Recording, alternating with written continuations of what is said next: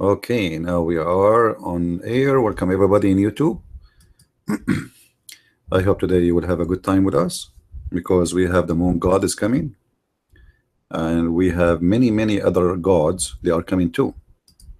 The Blackstone god, the Kaaba god, Muhammad god, the god of the Quran. The Quran itself is coming. By the way, the Quran in Islam is a god. Why? Because the Muslim, they believe that the Quran is not created. Okay. Is not even created by Allah? No. No. The Quran is exist, but it's not created.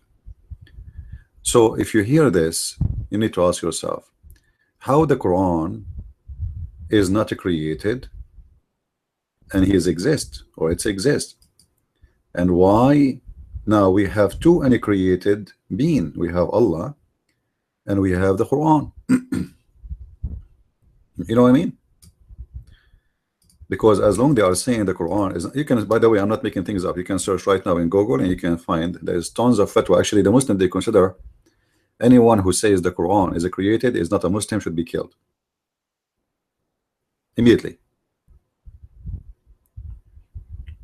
Right? No, baby, and trust me, I can go to India and nobody will even dare to touch me. Actually, I'm planning to go. Just wait, you will see it. Anyway, the Quran is uncreated. Allah is uncreated. Allah did not create the Quran, and the Quran did not create Allah. So we have two equal being. One is called the Quran, one is called Allah. And then we need to ask the question, how the Quran came to exist if Allah is not the one who created the Quran? The Muslims, they have no answer.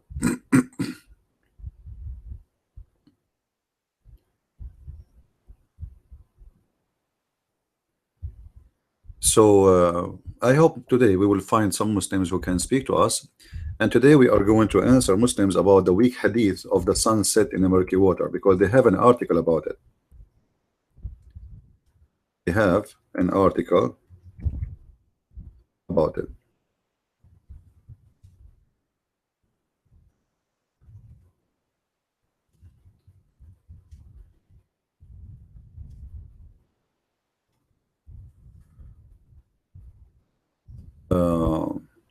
You know, the Muslims, they are so good in making articles as long as you don't speak Arabic, because they can dump tons of things on you and they assume that you are a person who do not know Arabic anyway. I mean, how you know that this is a lie what they are saying?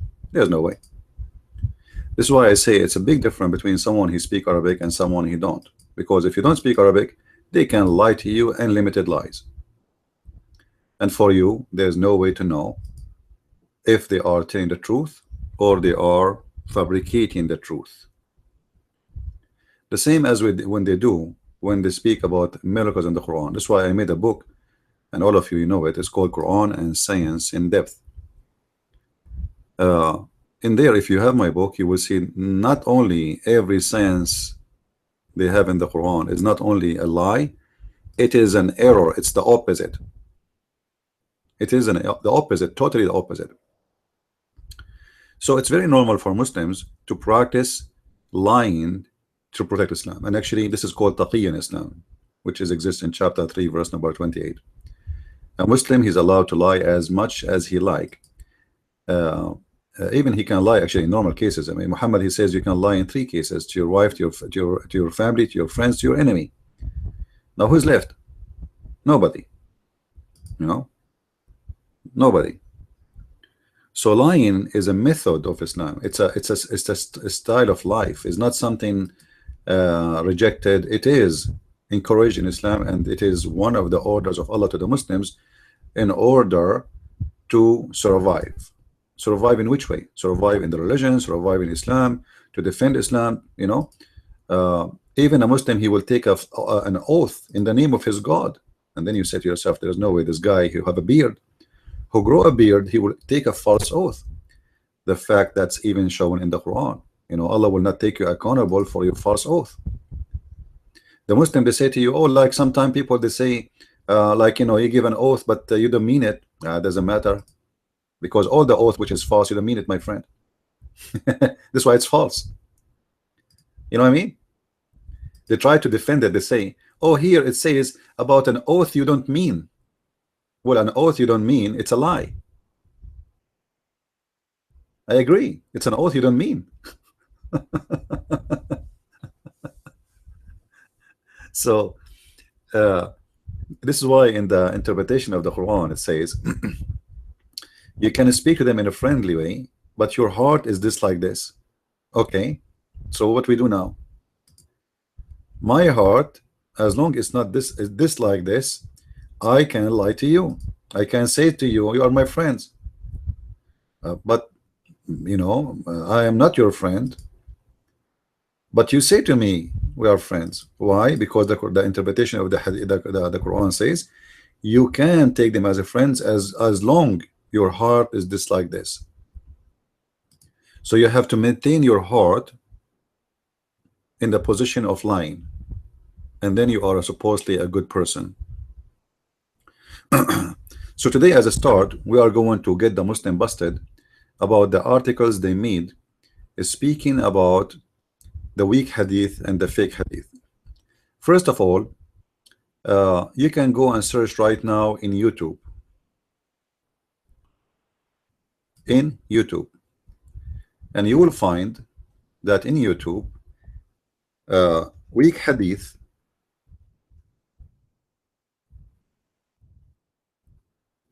is accepted in Islam.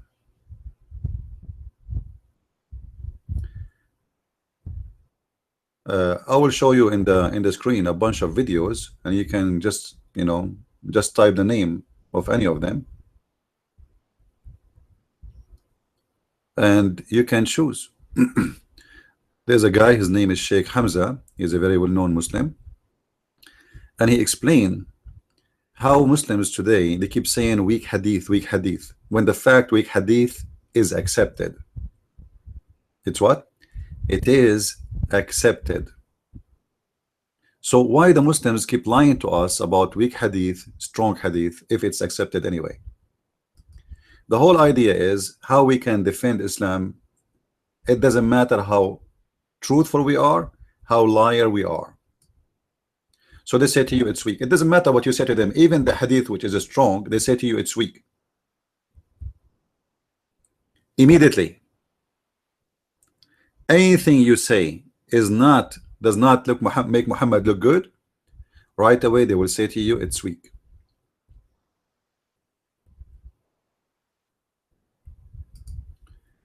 And actually we are going to prove today that the Quran is weak too. The Quran is weak. Isn't it Uthman who burned the Quran because there was many weak Quran? If they are not weak, why he burned them? And what is the guarantee that the Quran of Uthman is not weak? There's no guarantee. Actually, we can prove the opposite. The Quran of Uthman is very weak. I can show you right now from the Muslim books that Hafs, the one who recite the Quran, which the Muslim today they have, is accused to be a fraud and a liar. And actually, any hadith is mentioned by Hafs ibn Sulaiman is rejected because he's a liar.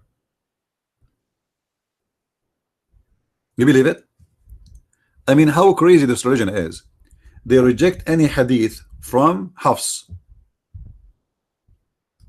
Any hadith, anything he said, this guy, it's rejected right away. It's false hadith. So how you accept his Quran?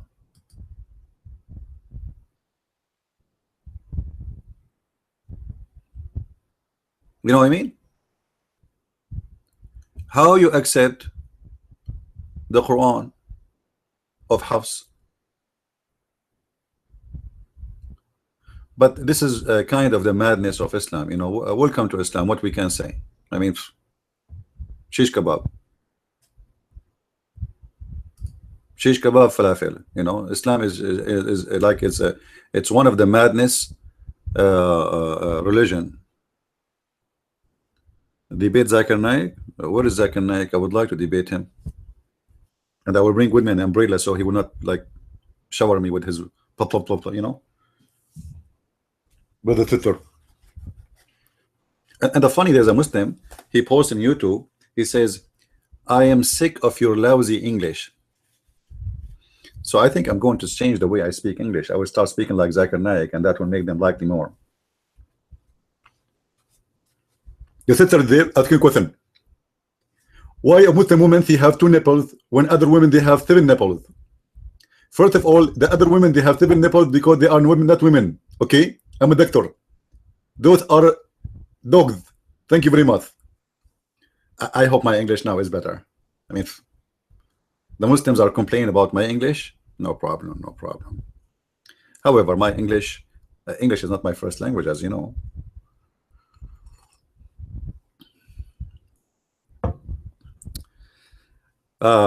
And the funny, a Muslim is speaking about English, and his prophet himself do not know even how to read and write his own language. You know what I mean?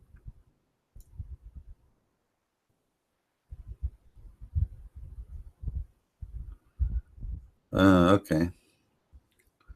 Yeah, everything is possible with Muslims, my friend. Everything is possible.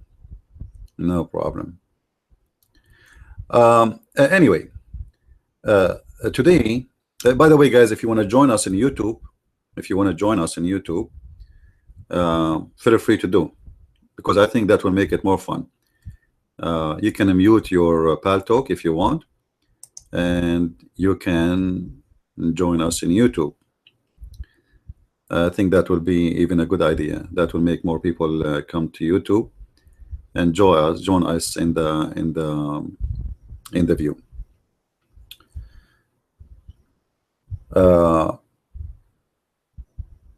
Yeah, actually, yeah, because the one who's on YouTube, Allah will give them versions. Here we cannot offer, we don't give versions. Only those who watch us on YouTube, they will get versions, and the versions are really very nice. I mean, but if you are a female, I don't know what I'm going to get you. Yeah, your head. We will talk about that. No problem. This is what we are preparing ourselves to talk about. About the Muslim, they made an article about the weak hadith of the murky water, and we will show you that none of those hadith are weak, and none of them is contradiction, and Muslims are nothing but a bunch of liars when they try to defend. I mean, you know, always I say Muhammad, he have the worst of the lawyers to defend him, and I'm very serious about that. He have the worst. Not even a single Muslim, he have an idea what he is even talking about.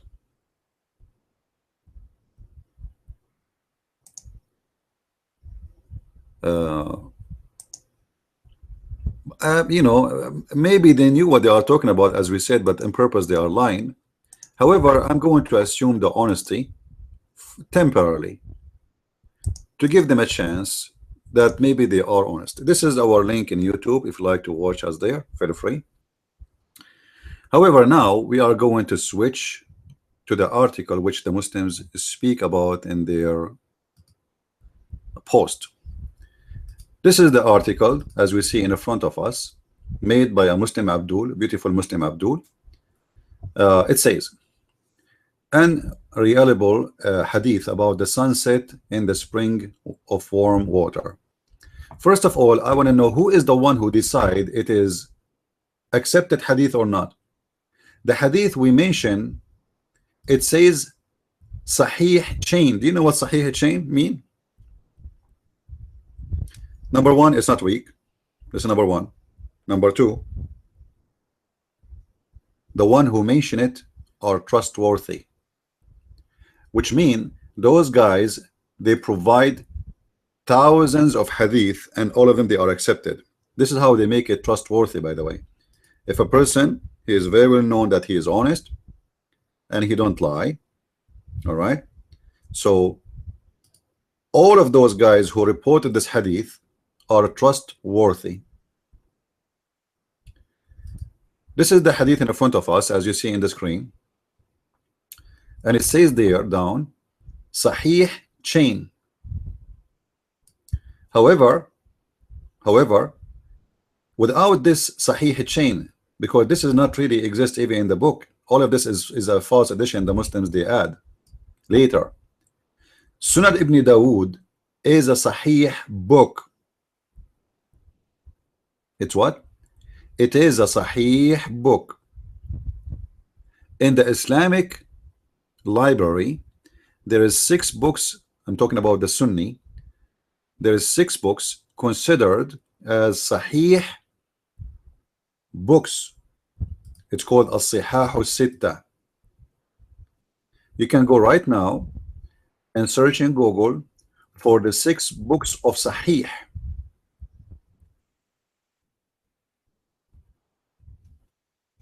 And you will find that this one is one of them. What the word Sahih mean? The word Sahih mean authentic. Authentic.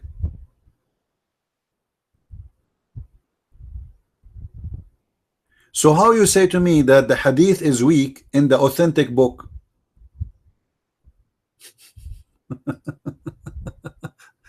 You know what I mean? Isn't it funny to say that we have a book, it's called Sahih, but the Sahih is weak. This Sahih is full of wrong.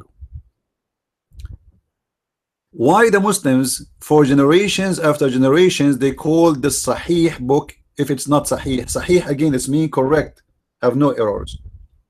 So why through generations, through 1400 years, you Muslims did not call those books any other name except Sahih?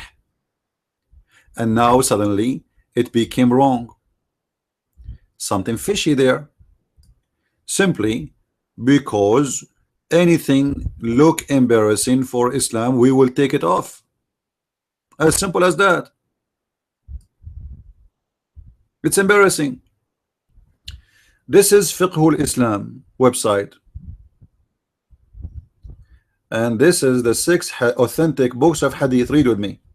The 6 authentic books, guys. You can watch if you want to see what I'm showing. You can go to YouTube, the link I posted. All right, so you can see, because in Paltalk I cannot show you on the screen. The 6 authentic books of hadith start with Sahih al-Bukhari, as you see. Sahih what? Sahih al-Bukhari. Sahih al-Bukhari. So Sahih al-Bukhari is called Sahih. Why? Because it is #1 authentic book. Actually, it is the second one after the Quran. Yet the Muslim today, they will say to us that in Sahih al-Bukhari there is a weak hadith, which is very stupid. It used to have 0 weak hadith for the last 14 centuries, but now, and the funny guys, the one who came let us say 1,000 years before, he said those books are Sahih, and the one who came 1,000 years after, he is correcting the one who was there 1,000 years before him. I mean, do you see the irony of this stupidity? The Muslim, they say to you, how you accept the Bible is written if it's written 60 years after Jesus? Huh? How you accept the Bible written 60 years after Jesus? So how we accept an opinion of somebody who came 1400 years after Muhammad, correcting someone who is a scholar of you, and you accept him for the last 1400 years to correct the scholar? Sahih Muslim, Sunan Abi Dawood. Do you see it? Sunan Abi Dawood. And this is Sunan Abi Dawood. So Sunan Abi Dawood is the 3rd in the chain of Sahih Hadith. It is the 3rd book. So how in the third books of Sahih, and there are 6 books as we said, Sahih Bukhari, Sahih Muslim, Sunan Abu Dawud, Jami' al-Tirmidhi, Sunan Nasa'i, Ibn Majah. All right, all of them, those are called the books of Sahih, which mean not even a single hadith inside those is not authentic. This is why this is called the authentic, because simply the scholars, they are collecting only the authentic hadith. The one is not authentic, they throw it, they dump it. You know what I mean? So we have 6 books, and those are considered, no, we have to go by the Muslim list. The Muslim, they say that Muwatta Malik, by the way, is a Sahih, but by the majority of Muslims, all of them, they agree that those 6 books are Sahih. That's it. But today this is changing, because those books became very embarrassing.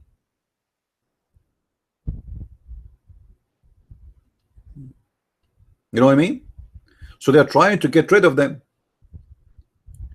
When I say that this is in the book of Sunan Ibn Dawud, that must be Sahih. This is number 1, because this is a Sahih book. Number 2, even today, Al-Albani, who is a scholar who died just a few years ago, he said that all the reporters of those who reported this hadith are Sahih. That's mean not only one of them, all of them, they are authentic, which given it as additional stamp that this is an authentic hadith.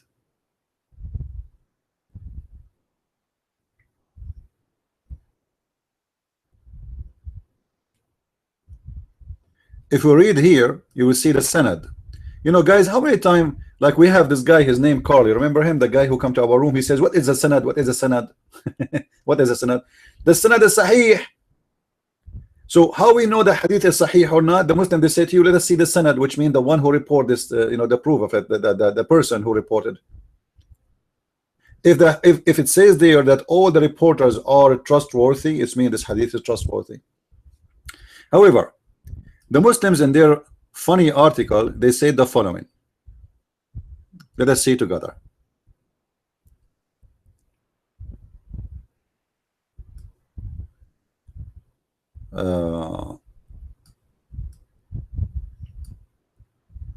Let us go to the article.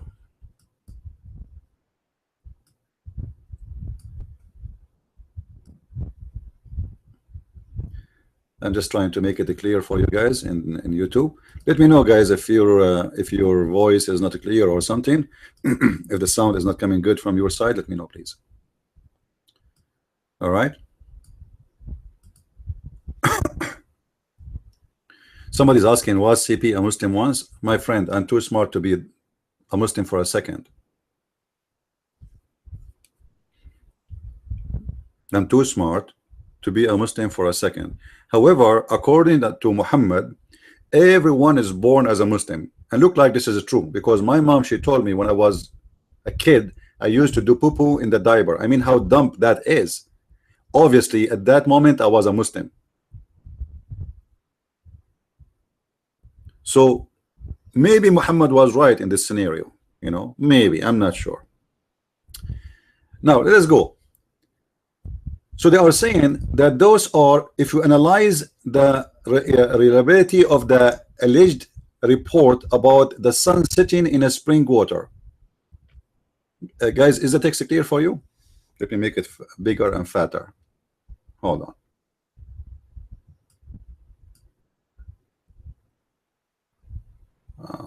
We can zoom in.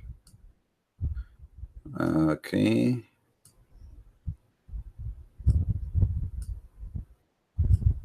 All right, I think this is better.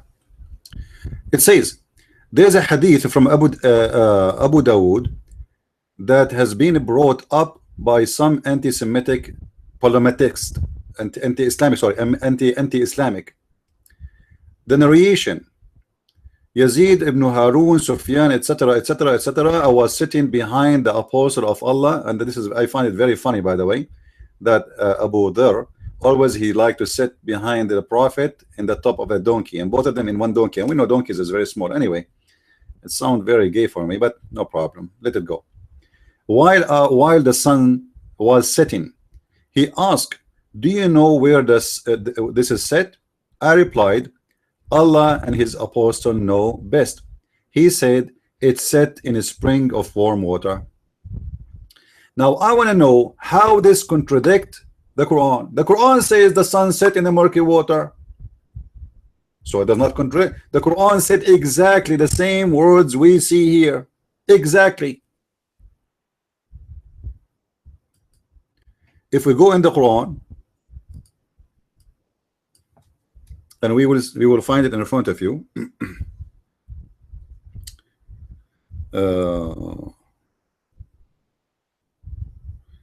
Ainun. Let us switch to Arabic, sorry.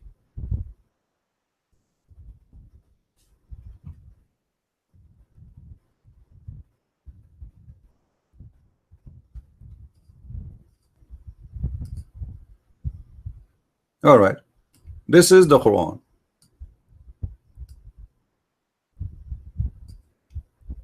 And this is the verse. And the Muslim in that article, they use Yusuf Ali translation. So I'm going to use the same translation. The same exact translation. All right. Until when he reached the setting of the sun, he found it set in a spring of murky water. Do you see it? He found it set in a spring of water. So the hadith is confirming exactly what the Quran is saying. So where is the contradiction? This is the text in front of your eyes. Until when he reached the setting of the sun. Actually, it doesn't say the setting of the sun in the correct Arabic. It says the setting place of the sun. He found it set in a spring of murky water. If we go to the hadith, it says exactly the same.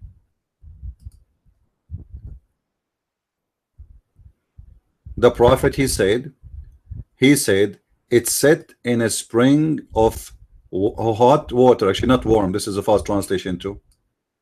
Hamiya in Arabic, it's mean hot, boiling. You see, this is why I say don't ever trust a Muslim translation for anything. It's a stupid. Sometimes I feel like they are using Google, not even the true Google. I mean something from the flea market, because I can show you right now what the word hamiya mean. You know, if you go in the Quran, we search right now for the word hamiya, you will see it's not only hot, it must be very extremely hot. Why? Because this is the fire of the hell. Chapter 88 verse number 4, Tusla naran hamiya. Chapter 101, naran hamiya, which means a blazing fire. Blazing fire. Hamiya here present for the how blazing the fire is. It's not warm.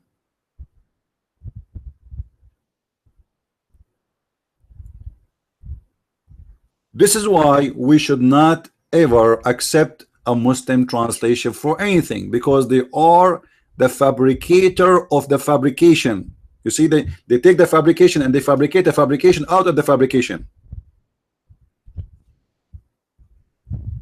And because they are always assuming that you are a person who do not know Arabic, and most of the Muslims do not know Arabic anyway. I mean, 90, maybe 97% of the Muslims have no idea how to read Arabic.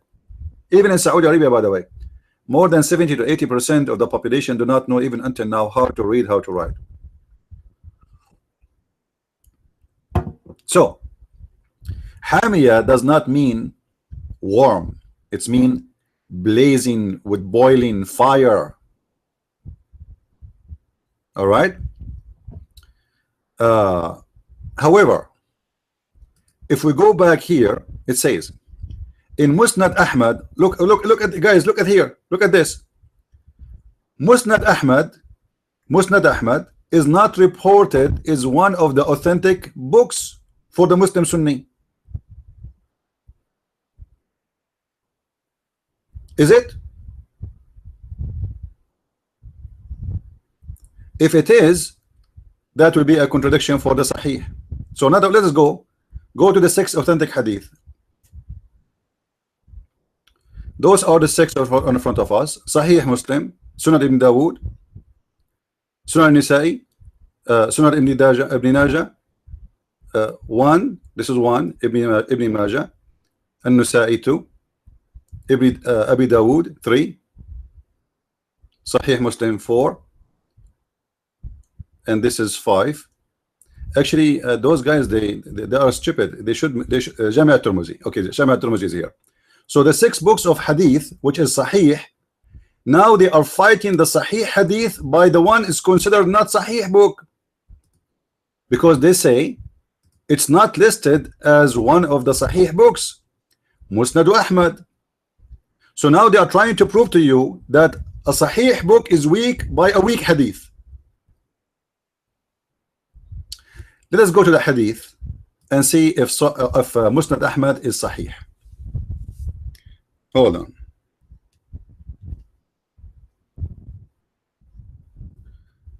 Move this thing here so I can see what I'm typing. All right. تذهب الشمس.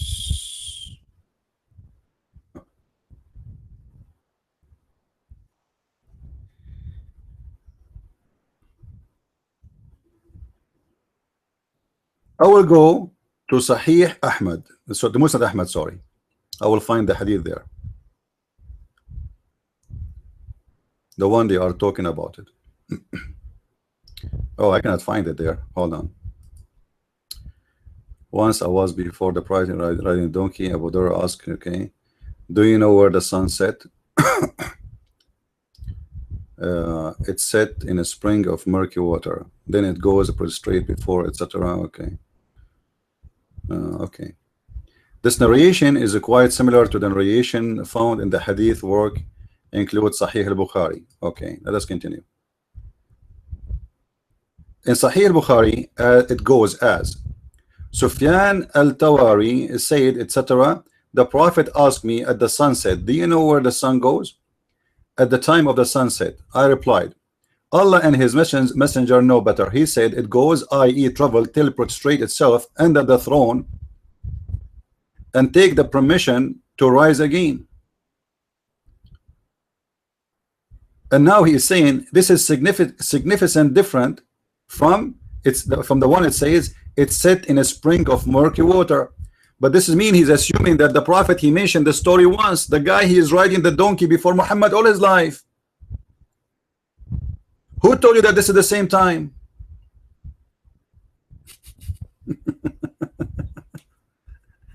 This guy Abu Dhar, he is accompanying Muhammad every day. Wherever he go with him. He is the same as Abu Huraira. He is seeking a free food. A bunch of loser who they are seeking free food, so he go with Muhammad wherever he go, and he like to hold him from the back when he ride the donkey. So the Muslim Abdul here now is saying it's not the same as it says in the hadith. In the hadith there it says the spring of murky water, but now let us get the Muslim busted by what they posted. Notice with me carefully how stupid the Muslims are. So now the Muslim Abdul is saying that this is the correct hadith. The other one, he don't like it. All right, so we will go with it. Analyze the chain of narration. Before we go there, hold on. Analyze the chain of narration. From Abu Dhar, it's both said i.e. and without the word under consideration. It narrated by Zayd al-Tamimi, from him, etc. Ibrahim, etc. Al-Amashi, etc. Okay, and then if those various notes from Ibrahim Yazid al-Tamimi is only thought al-Hakam bin Utayya, etc. In short, there are 6 narrators reporting the hadith from Ibrahim Yazidi, and only one of them, al-Hakam bin Utayba, quotes the particle word and added a trouble there. Okay, hold on. If this guy is a liar, so how you say that this is hadith with is a the chain is a trustworthy? Because you are just saying that this guy is adding things is not there. He's a liar. That's mean any hadith is coming from this guy should not be trustworthy. But in the hadith which we showed you, it says the chain of narration is a trustworthy. Now the whole idea here, I'm not going to read the whole article. He's trying to show you that this hadith cannot be trustworthy. However, I'm going to go with them, and I'm going to get the Muslim busted from their own post. If they are saying that the hadith in Sahih al-Bukhari is the accurate one, which is this one, book number 54, hadith number 421, that's mean you Muslims are stupid and you got your prophet busted, because look what the hadith is saying there. You try to save your prophet from the murky water issue, but you make him under another problem. You just prove to us again that the Quran and Allah are stupid. You see, in the previous hadith, you rejected because the Muhammad said the sun set in the murky water, which is agreeing with the Quran.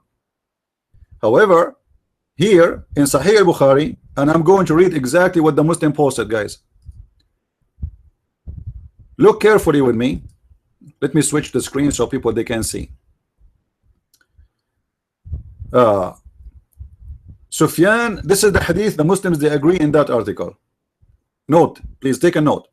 This is the hadith the Abdul they agree upon, not me. They are saying this is a good one. This is a good shish kebab. All right, so they have no problem with this hadith. This is the correct one. Okay, we are going to go by the correct one.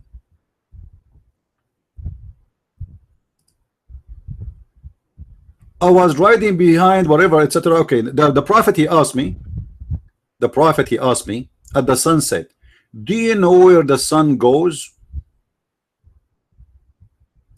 Between two brackets, at the time of the sunset. Guys, you can watch me in YouTube to see the screen for those who are in Paltalk. Can somebody repost the link again? I can post it. Hold on.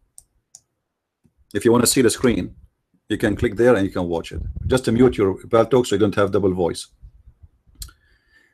It says, I replied, Allah and his messengers know better. He said who? Muhammad. It goes, i.e. trouble. What? I.e. trouble. So the Muslims, they are trying to save their prophet ass from being exposed for being stupid, for he said the sun set in the murky water, but now they are defending that one by this one where it says the sun goes and the sun travel in the sunset.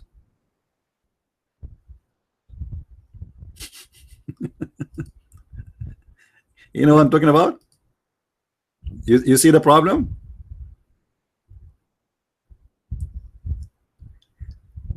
They are trying to defend their prophet desperately by saying to us that hadith is weak, this hadith is strong, but this hadith is even more horrible.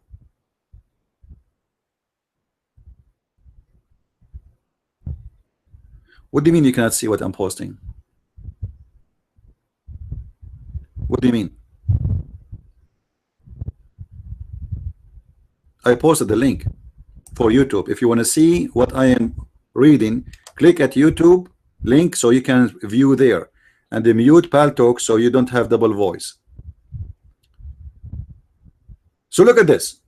When Muhammad he says it goes, i.e. trouble, till it prostrate itself underneath the throne and take a permission from Allah. So according to those Abduls who they are saying with no question that this is the correct hadith, the sun is going to travel every day when at the sunset. How we know that this is at the time of the sunset? Because Muhammad he asked me voluntarily. Muhammad is the one is opening the topic. At the sunset, do you know where the sun goes at the sunset time? I replied, Allah know better and his messenger. He said it goes. Who is going to go? The sun. He said, read with me please. Even if you are Abdul, by the way, try to learn how to read. It's okay. He said it goes, i.e. travel till it's prostrate itself under the throne and take permission to rise again. Now, how dumb, how stupid the one who is trying to prove that the other hadith is wrong by posting this hadith. Is it this hadith is wrong too? I mean, scientifically, is it this is a stupid statement? So the stupid Abdul, they try to prove that the other one is wrong and this is the good one. We should follow this one. You see how smart the Muslim guys? Do you see how smart the Muslims are? Super smart. And now, according to those Muslims, this is the authentic one. Don't believe in that one. This one is the correct. Okay, I'm going to go by the correct one according to you. And it is permitted. Wow. The sun will take a permission every day to rise again. And the sun is the one is going from point A to point B. And what is the point B? It is under the throne of Allah. You see it? Under the throne of Allah.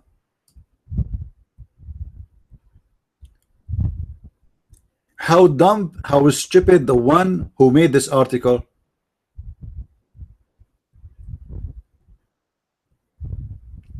Because now you try to save your prophet from being stupid, you made him more stupid. And now by agreeing about this hadith, you have no way to say, oh, this is weak again.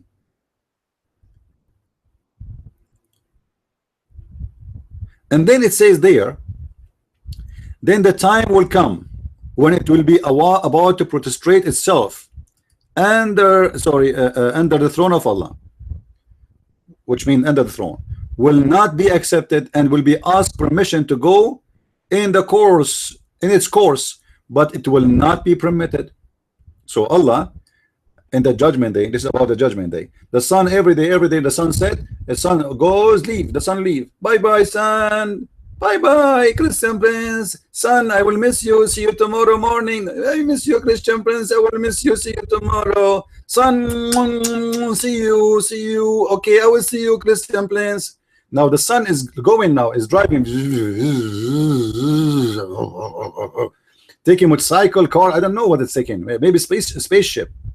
But however, as long as going to the murky water, I think she is taking a camel maybe.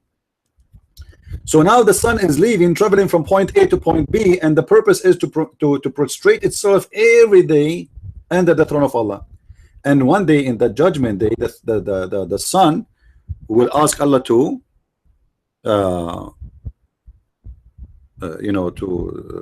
to rise again. Allah will say, no, stop there, no, that's it, it's over. Don't rise from the east, go and rise from the west. So the sun will return, look with me, but it will be ordered to return. So who is the one changing his location in the whole scenario here? It is the sun. The sunset and the sun rising is happening because the sun is the one is moving.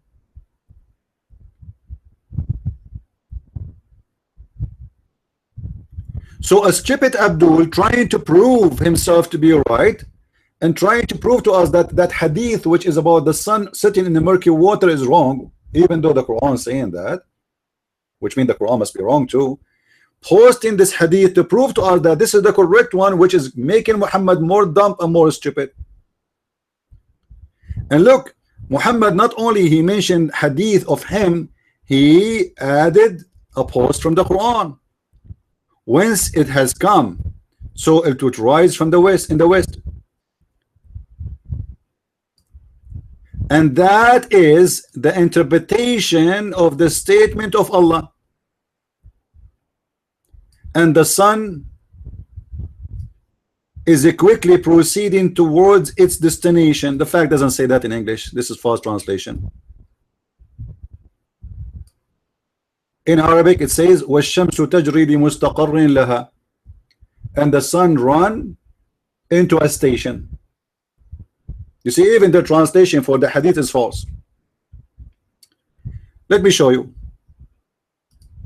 Let me show you how we get the Abdul busted. Actually, we did already many times, but let us do it more. It doesn't hurt. Yeah, actually, in the Quran says there is to east to west. Anyway, all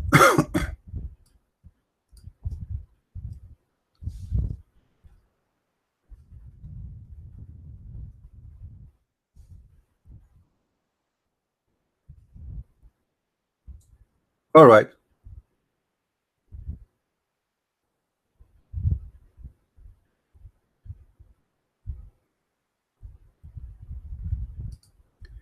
Guys, I want you to notice with me how the translation from the Muslim article change immediately when we go to the Muslim website, which is sunnah.com. We are reading the same hadith. Read with me. Oh, this one here is number 4221. Okay, this is 326. Okay, let us get the same exact number. Hold on. By the way, the Muslim, they have numbers is not really exist. Here we go. You see, this is the same hadith. All right, and the sun runs to its fixed course according to here, but the fact it is run to its station. لمستقر لها. They changed the translation. This is number one. Same time, if we accept the translation as it is by them or by this website, both of them, they condemn the stupid Muhammad for being stupid about science, who he think that the sun run every day from point A to point B, and this is the interpretation of the Quran, chapter 36, verse number 38. So the Muslims, when they start saying to us the sun have an orbit and the sun, this is the orbit that the Quran is talking about. You can go and see how the Muslims, they have videos about the orbit. The Quran mentioning the word orbit. It doesn't say orbit. It says وَالشَّمْسُ تَجْرِي لِمُسْتَقَرٍ لَهَا, to a station. If we go here,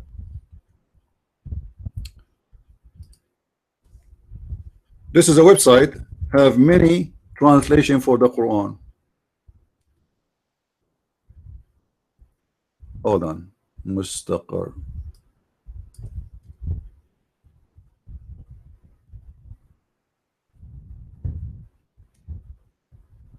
All right. This is the Quran. This is the verse. I'm going to show you all the Muslim translation for the same verse, the same exact verse. You know, so nobody will say, oh, we are not showing one, or we are choosing our cherries. I'm going to show you all possible translations is posted in their Muslim website. I hope it's clear for you guys so you can see it. Let us see. It's still not clear really. I need to increase the zooming. All right, I think now it's good. Look how the translation changed. While the sun keeps revolving in its orbit, revolving, Ali Kawari, the sun runs into its place of rest. That's very close to the true Arabic actually, because it says the sun run into a station, which is a station mustaqar, which means is going to be like to relax. So this is very close to the true translation. Ahmad Khan, and the sun runs its course for a final destination. Okay, what is the final destination? It is under the throne of Allah. And the sun, it runs for a fixed resting place. Where is the resting place? The sun have an apartment. Every day the sun goes from point A to point B, and that is the apartment which she sleep in under the throne of Allah. Continue. Corrupts, and the sun runs to a term appointed for it. This is a big liar guy. And the sun runs into appointed term, that's false translation too. And the sun runs in the fixed course in a term appointed, this is false translation too. The same, false translation. And the sun moves in an orbit in discrete, this is false translation. The sun run into a term appointed, false translation. Look how the translation changed, guys, from a guy to a guy. And the sun runs in onto resting place for him. Who is him? I mean, this is crazy, guys. This guy, he added him. Who is him? In Arabic it says mustaqarrin laha, her. The sun in Arabic is coming as laha, fi mustaqarrin laha, not him, it is her. Anyway, I mean, they made the male female and the female male. Things happen in Islam. Let's continue. And the sun, and again, guys, those who are new in Pal Talk, if you want to see what we are showing in the screen, you can click here and you can see what we are showing, in case you like to see what we are reading together. Karibula, the sun runs to its fixed resting place. Sahih Hintal, the sun runs on course toward its stopping point. Oh boy. Oh man. Things are getting more complicated. And the sun runs toward its destination. What? This guy is translating in his language. The sun too flow is determined course laid down for it by all my might. What?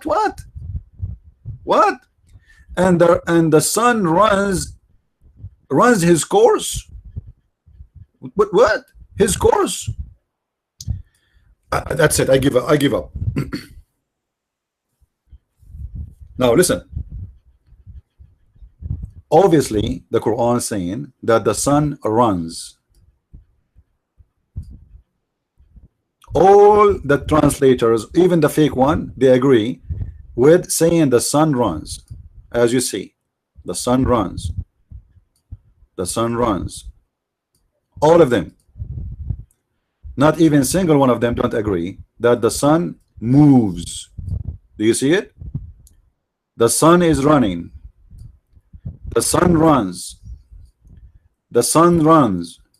All the translation, even the fake one. The sun runs. You see it? The sun, it runs. Like this guy is trying to make a difference, so he added it between them. The sun, it runs. Thank you. The sun runs. The sun runs. All translation. Now, question to the Muslims, the smart Muslim who's trying to defend Islam. Do really the sun runs every day in the sunset?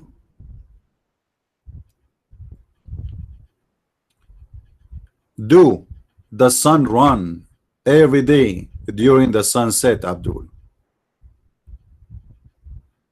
Hello? So the stupid idiot who made this article trying to defend his prophet, the fact I accuse him to be a guy, maybe he worked for a Christian prince. I think this guy is paid by a Christian prince. Otherwise, how he is exposing his prophet? He must be, actually, maybe he is even paid by the Mossad. Just wait, the Muslim, they will start accusing him that he's paid by the Mossad. Anyone he get Muhammad busted, they accuse him to be a Mossad, a Jew.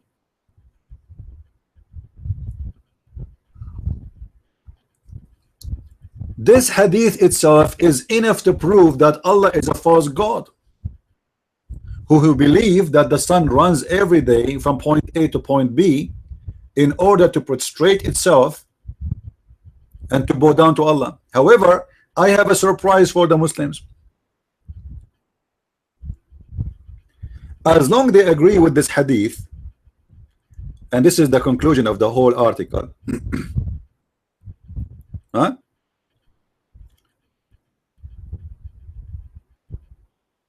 Then we need to question the intelligence of those who wrote this article. Here in this article they say the verse in the Holy Quran, Surah 18, Ayah 86, simply about how the sons appeared to Zulqarnain. Appeared. Okay, question, Abdul. Is your Allah stupid? He did not know how to say the word appear. Does the Quran say appeared to Zulqarnain? If Allah did not say that, how you came with this word additional?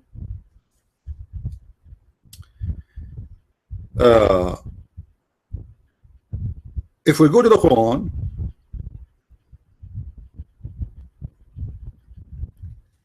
we will find the following before we give them the surprise, because we have a surprise.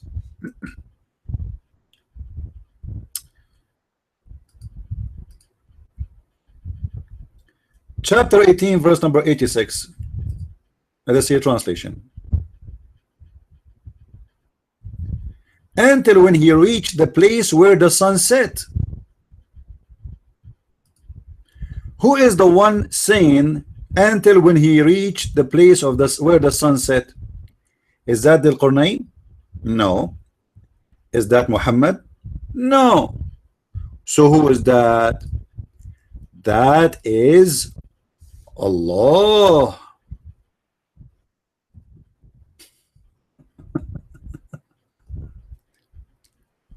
That is Allah.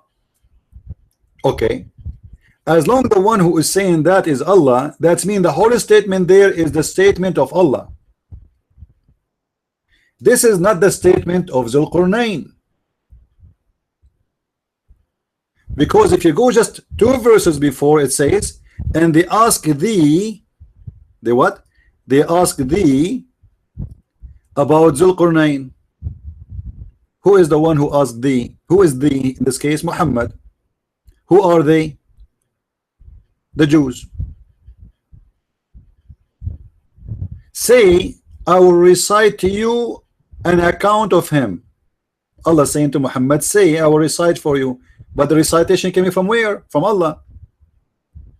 Allah then he says, surely we established him in the land and granted him means of access to everything, including knowledge,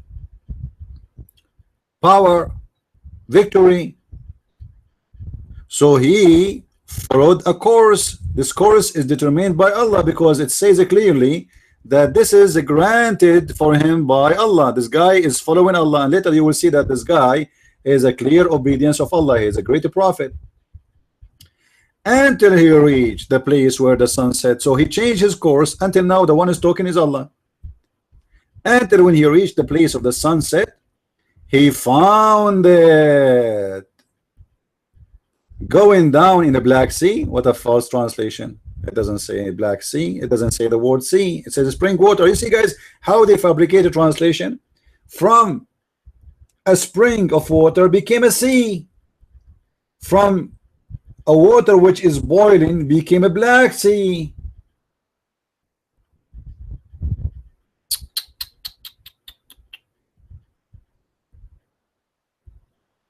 However, let us continue. And he found by it, by what? By what? By where the sun set. The sun, by the sun. So this is a specific location where the sun goes, and there's people live next to it. If we go to Yusuf Ali, the translation the Muslims they are using in the article, let us use it. So the Muslim will not be upset. They might say, oh, he is not using our translation, the one we like. No, no, we will use it. This is Yusuf Ali. It says, until when he reached the setting of the sun. If we discuss the word he reached the setting of the sun, we will find that the Quran is written by a stupid guy again. Why? Because the sun set everywhere. I do not need to reach it. Is that correct, guys? Is that correct, people? Do I need to go to a place to find where the sun set? I can stay in my home where I live right now, and I can witness the sunset. I do not need to go or reach where the sun set. So this is a very clear evidence that the one who wrote the Quran alone, this sentence alone is proof that Muhammad is a stupid. And the Muslim, they cannot say Alexander the Great is saying that, or Zulqarnain, because the one is reporting the story from A to Z is Allah. It's not Zulqarnain saying, and I found it. No, Allah saying he found it. Do you see it? Who is the one speaking about is the great? The great is someone else. Otherwise, why he say he? If Alexander the Great is the one who's talking, and by the way, Alexander the Great, he was a bisexual, and that he's a Muslim and a great prophet, no problem.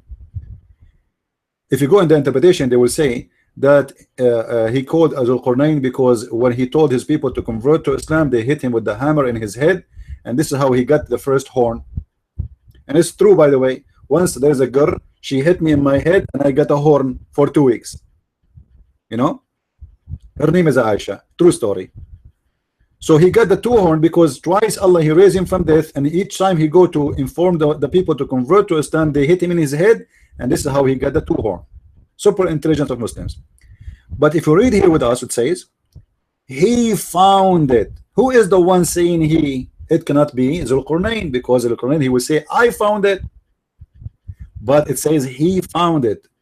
Who is saying he? Allah. So how this is can be he thought? You see, guys, how they try to defend?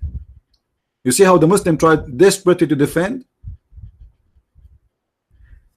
The verse is so clear. It doesn't say and he found it as he thought it is sitting in the murky water, because Allah you see, Zulqarnain he never said anything until now about what he found, and he is not telling people I found it sitting in murky water. It's not Zulqarnain saying that.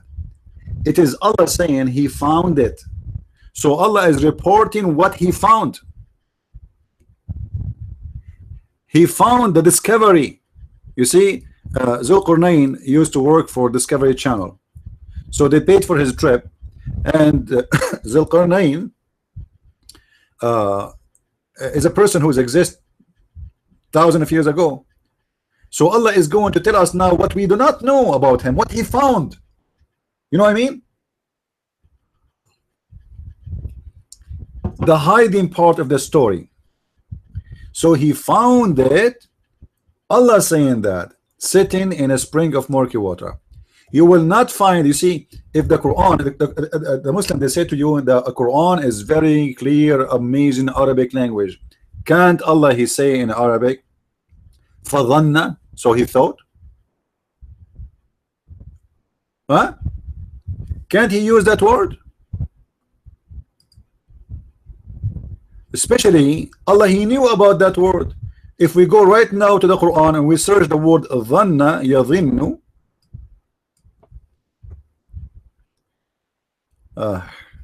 oh man,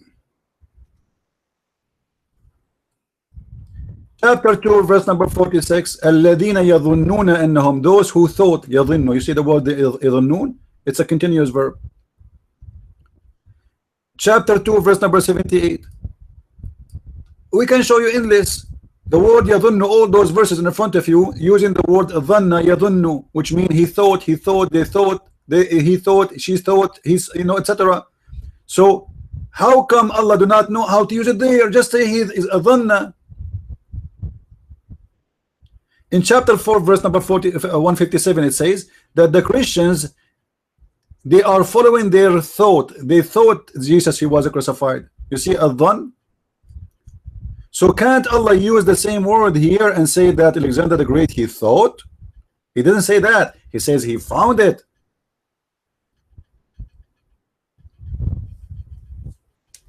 Right? I hope my fan is not making a noise for those on YouTube. Guys, is it making a noise? Is the fan making noise for you on YouTube? Let me know, please.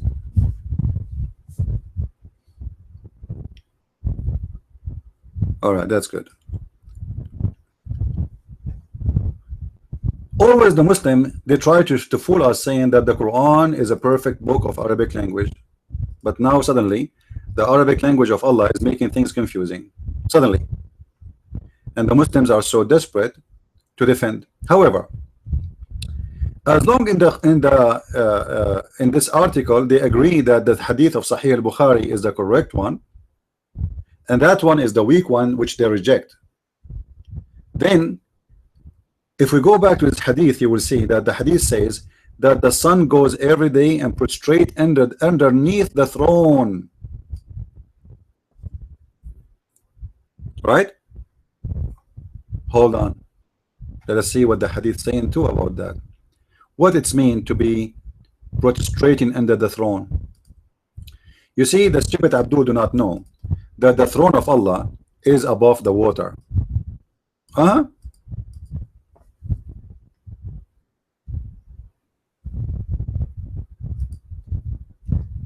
And that will explain everything.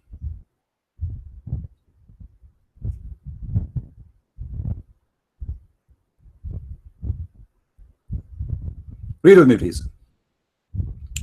The throne of Allah is upon the water. Where is the throne of Allah? This is Sahih Muslim. This is Sahih Muslim too. This is Sahih al-Bukhari. You see it? And all of those are Sahih hadith. This is Sahih al-Bukhari. This is Sahih. This is Sunan Ibn Majah, which is Sahih too. This is Sahih Muslim. It's saying the same, that Allah, actually this one is about Iblis. He has a throne on the top of the water. Sorry. This one is from Sahih Muslim, Abu Hurairah, etc. He said that Allah's throne is above the water.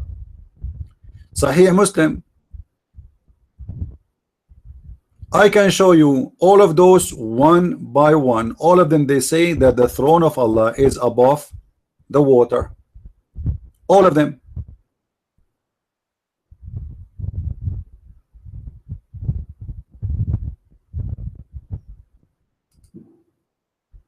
Because the beginning of everything, there was nothing except the water, and Allah is above the water.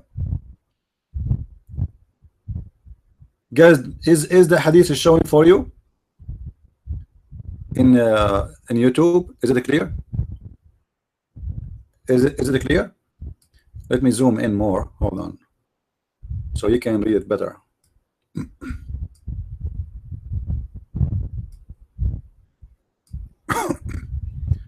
I think now it's better. So you see, all the hadith of Muslims, all of those are Sahih hadith.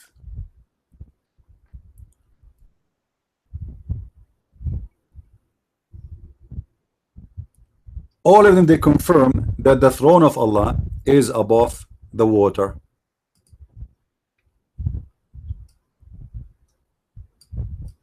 You see it? His throne was over the water. So when the sun in the hadith which they approve, and I challenge any Muslim to say that this hadith is weak, the one I'm reading on the screen right now, I challenge you. I challenge any Muslim to say that this is a weak hadith. Who there? Right now, live on air. Who is the Abdul he there to say this is a weak hadith? Any Abdul? You don't like this one? I can show you another one. What about this one? So who is the Abdul who dare to say that this is a weak hadith? Huh? His throne was over the water.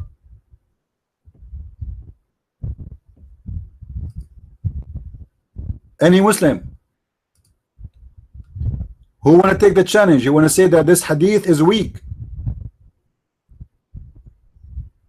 His throne is above the water. It's all over.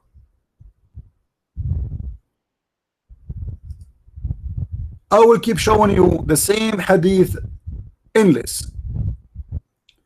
All of them saying that the throne of Allah was above the water. So if we connect those hadith, let us choose one of them. I don't want you to go blind by flipping hadith from one to one. And this is the reference for the hadith.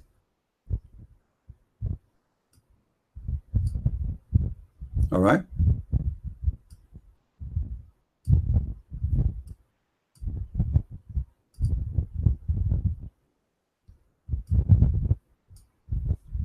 If we take this hadith into consideration, that the throne of Allah is upon the water. Is upon the water. Do you see it? Is upon the water. And then we go with the hadith the Muslims they agree with here. The sun is going to go where? Underneath the throne. Is that correct, guys? If you are looking with me at the screen, it says that the sun every day, and remember, this is the hadith they agree with, so I'm going with them. Okay, this is the correct hadith. The sun goes every day under the throne of Allah. But what is under the throne of Allah? Anybody can tell me? What is under the throne of Allah? Water. Thank you very much. You see it? And his throne is upon the water. Do you see how we get the Abdul busted? Do you see why we say Muslims are dumb when they try to defend Islam?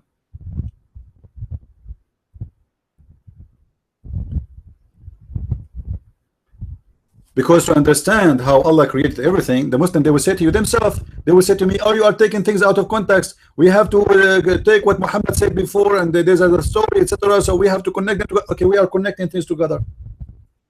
According to your prophet, Allah's throne is above the water. The sun goes every day, protests itself under the throne of Allah. And his throne immediately is above the water. And not only that, if we go in the Quran,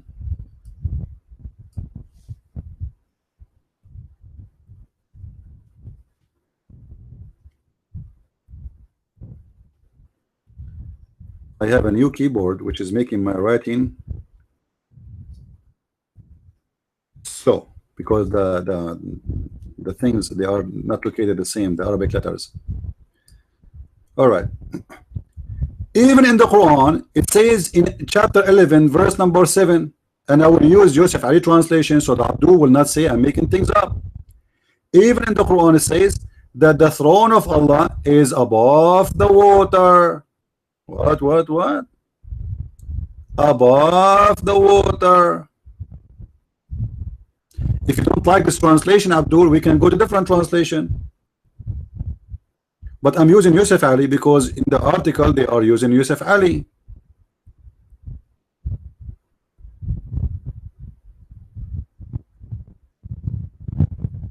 So how this happened? How you say to us, let us go to Shakir translation, not only Yusuf Ali. All of them, they say that the throne of Allah is above the water. Different translation, Biktal. By the way, I don't agree with any translation made by Muslims. All of them, they are liars. And his throne is above the water. Do you see it?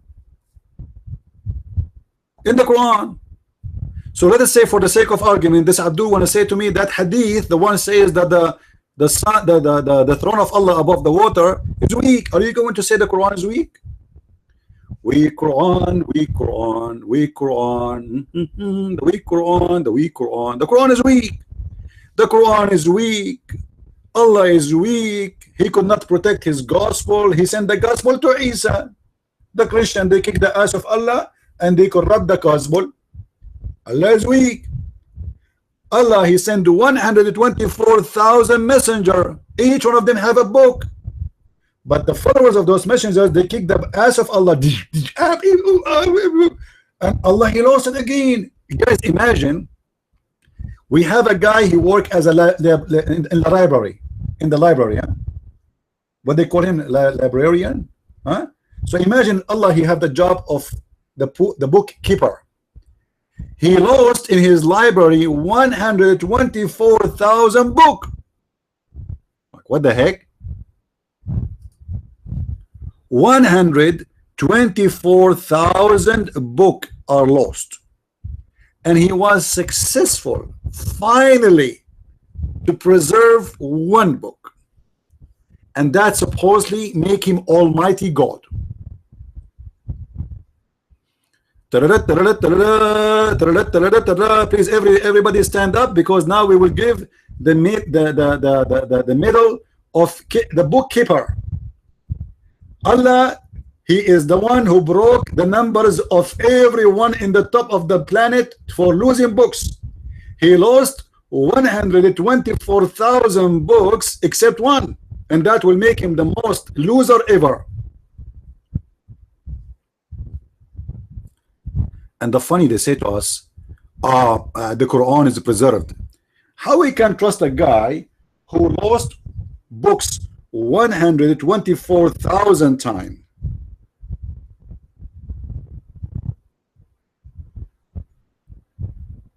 Huh?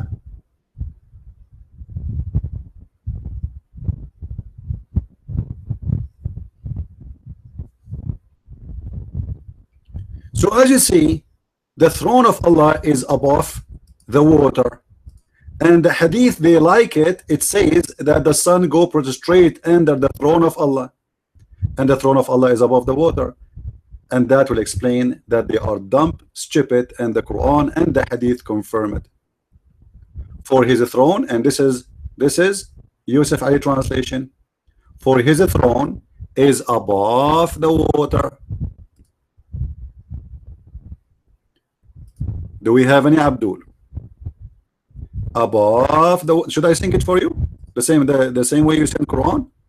Because look like Muslim, they don't understand things unless we sing it for them. Bismillahirrahmanirrahim.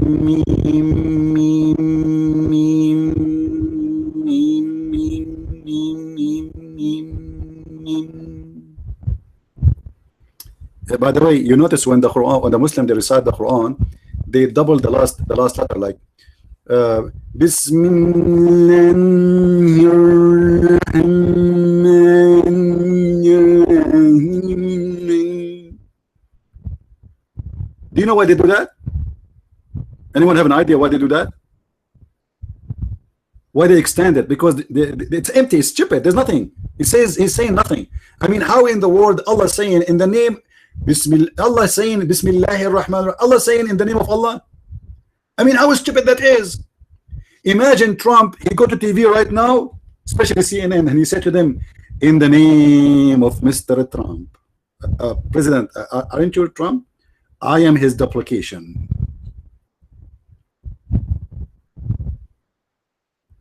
So because the language is saying nothing except stupidity, so they have to give it a tone. Because how we can make people listen? It's stupid. That reminds me of the verse in the Quran where it says, like a Muslim always, when he come to us, he speak to me, he always says to me, Christian Prince, I have my belief, you have yours. What? I have my religion, you have yours.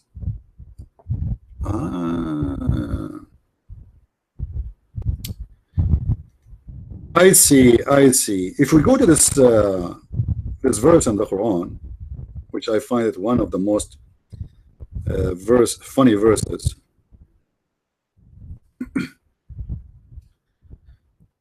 I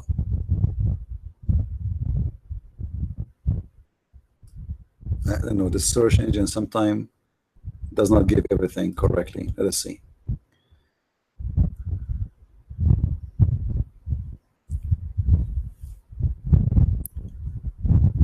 If you go to chapter 10, verse number 104, chapter 10, verse 104, Allah says to Muhammad, say, O people, if you have a suspect of my religion, say, I'm not going to worship yours and you will not worship mine. And by the way, this is a false prophecy, because all those who was Muhammad speaking to, they convert to Islam supposedly when he was victorious. However, if we go in the Quran, a different verse, it says clearly that I worship not what you worship. Ya ayyuha al-kafirun, the chapter of al-kafirun.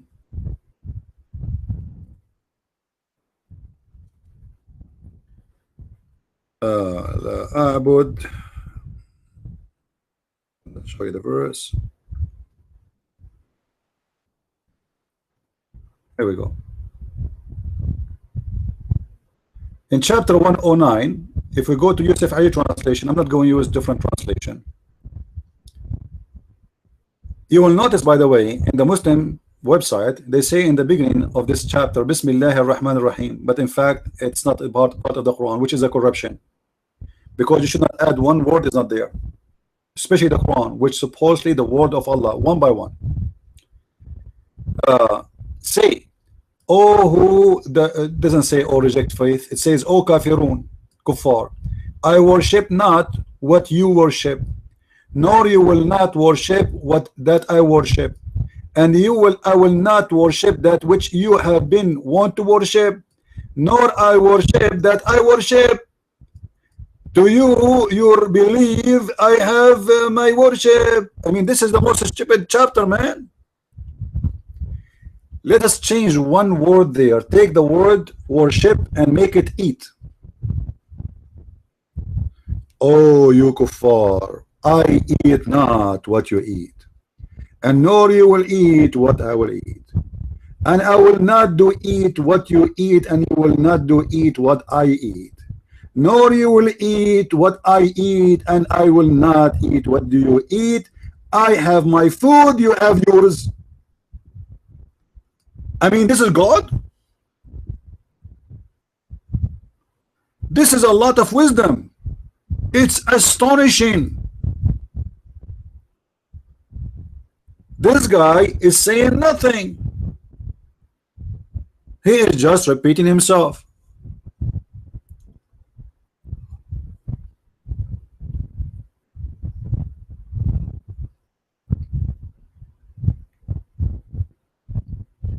Hey guys, do you have a problem with the sound here? The people on YouTube, is the sound good? I see some people saying, there's a wind. I think this is my my fan. Sorry, I told you nobody says to me anything. Okay, I will turn the fan to different direction. I hope that will help. Let me know if it's better now. Is it better now? I have one of two ways to fix the microphone. Either I recite Quran for you, or I turn the fan off. Which one you prefer?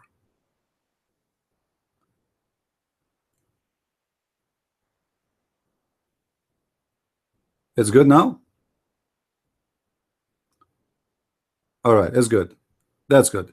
Please let me know any time you have a problem, because how I will know, you know.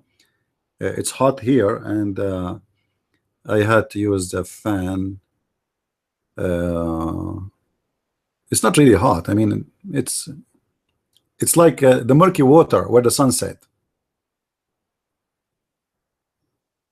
You know.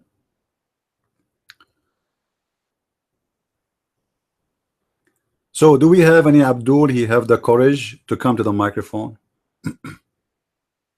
Who is a brave Muslim? He have the courage and the knowledge to come to the microphone and to prove us wrong. Any brave Abdul? Where is the scholars? Where is those who make articles? Where is Shabir Ali with the long beard who keep running away from debating me? You know, I challenged Zakir Naik, but he offered me in Facebook. He said, and I made a video about it. He said you have to send, you have to bring with you what?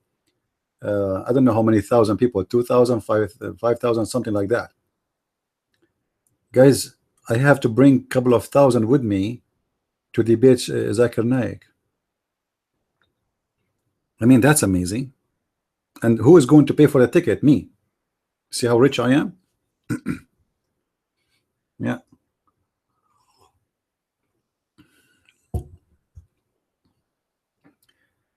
So do we have any Muslims?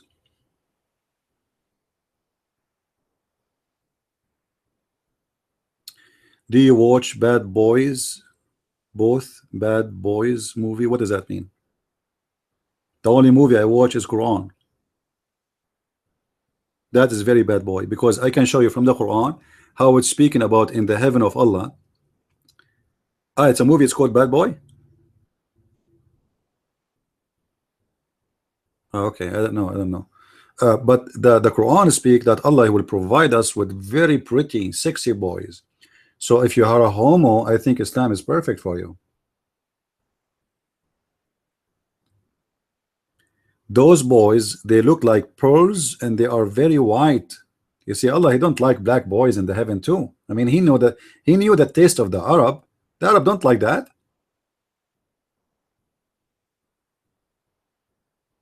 No, the 300 boys, by the way, is the lowest reward. The lowest reward for a Muslim is the 300 boys and 72 women.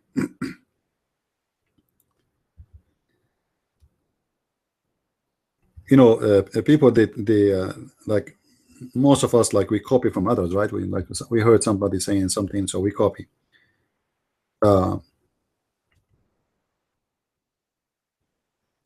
According to the Hadith, the lowest reward for a Muslim is 72 women and the 300 boys.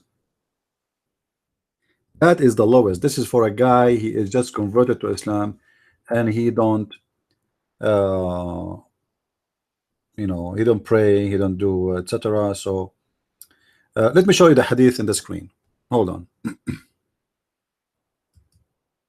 Here we go. Look in YouTube, guys. Look in YouTube so you can see what I'm showing in the screen. If you like to read with me. It says in the Hadith, and this is Jami' al-Tirmidhi, and we can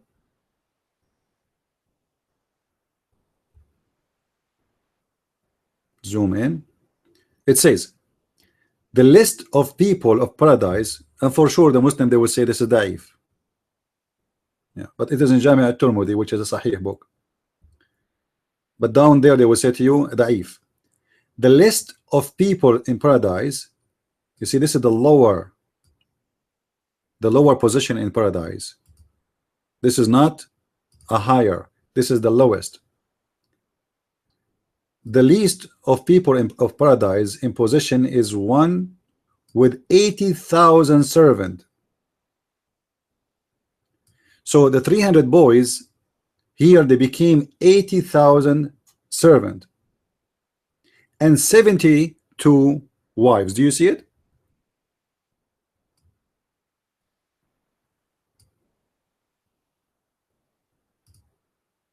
Now the funny about this, if the Muslim, he would have 80,000 little boys, and according to the Hadith it says servant,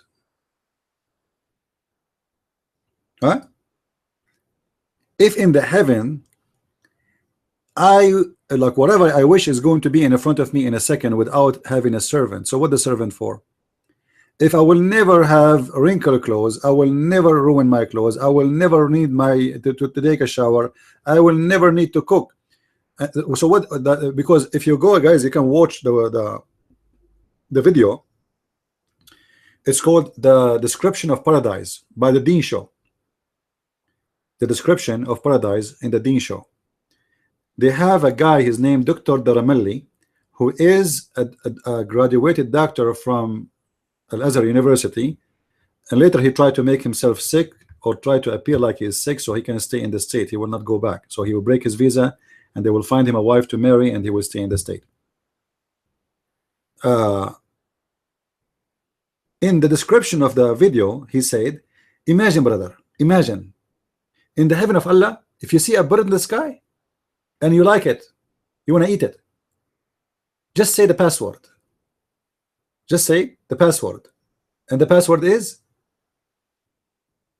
Bismillah, and the dish, the bird will be cooked and barbecued in the dish in the front of you immediately. Go and watch it. And by the way, the password is a password, but yet everybody know it in TV now. So now if you go to heaven of Allah, you know exactly what to say, right? You know the password. So now the question is, as long if I see anything, I say Bismillah is going to be in front of me in a dish. So what the servant will do?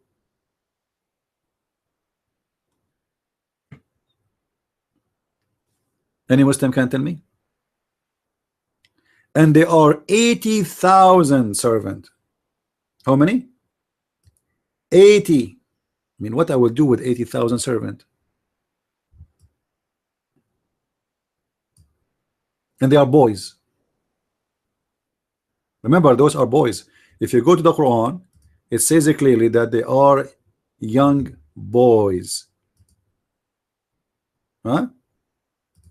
It says it clearly, they are young boys.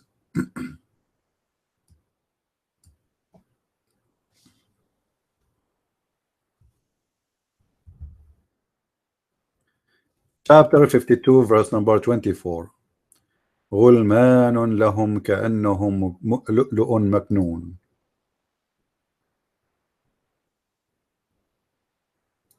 This is Yusuf I translation. Round about them. It doesn't say serve, you know. Young males servants, handsome as pearls. It doesn't say handsome, by the way. It says they are the same as pearl, well guarded, which means they are very pretty and they are very wide.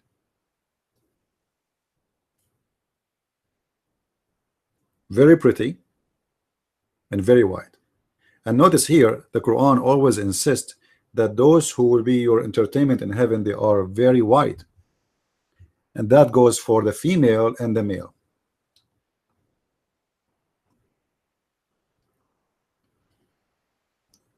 You know what I mean? For the female and for the male. The female, she is going to be what? She's going to be like a jellyfish. So you will see through her bones. Anyone remember what the hadith says about the females? Who remember?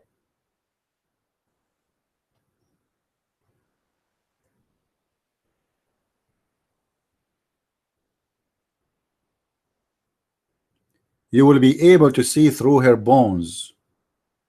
Through her bones. And why you will be able to see through her bones? Because she is so extremely wide.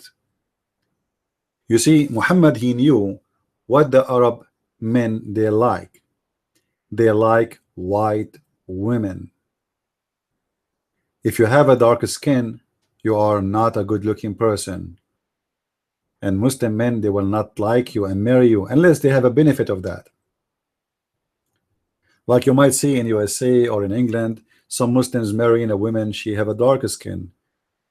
They do that until they get their green card or citizenship, and after that they dump her. Muslim women only, they want white women. They are desperate to be with white women.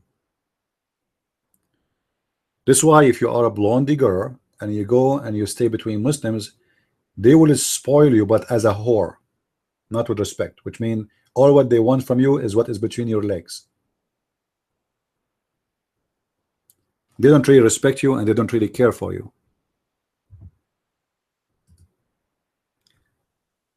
And the description of Muhammad, of the virgin in the heaven, that we will see her bones.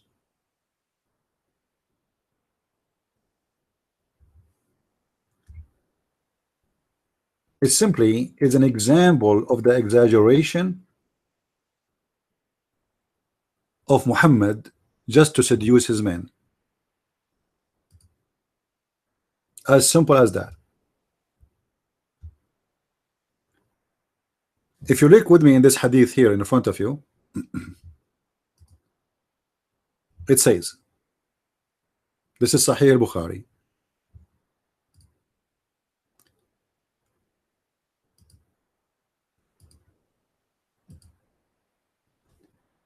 The Prophet said the first batch of people who enter paradise will be, actually he is saying here, they will be glittering like a full moon. This is false. They will be white like a full moon. Guys, are you looking with me in the screen in YouTube? Do you see it? If somebody have the hadith, post it please in the chat room. So the first who enter the heaven, those are the best of the Muslims. So they will be the most white people. So the more you are a good Muslim, the more white you are going to be. And the badge next to them will be glittering like the most brilliant star in the sky. So those are the second, according to Muhammad, and this is showing us the stupidity of Muhammad, because according to Muhammad, he think that the sun, the moon is more brilliant than the stars. All right. Link for the hadith. Hold on.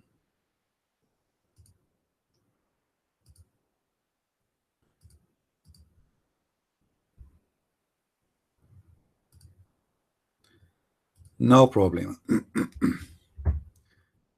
This is the link.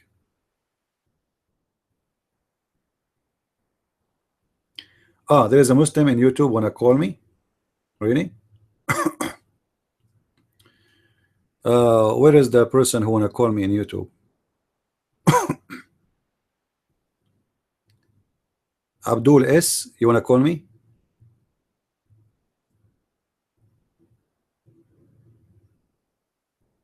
Okay, Abdul, do you like to call me?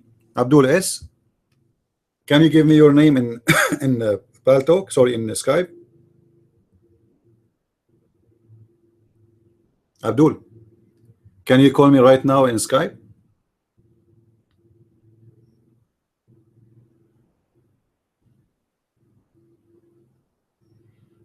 Mr. Abdul S, can you call me in Skype right now?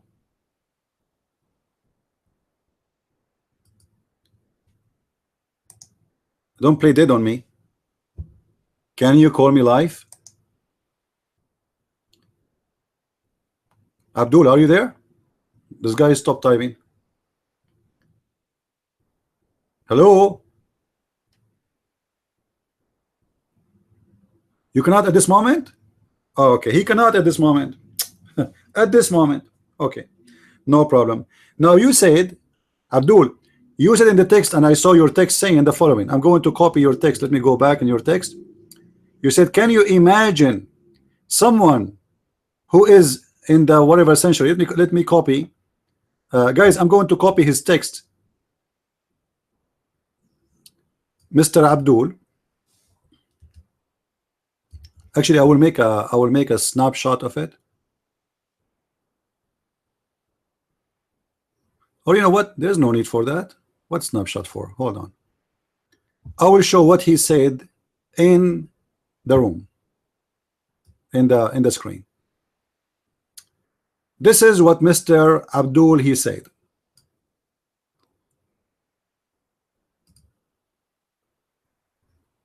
Can you imagine anyone in the 7th century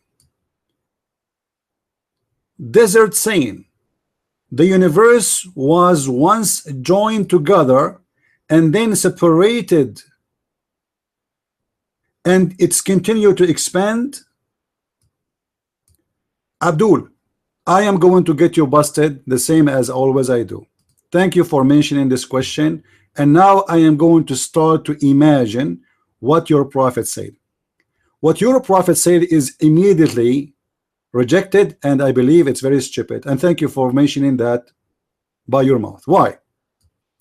Because we are not separated, my friend, from the universe. We are inside the space. People, are we outside or we are inside?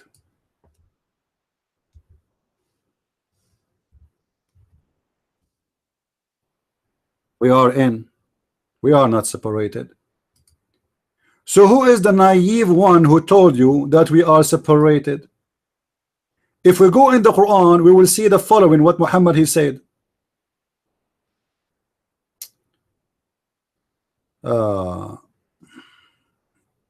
Here we go. Chapter 21, verse number 30. Chapter what? 21, verse number 30. أولم يرى الذين كفروا أن السماوات والأرض كانتا رتقا ففتقناهما وجعلنا من الماء كل شيء حي. Let us click at the translation for those who do not know Arabic.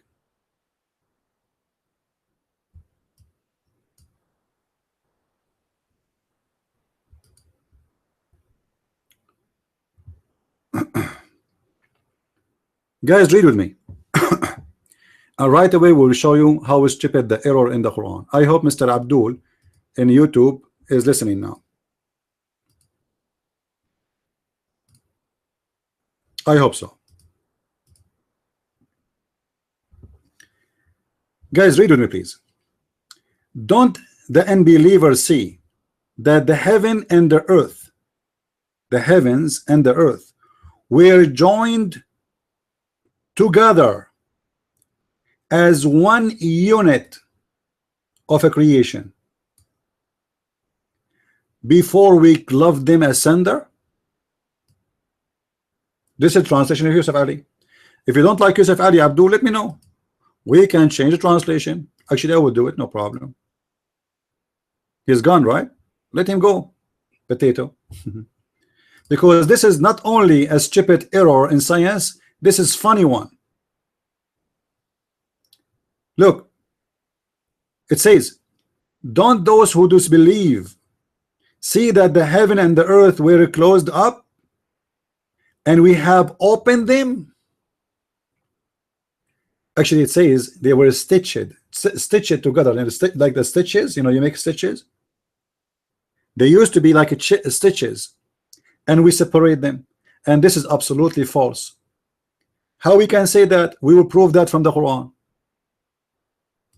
just to show you the Quran contradiction, because this is a contradiction for the Quran.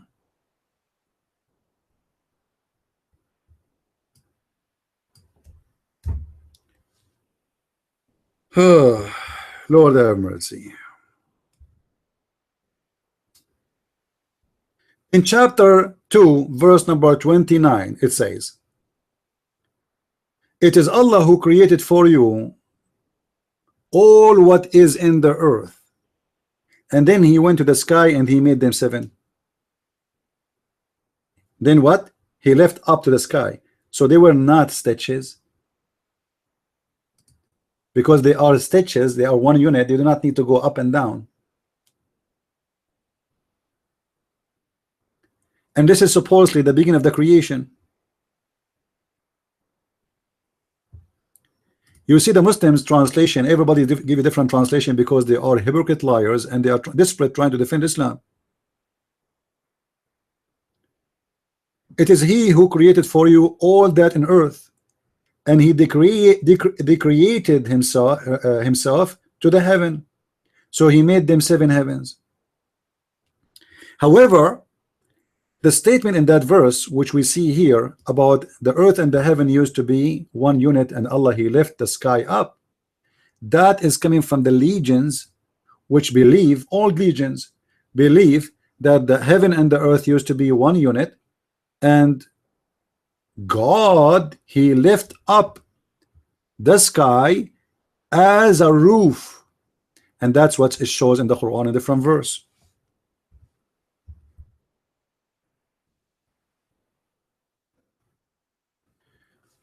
وَجَعَلْنَا السَّمَاءَ سَقْفًا مَحْفُوظًا. Allah he considered the sky as a roof, and it is a protected roof. The Muslim, they will say to you, oh, this is the atmosphere. Allahu Akbar. It says that the atmosphere, this is not about atmosphere, because in different verses in the Quran it says what the protections speak about. The protection speak about that genies and the human, they cannot go out of the earth, not about something can get inside the earth. It's about us going out of the earth. All right. How are you, Abdul? Are you there? Says samawat wal earth. Well, yeah, samawat wal ard, which mean the skies and the earth. So the skies and Abdul. So what does that mean?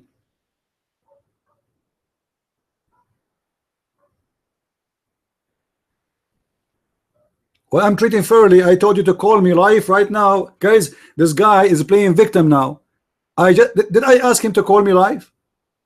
Did I ask him to call me live? And he said I cannot talk. So now he is crying, saying I am not treating him fairly. Why? Did I block you? Did I stop you from talking?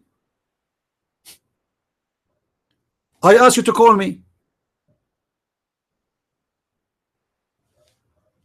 You are the one who mentioned this. Remember, you are the one who mentioned this verse, right?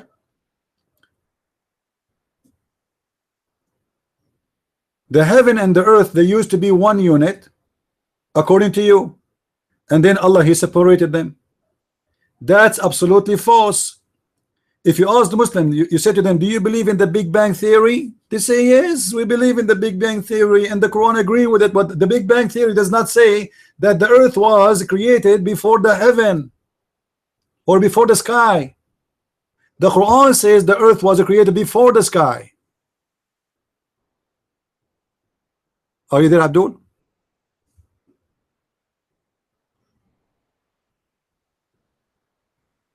Well, the Quran says the earth created before the sky.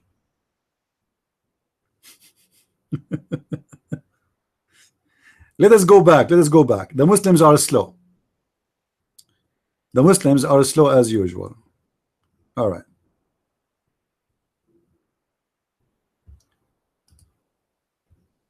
Hold on. We go back to 0.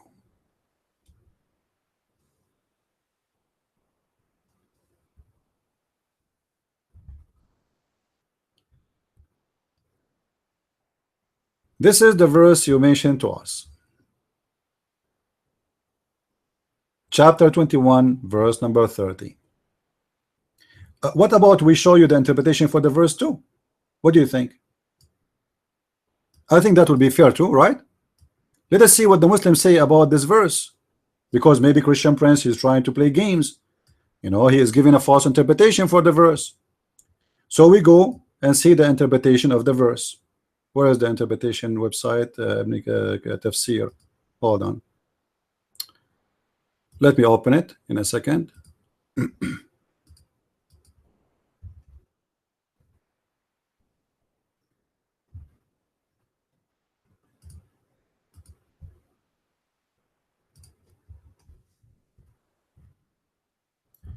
And you will see in a second how this Muslim, he will regret speaking about this issue, because right away we will notice that not only it's stupid, it's absolutely a disaster. It is what? It is a disaster. Proving to us that the Quran is written by a guy who do not know God, and he claimed to be a prophet. He is a false prophet. All right. This is Tafsir al-Jalalain. Let me switch the screen so you guys can read with me. And this is the official government website of the Kingdom of Jordan. So this is not my website. Just take a note. Just take a note. Haven't they, one may read, realized that they not come to know, those who disbelieve, that the heavens and the earth were close together, and we parted them, and we made them 7 heavens and 7 earth. Abdul, where is the 7 heaven and the 7 earth? I'm waiting for the Abdul answer. Where we can find the 7 heaven and the 7 earth? By the way, the 7 earth is exist in the Quran, not only in the interpretation. So according to your God, there is 7 earth and 7 heaven. They used to be connected together, and we split them. And this is what you post for us. Can you imagine a person from the desert who is illiterate 14 centuries ago say the earth and the heaven, they used to be one unit and separated? You said that, not me, right? So now it says that there is 7 heaven and 7 earth, and Allah separated them.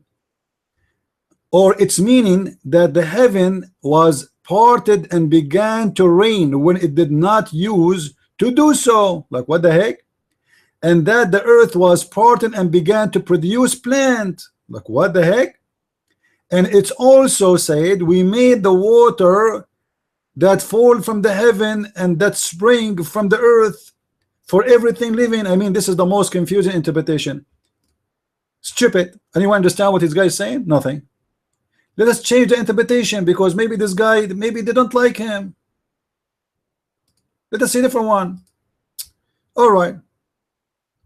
Ibn Abbas, the cousin of Muhammad, have not those disbelieve in Muhammad and the Quran know that the heaven and the earth was one piece, one Panamera, one Panamera, one Panamera, taralala, one piece. The earth and the heaven used to be one piece. Are you there, Abdul? And Allah, He separated them. But our modern cosmological evidence, we cannot look back the verse to see exactly what it's saying. No, we can't look back. Allah saying what it is. Guys, a second ago he was saying amazing what Muhammad said. Now he's saying we cannot go back to see how it used to be.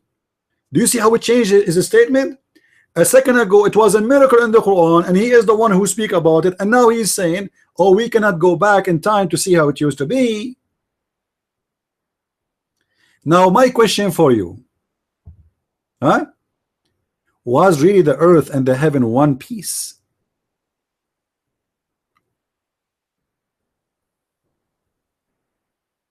You didn't say? Okay, let me quote what you said so nobody will okay, here we go. This is what you said, Mr. Abdul. I will repost again what you said. Hold on. This is your statement.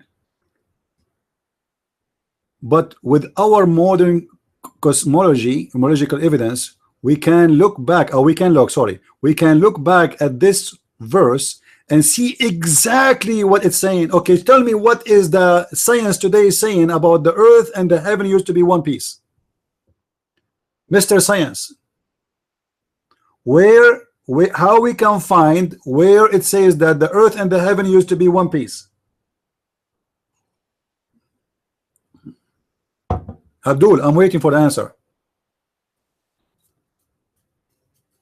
Where we can find the science says that the earth and the heaven used to be one piece? I'm waiting. Don't tell me I twisted your answer. I corrected myself when I noticed that it was not what you said. So answer me, where we can find that the earth and the heaven used to be one piece in science?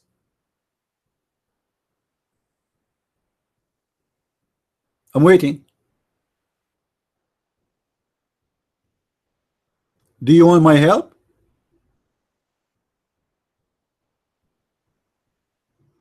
Do you want to call a prophet, or you want to call modern cosmology according to Stephen Hawking? Here we go. According to Stephen Hawking, guys. According to who? Stephen Hawking. Okay, guys, hold on. According to Stephen Hawking, are you quoting Stephen Hawking? Are you quoting him?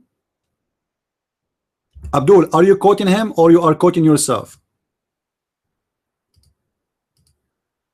Are you quoting him, or you are quoting yourself? Is that a quote made by him?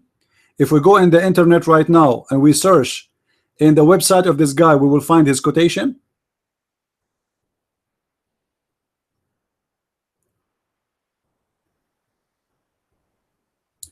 And look, guys, look how the Muslims, they try to deceive you. Look what he posted for us. He said the universe used to be one piece.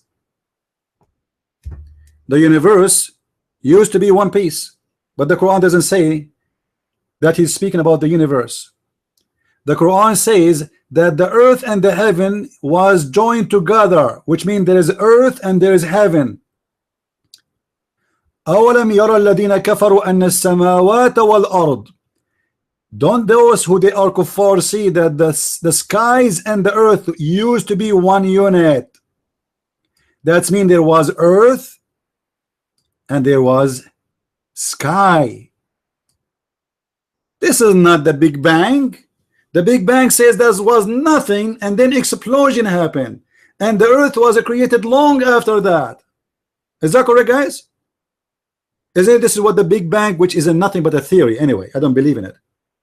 Even that theory don't agree with Islam, because it says that the earth created long after. Abdul, are you stupid or what? Okay, prove me wrong.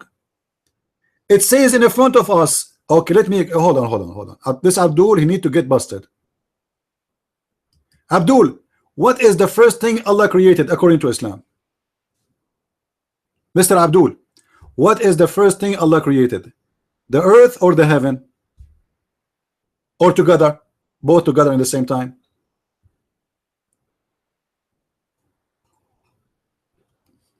Abdul, which one Allah created first? The earth or the heaven? The sky? I'm waiting. And give me a reference, please.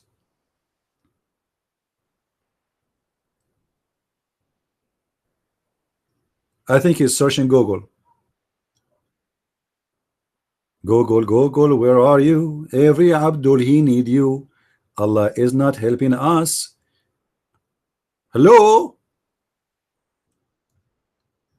Completely irrelevant, because when these two words are joined as samawat wal ard, means our universe, the identity, our this observable existence. Abdul, it says there as samawat wal ard, which means there's two things, not one. There is earth and there is heaven, and they are joined together. So there is earth and there is heaven. Okay, you know what? Let me get you busted. I hope you will not say that your prophet is stupid, because soon I'm going to show you what your prophet he said about the creation of the earth. Guys, can the Muslim say Muhammad is stupid? I mean, this will be a shame. Let us see what Muhammad say. Whatever Muhammad say, we will take it for you. All right? What Muhammad he said about the creation of the earth and the heaven. Let us see.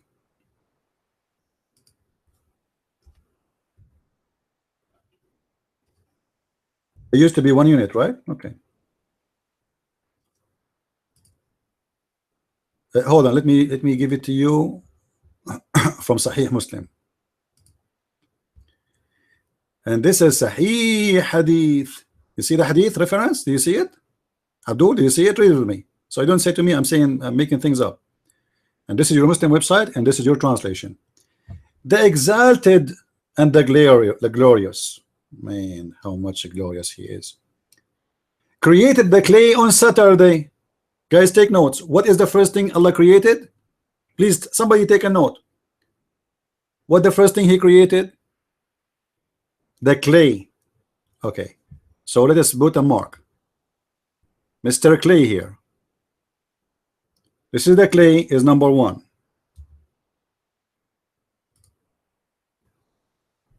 All right. Now, and on Saturday he created the mountains. This is Saturday. This is number 2. What it was? The mountains. And then in Sunday he created the trees. So in Sunday he created the trees. This is a 3.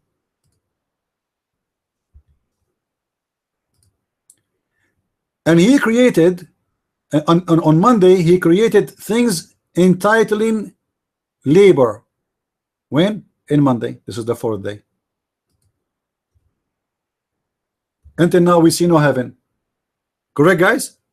Until now we see no heaven. We have a clay in Saturday. We have mountains on Sunday. We have trees on Monday. And he created entitled labor in Tuesday, and this is number 5. Until now there's no heaven whatsoever at all. Until now, 0 heaven. And then he created the light in Wednesday. What? In Wednesday? The Muslim, they make fun of the Bible. It says that God created the sun on Wednesday. The Bible says in the book of Genesis, God he created the sun in Wednesday. Your prophet is copying. Do you see it? So the first day where Allah do anything in the heaven, it was in Wednesday.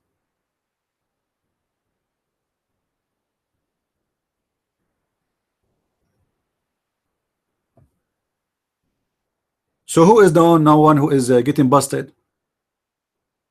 Allah did not create two things together. That's a lie. As you see, he started from the clay. The first thing he made is a clay, which is very funny. Allah talking about making the earth as if he's building a house, so he need a clay. You know? So there is nothing about the heaven until we arrive to Wednesday. But if you count with me again, by the way, let's do it again one more time, just to show you how Muhammad is a false man. The first thing he created was the clay, and that was in Saturday. Then the second thing he created in Sunday, it was the mountain.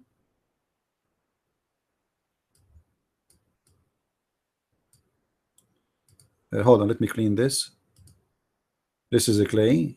This is Saturday, clay. All right. And then this is mountains on Sunday, 2. And this is trees in Monday, 3. And this is entitling labor in Tuesday, 4. And then he created the light on Wednesday, 5. And then he spread on Thursday, he spread the animals in Thursday. That is 6. And then he created Adam in Friday afternoon. That is 7.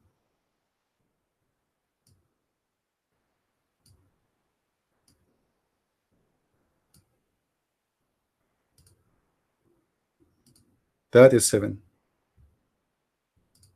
And that's shown us that Muhammad is a false prophet. Why? Because the Quran says that Allah created the earth and the heaven in 6 days.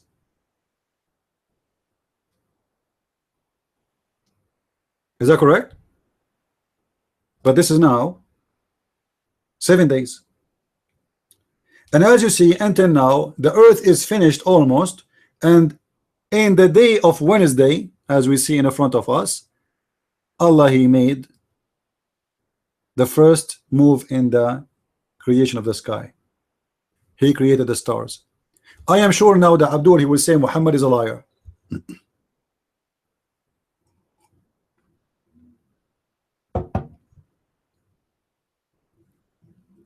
Muhammad is a liar.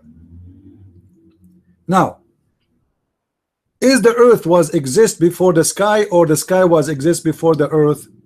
Let us go and see what the Quran says.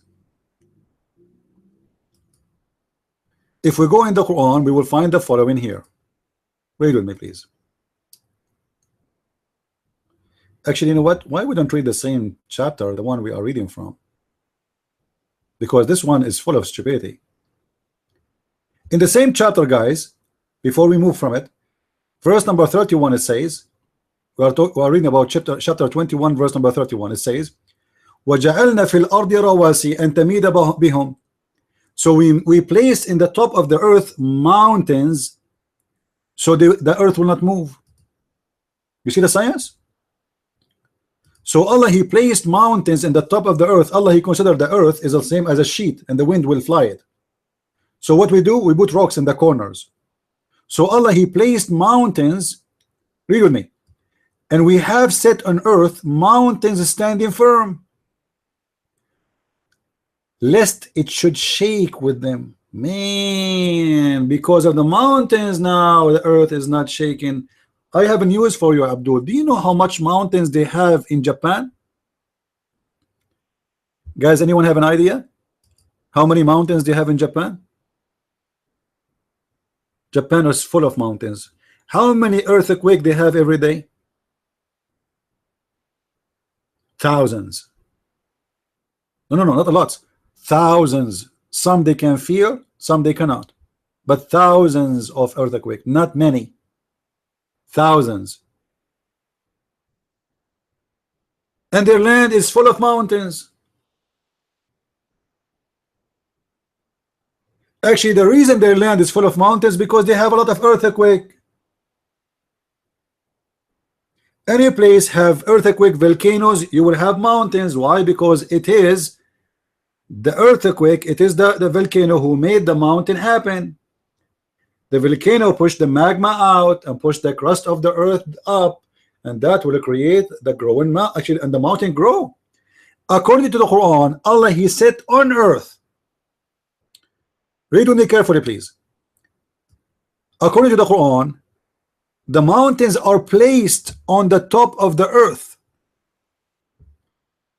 It is not part of the earth. Do you see it? We sit on the earth. Hold on, guys. Let me grab a mountain. I'm going to grab a mountain and put it in my backyard because I'm afraid that my backyard is moving. So according to the Quran, the mountains are placed in the top. Actually, in different verse in the Hadith, in the Quran, Allah He says, and let me show you, which is more disturbing and stupid.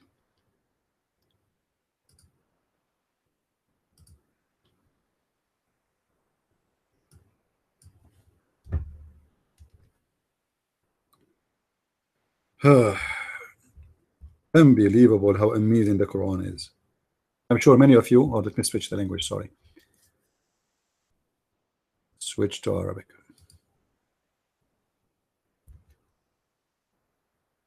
I'm sure many of you are jealous of this intelligence. In chapter 78, verse number 7, Allah He says, Allah He made the mountains like nails. The nails, the one you use them for the tent, if you have a tent, read with me. And the mountains as pidges. Do you see it? So Allah, He placed the mountains. The mountains are not part of the earth. He placed it and He dig it in the ground, but it's not part of it. Allah, He placed it. After He finished the earth, Allah created the mountains. If you go back in the Hadith with me, you will find the following. And that explains the Hadith. Allah created in Saturday the mountains, in Saturday the clay, and then He created the mountains on Sunday. So first the earth was a clay, then Allah He placed the mountains in the top of the clay, so the clay will be fixed, will not be moving like a belly dancer. Do you see it? We go back to the Quran.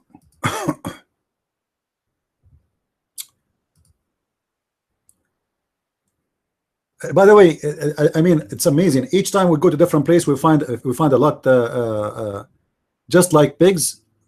Okay, so Abdul, so what does that mean? Is the mountains are created, placed in the top of the earth like nails? That's false. Science says the opposite. Now we go back to our topic. Let's go back to our topic. I'm just trying to get your God busted. Actually, every verse we open in the Quran, we will find many mistakes. Look here, look here. The same chapter we are reading from, 78, verse number 7. It says mountain like pidges, and then it says in verse number 8, and have not we created you in pairs? What?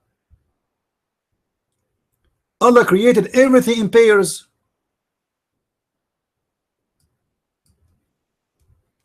Pairs is not one pair.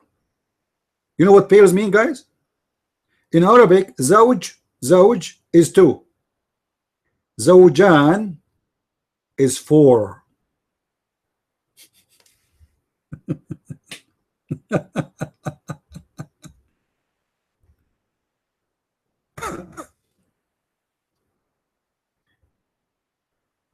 Let me show you. In chapter 13, verse number 3, Allah created from everything two pairs. Two pairs.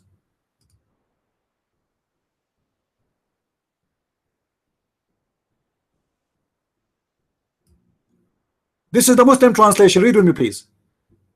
Guys, do you see it?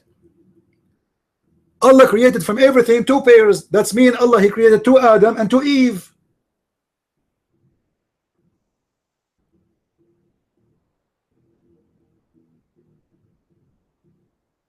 Two Adam and two Eve.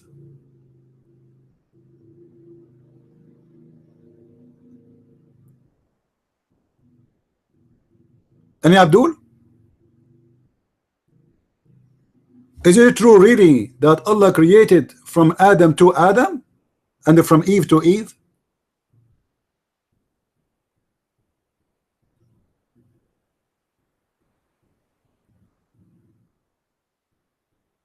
Guys, you will notice Abdul is not answering me no more. He's involved in talking to others because he's trying to avoid what I'm showing. Abdul, can you answer? Did your God Allah created two Adam and two Eve? How Allah, He says He created from everything two pairs? Are you there?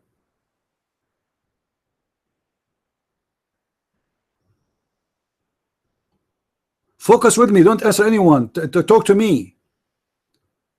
Is that your God talking there?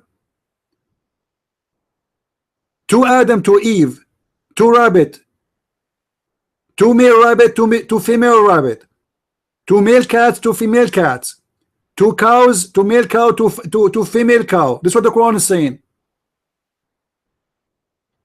Is that correct, my friend?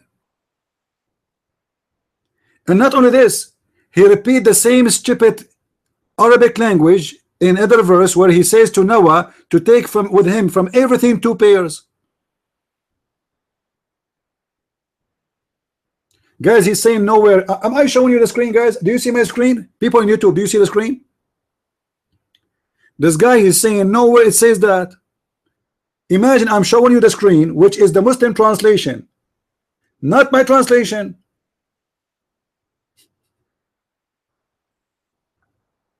Chapter 13, verse number 3.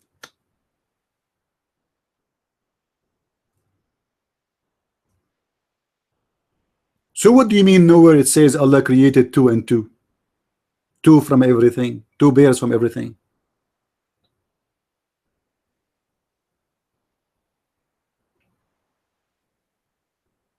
Two male, two females from everything. That's me. We have two Eve and two Adam. Hey Eve, how are you? Oh, are you the first Eve or the second Eve? Because both of you look the same. Oh, sorry, I'm not the first one. I'm the second one. Don't you see I'm blonde? Oh, come on, you colored your hair. No, I swear by Allah, this is my natural hair. Two Adam. What two mates? What two mates? What two mates? It says zawjayn. Zawjayn. Arabic is my language and this is your translation. What two mates?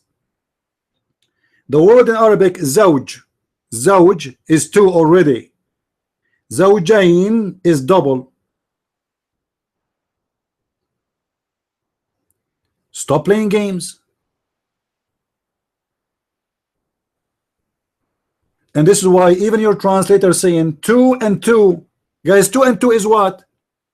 You see the Muslim, they say to us, the Muslims supposedly they are smart in mathematics. They say to you, how you Christian believe in the Trinity? 1 + 1 + 1 + 1 is equal to 1. Okay, let's do mathematics. 2 + 2 is how many? Answer, Abdul. 2 + 2 is how many? It's in the front of you. It says 2 and 2.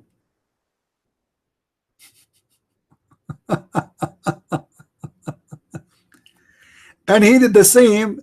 The Allah, he did the same with who? With Noah. If we go to Noah story, we will find the same story. Let me show you.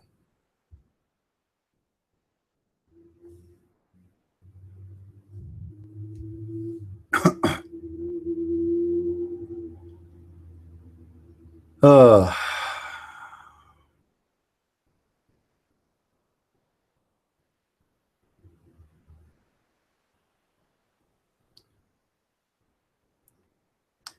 in chapter 11, verse number 40, Allah He ordered Noah to carry from everything with him two pairs. Two what? Two pairs, which mean four, from every kind. Yusuf Ali translation.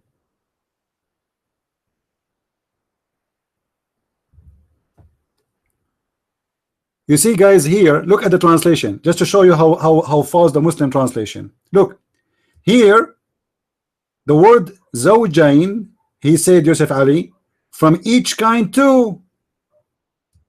Here, the same word, he said it from each time two and two.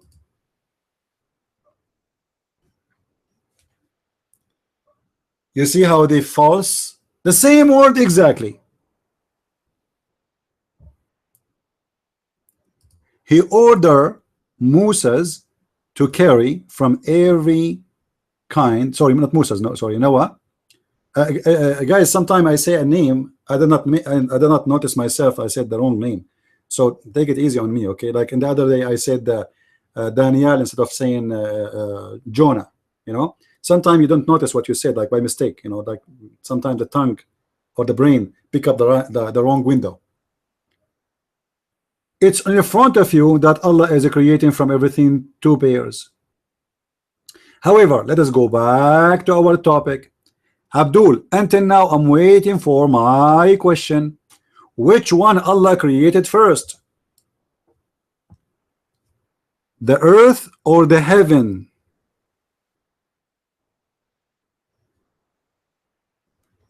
Which one Allah created first? The earth or the heaven? Let me make it more simple for you. Which one Allah created first? The mountains or the stars?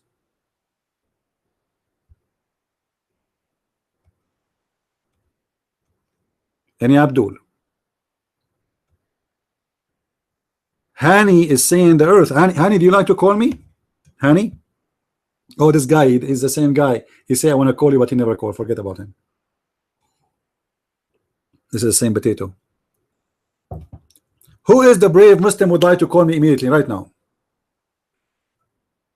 We are going back to your original point. Original point is that Allah He created the earth and the heaven one piece and He separated them. Let me show you, Abdul, how Allah separated the earth and the heaven. You Muslims are a bunch of ignorant. By the way, I advise you to read my book, which is called Quran and Science in Depth, which actually is a continue of exposing Islam in the value number 1, which is the deception of Allah. Anyone want to laugh at the science of Islam, please get my 2 books, The Deception of Allah, which is beloved by many people, including Muslims. Trust me. There's some people, they told me when they get this book they could not put it down. I thought in the beginning because they like it, and later we found that because we have a problem with the glue, and that was the glue of Allah. This is an amazing book, you would love it. And the second one, which complete the first one, is called Quran and Science in Depth. You can find them in Amazon. You can search in Amazon for Christian Prince and you will find all my books. Now let's go back to the topic.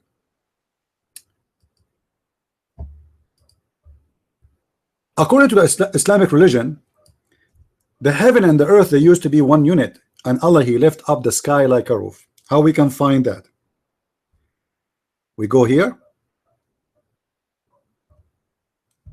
and we will find the following. In chapter 13 verse number 2 it says, and we will read the translation of Yusuf Ali or any translation you want. We will change anyway just to show you. Actually, you know what, why I'm using this website, let me show you this website, because it shows more translation. It's more helpful, let us say. All right.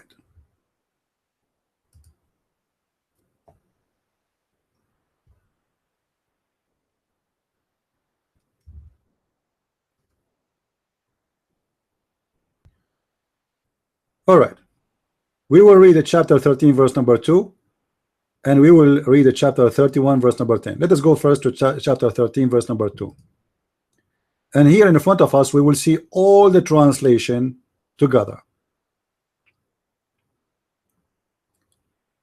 It says here that it's Allah who raised up the sky without a support, as you can see. Actually doesn't say that you can see, which means قد رفع السماء من غير عمد ترونها, which means he's rose the sky without with the columns which you cannot see, which means there is a columns but we cannot see. Different translator. It is Allah who raised the heaven without any pillars that you can see, which means there is a pillars but we cannot see. It's Allah who raised the heaven without columns for you can observe, which means there is a column you can observe. Now a Muslim, he might say to me, where do you get this from? Where you are claiming that it says there's a column we cannot see? Let us go to the interpretation. Chapter 13 verse number 2. You see, we don't want to use our interpretation for the Quran. Absolutely not. We use what the Muslims believe. Here we go. It is Allah who raised up the heaven. He created the heavens and raised them up above the earth without visible support. He says you see them without support, and also said that means they have support which you do not see.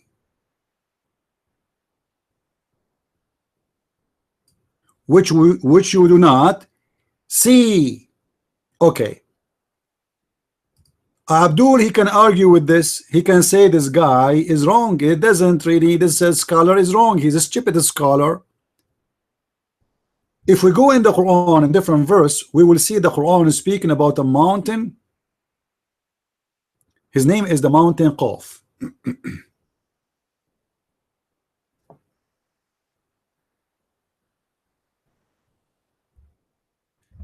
Mountain Qaf, the mountain Qaf, is a mountain surrounding the earth. Is a mountain surrounding the earth from all direction.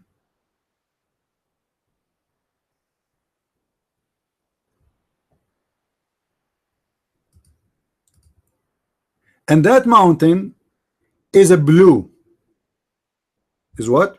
Blue. And the sky, it take its color from that mountain. So that mountain who is surrounding the earth is a mountain surrounding the earth as a wall.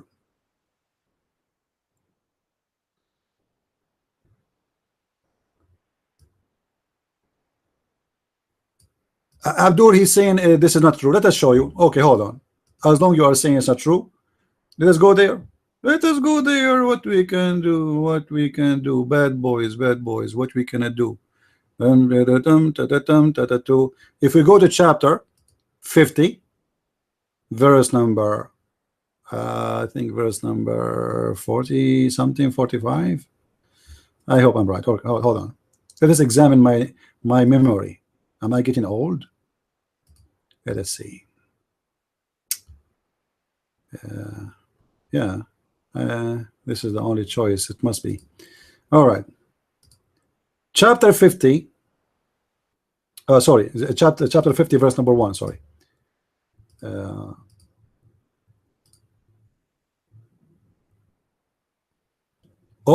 you see it, guys?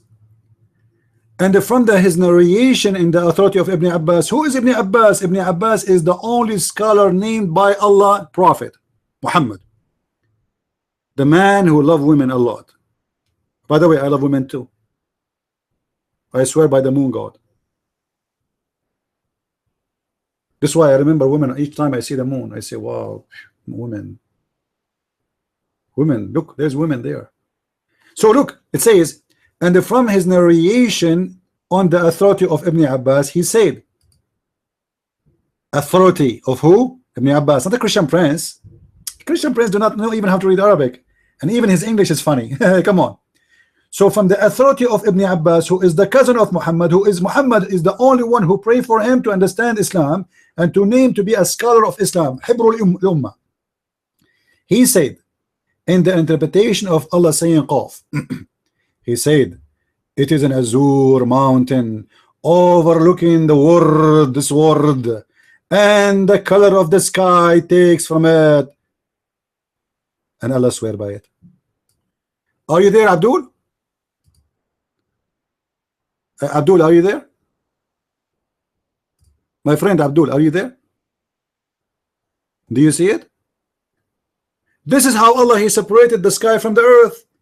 He lift up the sky over an azure mountain surrounding the earth. And the reason the other verse says with a column which you cannot see, because as you see, this a mountain, it's an azure mountain, it's a blue mountain, and the sky itself is taking its color from it.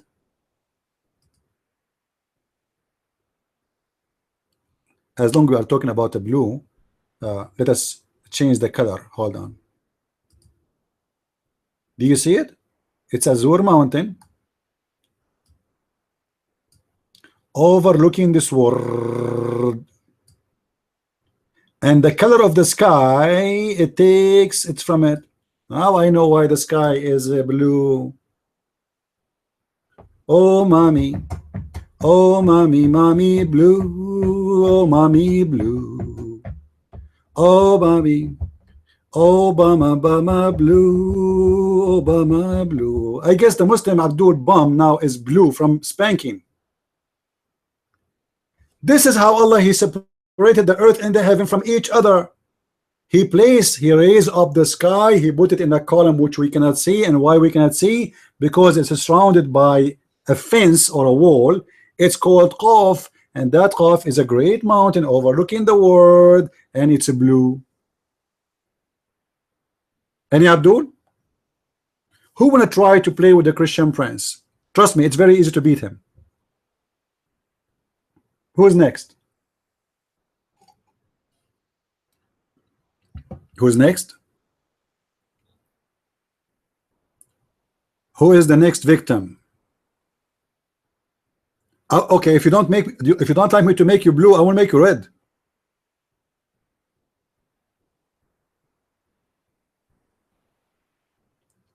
Anything else? Any other argument? This one we got you busted with. So what else? I think we accept Tanwir al-Mikbas saying, also said the whale was holding the earth. This is a different verse, man. This guy is stuck with the whale. This guy is stuck with the whale back. Unbelievable. We are talking about something, this guy is talking about something else. The whale is carrying the earth is different verse in the Quran, my friend. We're not talking about this one. That one is more funny, but I don't want to talk about it because people, there's a woman, she is going to divorce her husband because of the whale story. Why? Because this guy, Abdul, he's a Muslim, he was listening to me, and he believed that the earth is carried by the whale. So he speak to his wife, she is an atheist. She said to him, are you stupid? He said, I swear by Allah, the Quran says that, so as long as the Quran says that, we have to believe in it.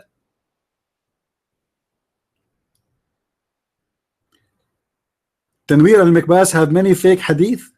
I mean, name for me one book is not full of fake hadith for you Muslims. Okay, Hani, I challenge you to accept for me any hadith, any tafsir. Guys, is that fair? Is that fair?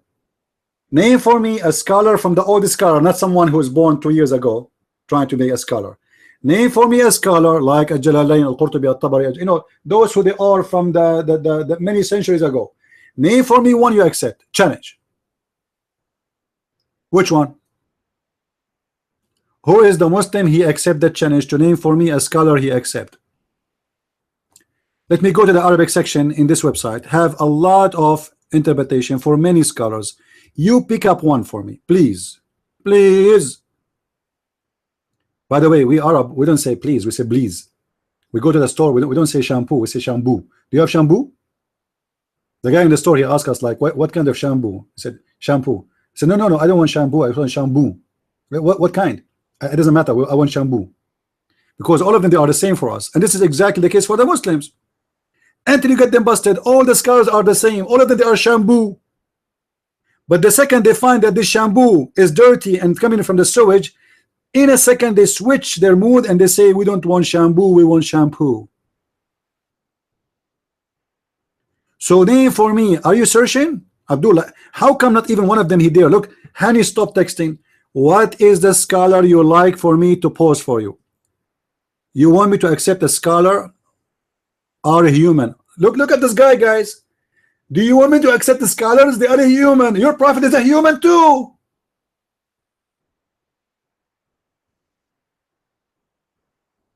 Hello?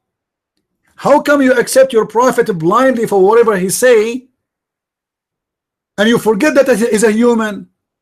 And now you are saying that human, they make mistakes. How come the Quran is preserved? The Quran is preserved by a human. Guys, look at the hypocrisy. He just said we cannot accept the scholars because they are a human, they make mistakes. Okay, how you accept the human to preserve the Quran? Huh?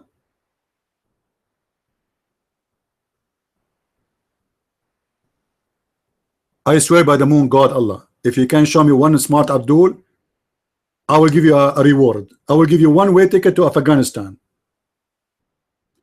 One-way ticket to the moon. One-way ticket. Oh my God, a Muslim say, oh my God. Honey, don't say, oh my God. This is a bad thing. You are a Muslim. Say, oh my Allah. All the scholars are humans and they are fallible. I accept that the Prophet says because he is inspired by God. Let me get you busted. Guys, did he say Muhammad is inspired by God? Did he say that? Let me show you the inspired by God. He have a fight with Allah, for he is doing stupid things. If we go to the chapter of At-Tahrim,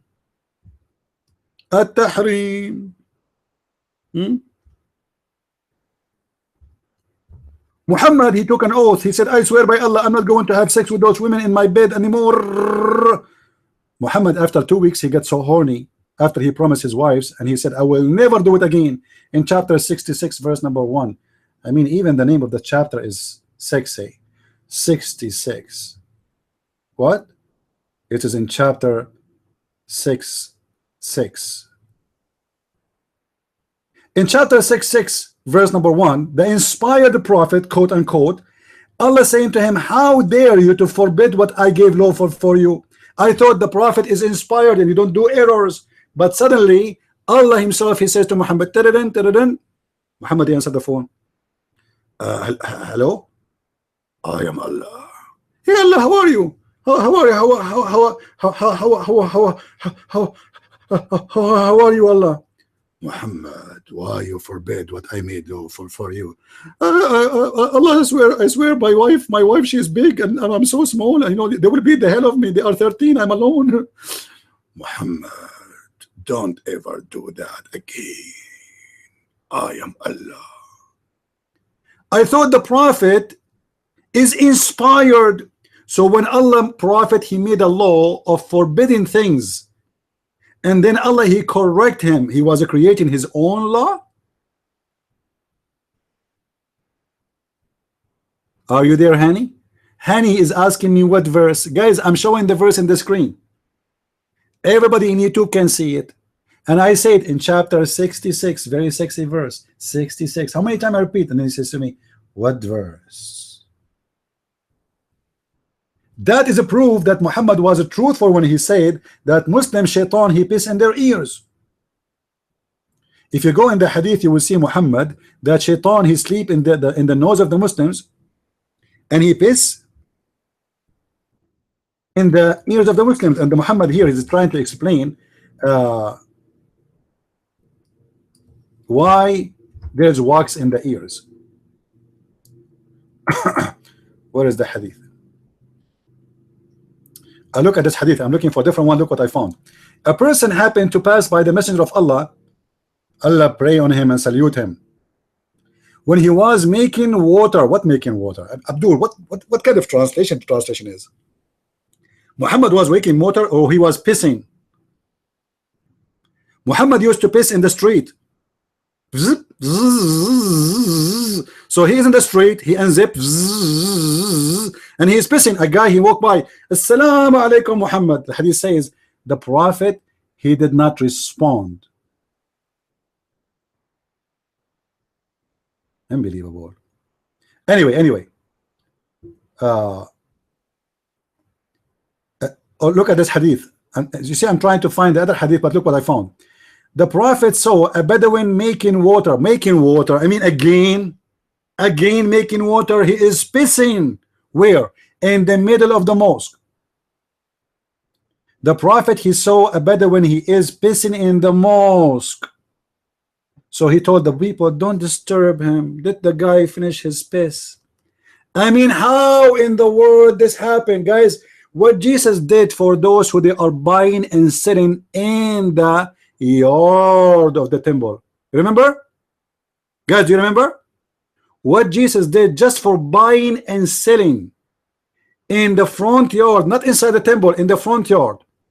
He flipped the tables on them. He was so upset, right? Muhammad, look how nice he was at that time. Look, this guy, the terrorist at that time, because he was weak. He was a potato. He have no army. He have no power. A guy, he went inside the mosque. Zip, zzz, one banamira. He's pissing now. One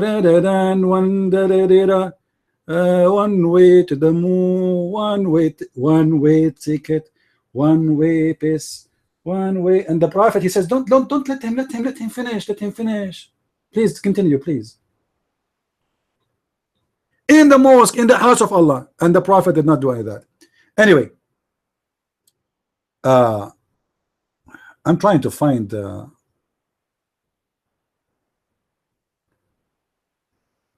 look what Aisha, she said here. Whoever tells you that the messenger of Allah VBUH urinated standing up, don't believe him, for he would not urinate except while squatting. One female in the house, a man who never urinated standing. Da, da, da, da. Okay. The prophet, he had a vessel made from date tray in which he would urinate and place it under the bed. Oh boy, I want you guys to try that. To urinate in a vessel and put it under the bed and sleep in the top of it, and tell me how nice the room smell will be. What do you mean link? I cannot give you a link. You have to pay for this. Guys, don't ask me for links. Allah provide you. Just ask Allah. Allah give me the link. Allah will give you a link. Anyway, this is a link will take you for everything, but I'm not sure it's going to come in. You want a link for what exactly? Which one? All of them? I'm not clicking at the link, so you know, don't make it hard on me now. All right.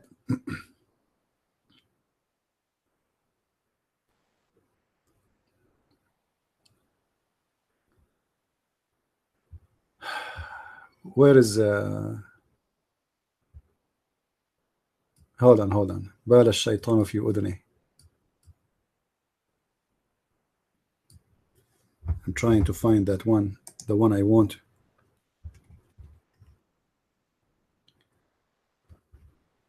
Hey guys, if you are watching us for the first time, don't forget to subscribe in YouTube.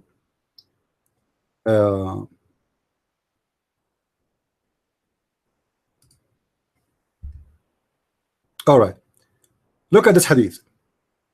Mentioned the prophet, he said, the man who slept through the night till the morning, the messenger of Allah, he said, this man whose ears Satan urinated. You see it? And by the way, this is proven by science that Shaitan, he urinate in the ears of people. Not only this, Shaitan, he even sleep in your nose.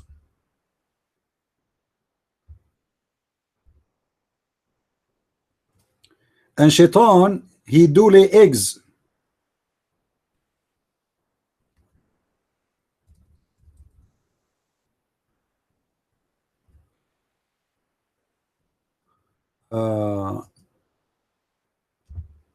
Here we go. Why a Muslim he have to blow his nose 3 times every day? Anyone knows? Why? Read with me, please. The Prophet said, who said? Not me. Okay, Muslim, please take it easy. The Prophet said, if any of you arises from the sleep, okay, what we should do?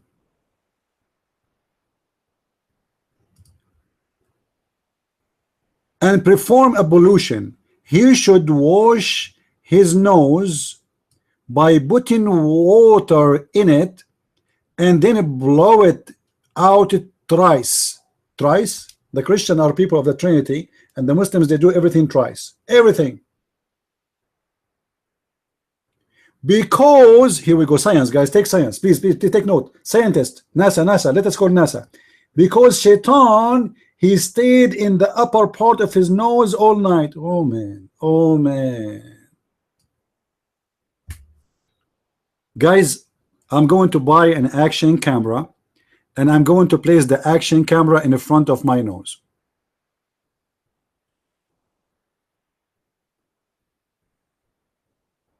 And I'm going to record Mr. Shaitan, the filthy Shaitan, who sleep in my nose every night. The stupid Shaitan, can't he go and rent an apartment?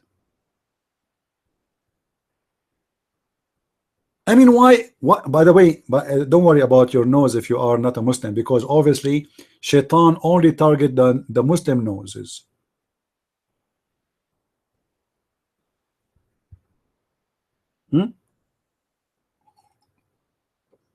Actually, when I was a kid, once I was like a Muslim. I was a bad boy.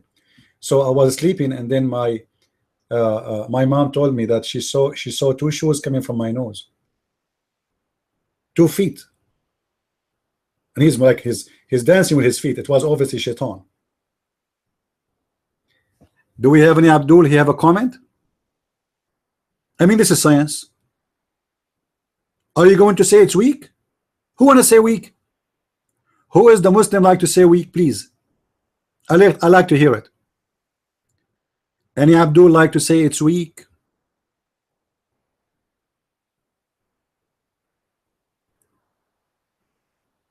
But you believe that God wasn't the vagina? You see, guys, look at the Muslims. Look at the stupid logic. A Muslim, I'm showing him how stupid is a prophet, and then he says to me, this is funny, but you believe that God wasn't a vagina? Abdul, let me ask you a question. If it's funny for God to come from a vagina, how come your God in the Quran call him holy? Yet he is coming from the vagina. Because your Quran called Jesus holy in chapter 19, verse number 19. Huh?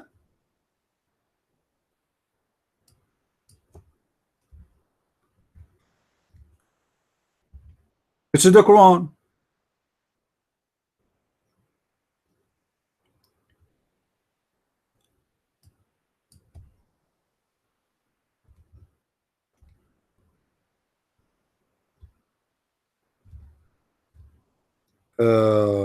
If we go to chapter 19, verse number 19, it says the following.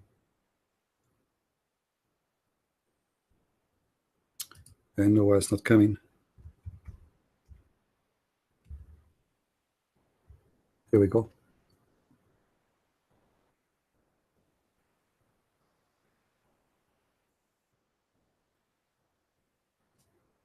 If we go to chapter 19 and we go all the way to verse number 19, we will find the following. And this is your Muslim translation. Mary, she said to Allah, or the messenger, he said, nay, I am only a messenger from the Lord to announce to thee the gift of a holy son. Abdul, do you see it? So how someone, according to you, is coming out of a vagina, but yet he is holy? Explain to us. Tahani, I want an answer. You are the one who said that how you can believe that God, the holy God, is coming from a vagina. Okay. How your God believe that Jesus is holy, and yet he is coming from a vagina? I'm going by your logic.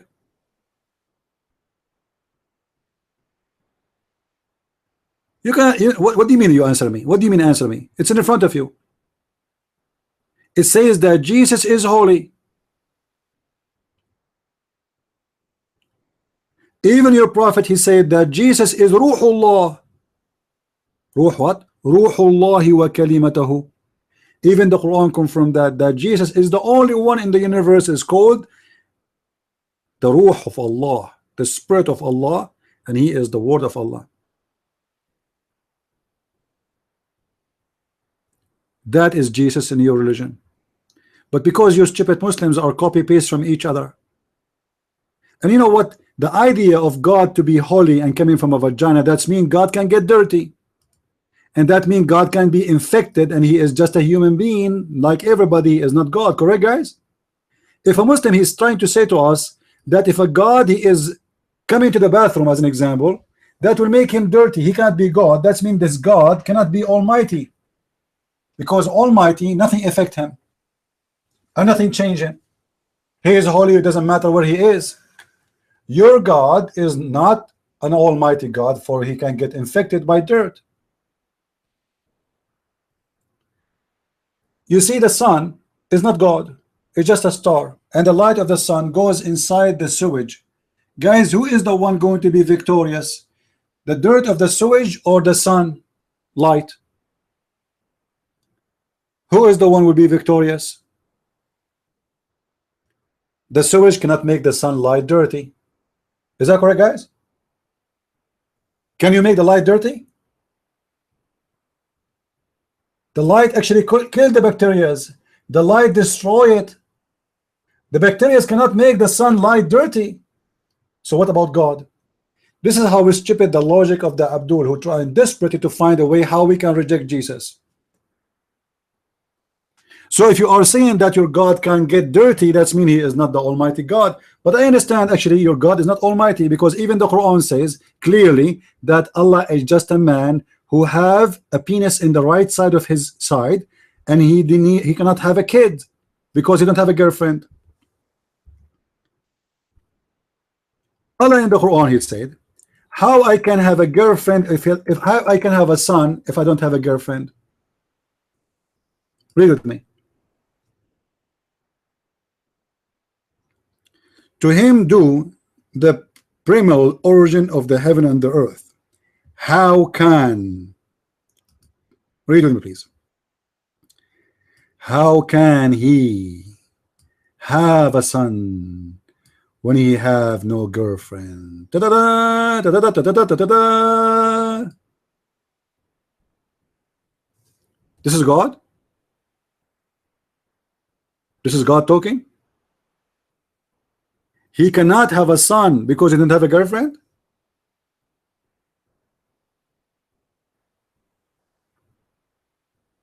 That's a man. Christian prince, he don't have a girlfriend, so he can't have a son. That's logical. Correct, guys? This is a man talking, cannot be God. This is the logic of a man. Because even the Christian do not believe that God have a son because he have sex with a girlfriend, her name is Mary. Is that correct, Christians? None of us believe in such a garbage. So who said that God need a girlfriend in order to have a son? Obviously the author of the Quran is stupid. He think that the Christians believe that God have sex with a woman, her name is Mary, and they have a son, his name is Jesus. And now we have a family, it's called the Trinity: the Father, the Mother, and the Son. This is why we see Muhammad in the Quran, he says to Jesus, Allah saying to Jesus, did you told your people to worship me and my mother? So the stupid Muhammad in the Quran, he think that the Christians believe that the Trinity is a three, one of them is Mary, and that explain why he think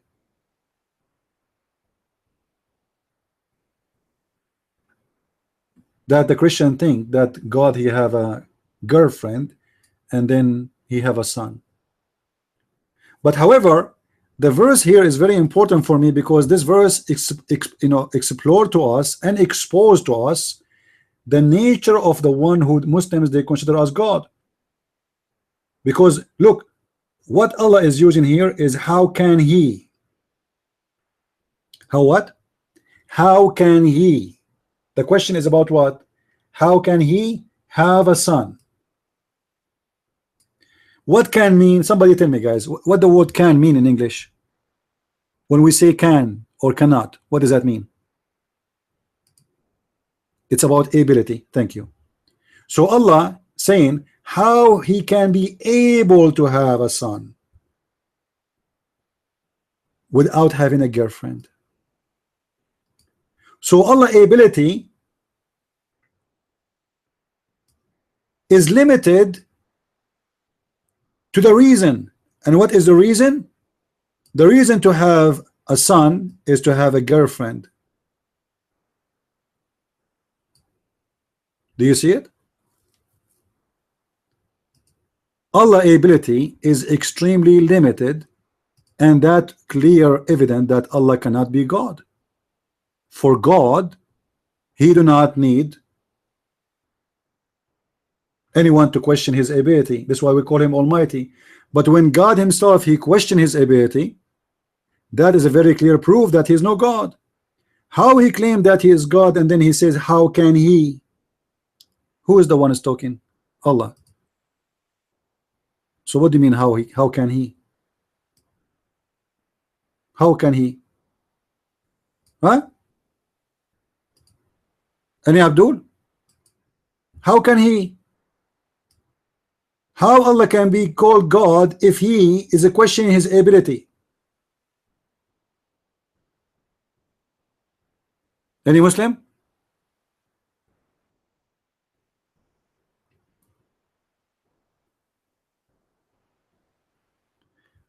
Don't forget, guys, those who they are listening to YouTube, especially those are the new ones, to subscribe to our channel. Every month, in the end of the month, we give versions made by Allah. By the way, anyone remember how long it take Allah to make the versions? Skin soft. Who remember? How long it take Allah to make the virgin skin? 1,000 years. Imagine you will have a virgin, her skin take Allah 1,000 years to make it soft, and that is additional proof to prove to us that Muslims have a false God. Why? The Muslim, they say to us the similarity of Jesus is the same as Adam. If you want, he say to him be, and he was. So how come it take Allah 1,000 years just to make the skin smooth?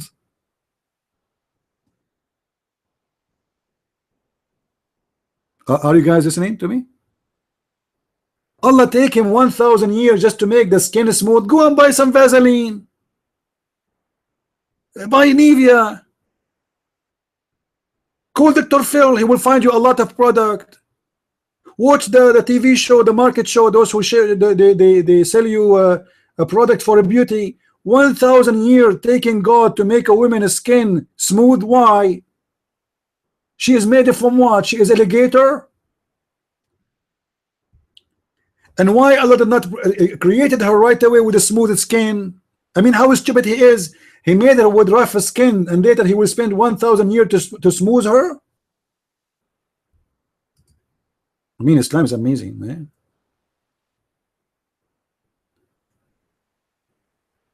Adam was mentioned 25 times. Adam was guys, hold on. Guys, Adam was mentioned 25 times in the Quran. Jesus was mentioned 25 times in the Quran. Hold on, it's a miracle. It's a miracle. Hold on. And Adam are mentioned what? And up to the verse, both Jesus and Adam are mentioned 7 times, showing are like of each other. Hold on. What do you mean 7 times? And then you said 25 times. Let's go first and search for the word Adam. Oh, Lord have mercy. Lord have mercy. Guys, do you see in the front of your eyes the word Adam is appearing 30 times? Do you see it?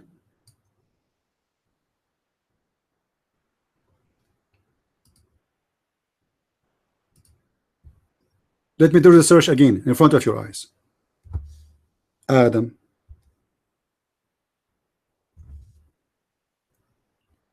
How many times the name Adam appear in the Quran? 30 times. The false Muslims, they make it a 25. Is it clear? Is it clear? It is, right? You can see it. Let me zoom in. Let me zoom in to get the Abdul busted. 25 times, huh? Okay. Do you see it?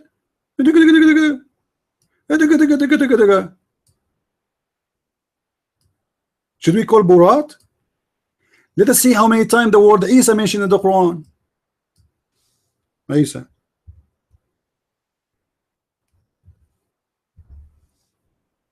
"25 times. So why you are lying? The same they did. I watched. There's a video I made for to get what this guy's name, Khan. What his name? I made him busted. The same as the Shabir Ali. He keeps saying in the Quran chapter it says that the verse number said it, and then the verse number is 57. And then I made a video to count for you the words, and there's no way it's 57. It's a scam. No, I'm going by the Arabic. I don't want to go by the English. You know, I'm going by the Arabic, because when a Muslim he says Adam and Isa, I'm assuming that he's speaking about the word in Arabic, because the Quran is made in Arabic, right? So why Muslims lie? Because they are liars, the same as their prophet. Guys, Adam is mentioned in Wikipedia 25 times. I'm showing you the Quran in front of you.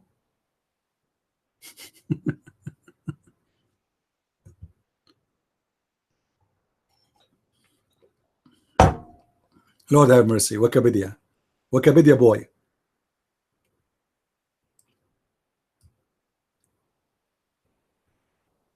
You see that desperate Muslims cannot explain to us how stupid the Quran is, so they start to count how many words in the Quran and how many times it says life and how many times it says death, and we go and we search and we find everything they did is wrong and it's a lie. Go down under the video, you will see where it says patreon.com/Christian Prince. Click there and you will find all my videos where I'm getting the Muslim busted using their videos. Those videos, by the way, are not in YouTube. Click there and download. You will see a link from Google Drive. Download the video and post it in your YouTube. Feel free. All my videos, Christians who they are listening, all my videos are for free. Feel free to download my videos.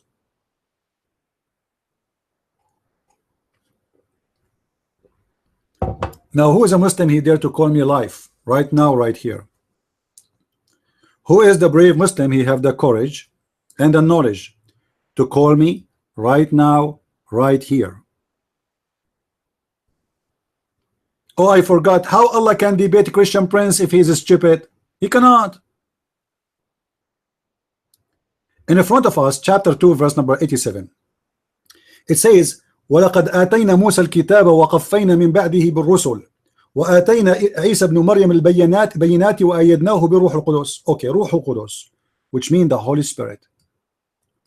Let me show you something stupid about Islam. If you ask any Muslim, what is the Holy Spirit? He will say to you, it's Jibreel. What is the word Qudus mean? Hani, Abdul, the ones in the Muslims in the chat in YouTube, what the word Qudus mean? Any Muslim can tell me? What the word Qudus mean? I'm waiting for an answer from the Muslims. Yeah, we know it's holy, but I'm waiting for the Muslim to give us the answer. Holy Spirit, guys, did you see the word holy? Did you see the word holy? He just said the word Holy Spirit, and he said it's Jibreel. Okay, hold on. Let me show you how stupid you Muslims are. I'm not calling names. If Jibreel is Holy Spirit, how Allah he ordered ordered Jibreel and the angels to bow down to Adam? How someone holy he bowed down to a man who was unholy? And how we can call Jibreel holy if the only one is holy is God?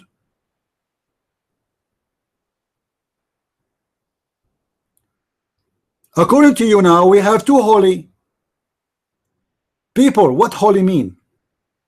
Somebody help me. What holy mean? When we say holy, What pure mean? What does that mean? Come on, guys. We are not making jokes now. SR, please. He's perfect. To be holy, you have to be perfect. You don't do mistakes. You don't do sin.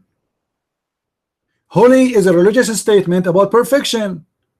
Perfection for good. Right? So you don't do sin. Okay. That's mean that Allah is holy. Jibreel is holy. So now we have two holy. But this is against the story of the Quran. According to the Quran,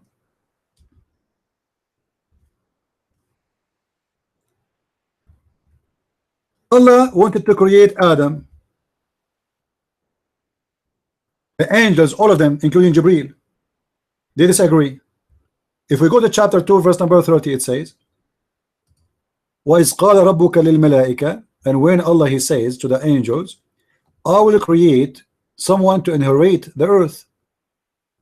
They said, wilt thou place therein one who will make mischievement therein and shed blood? That alone is a sin. And this is why Allah, he punished the angels and he ordered them later to bow down to Adam. Because according to the Quran, they accuse Adam with false accusation. This is number one. Number two, the other sin they did, they claim to know the future. So Allah decided to prove to them that they are stupid, do not know the future, and Adam will not do that. And look how Allah he proved it. In the same chapter, chapter 2, verse number 33, Allah he said,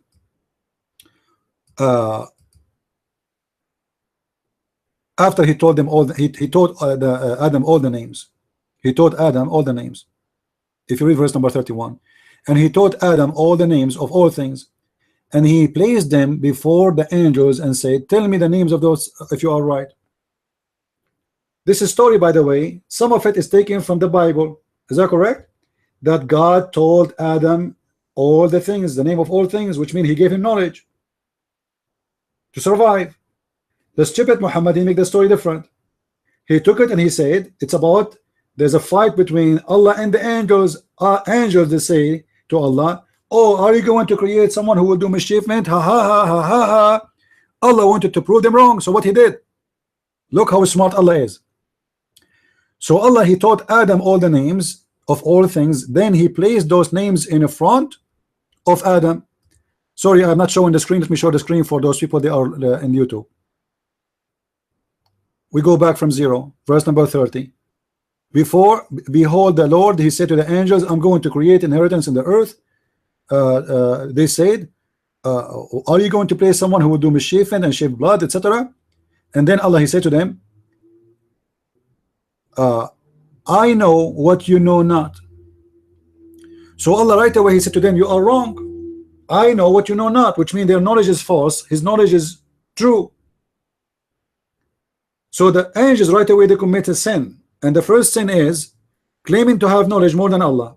Number two, accusing Adam that he would do mischievement with no proof. Number three, challenging Allah and questioning Allah about what he will do. That's a big sin.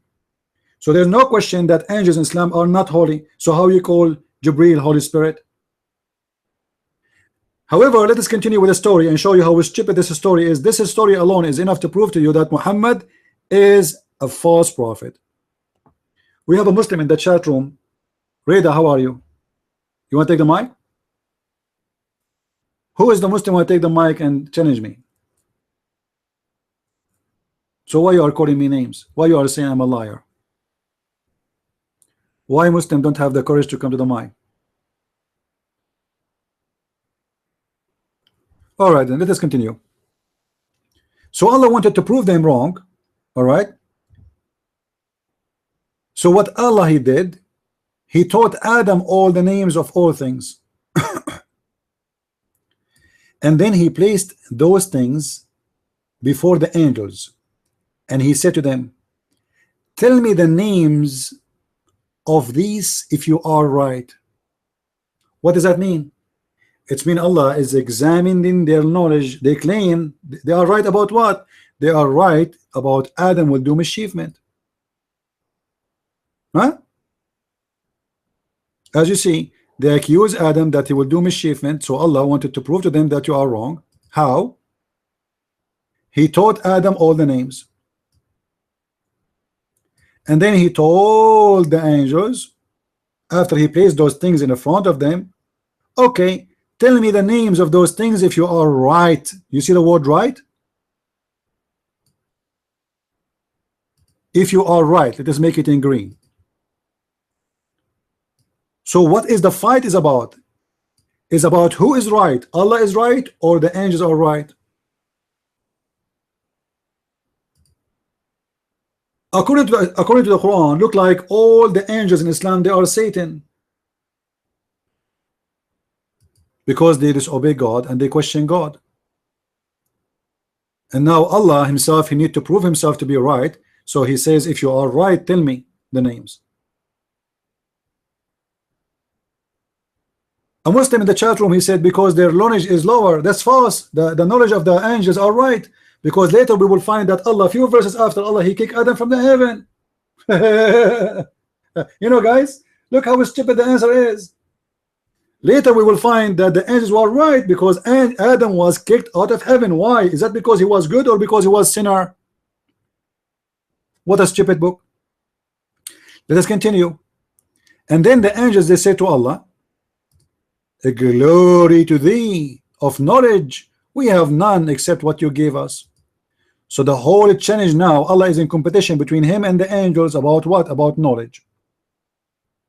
So the angels could not tell Allah the names of those things. Now think about this challenge, how stupid it is. Imagine I have a dog and I gave my dog a name. I will call him Omar. Here. And then Sirazi, he come to me and he see him in the street. I say to him, Sirazi, do you know the name of my dog? He says, no. Said, see, I told you I must be Allah because I know the name of my dog. I mean, how stupid this is. I am the one who named the things, and then I ask you for their names, and if you do not know, that's mean I am God and you are not.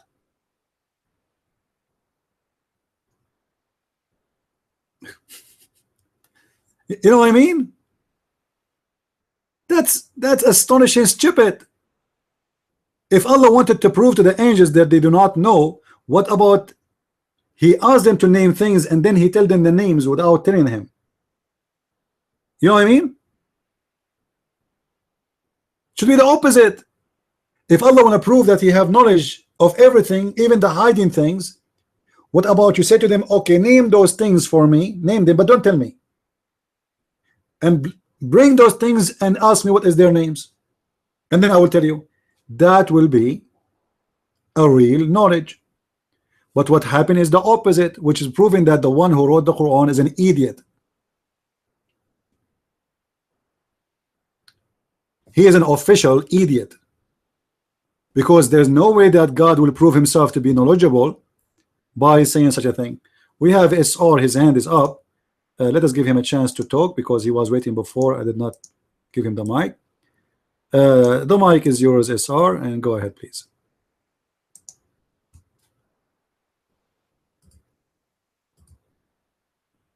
Mic check. Good morning, evening, or afternoon, depending on where you are in the world.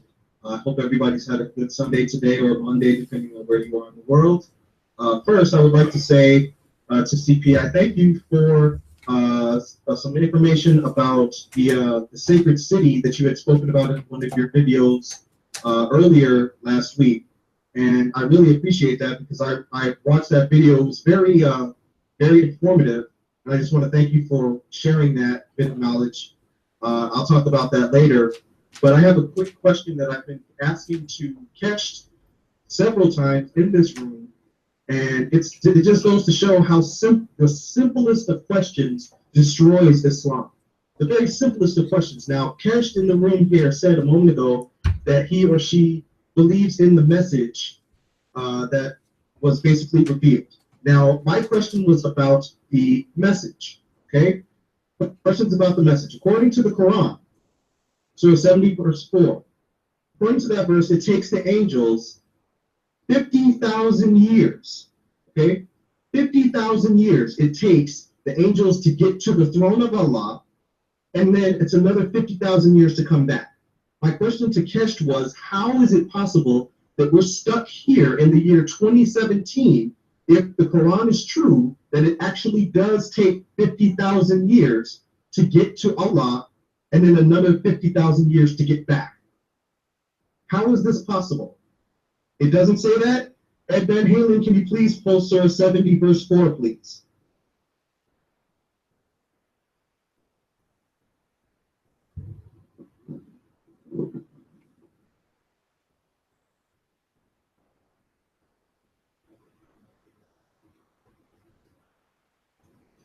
Verse 4. The angels and the spirit ascend to him in a day, a measure of which is 50,000 years.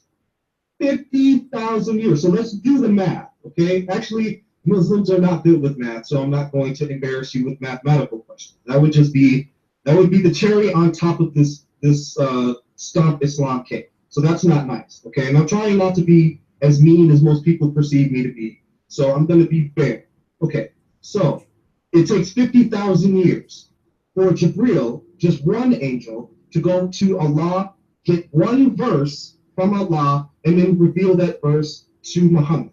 That's 100,000 years round trip for one ayah, one verse. Okay, there's over 6,000 verses in the Quran. If I remember correctly, I think there's about 6,600 something verses in the Quran. Okay, so again, I would love for you to explain to the room, Kesht, explain to us how this is possible.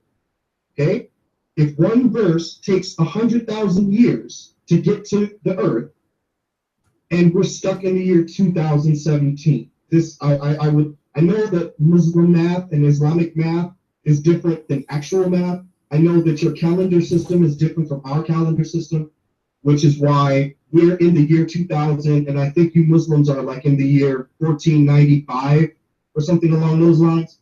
So even the closest you are to us is you're still 600 years in the past, which is funny to me. But if you'd be so kind, you see what the speed is. The verse actually tells you the speed, 50,000 years.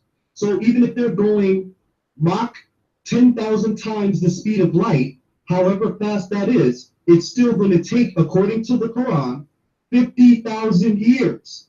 No matter how fast they're going, it's going to take 50,000 years. So tell me, how are we stuck in the year 2017? I would greatly appreciate just a simple answer, because this is what your Quran says. I didn't make up the verse. I didn't do anything crazy. Okay? I didn't do anything that would manipulate the verse in any way, shape, form, or fashion. It's just a very simple question. If you'd be so kind as to answer that, I would greatly appreciate it. Mike 3.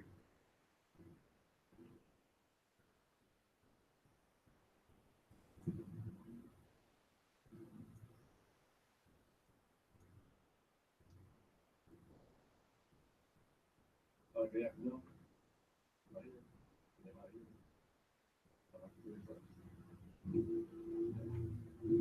I can actually answer that.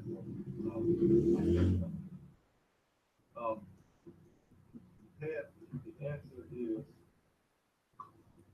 when you said that, you know that Muslims on a different calendar.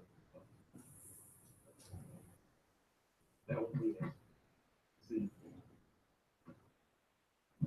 for Muslims, that 50,000 years, when they count, 50,000 years, we count. Oh, the sound is bad. Hold on. That's when you do that math, that's how you come to the answer of Aisha being, 18, when Muhammad raised her, when Muhammad molested her, married her. That's how you get that answer. See, we don't count it. We don't count years the same way. We look at it and we're like, man, Aisha was 9. No, she wasn't really 9. She was like 30 million years old. That's how you get that. Seriously, my question is this, okay? And at first, when it occurred to me, it was a joke, but seriously, you look at the Quran. You ask the Muslims, you know, is the Quran created? No. Is the Quran eternal? Yes. Is the Quran Allah? The answer is no. So the Quran is as old as God, it is as old as Allah. It looks over there at him, and it was not created. So Allah did not create everything in existence. He didn't create the Quran. And actually, I suppose I have two questions now. Now that I think about it, the more I talk about it, the more questions I have. Yeah, Quran is a separate being, a separate eternal being. My first question was, so who is Muhammad serving? Is Muhammad is Muhammad serving the Quran, or is he serving Allah? You know, who directed Jibril to come down and dictate the Quran to Muhammad? How do we know that it was Allah and not Jibril? Now, my second question that just came to me while I was speaking here, how do we know that the Quran didn't create Allah? Has that been mentioned anywhere? You know, maybe Allah is not eternal. Maybe the Quran is what's eternal. You know, it sounds funny when you say it first, but when you contemplate that there are actually two eternal entities, according to their theology, these type of questions, do come to bear. You do have to answer that. How do we know that? How do we know that Jibril is serving, operating under the orders of Allah, not under the orders of the Quran, or perhaps something he read in the Quran, or something like that? How do we know that? How do we know that Allah was not created? What do you base that on? What do you base that on? That's all I've got for right now. Mike is free.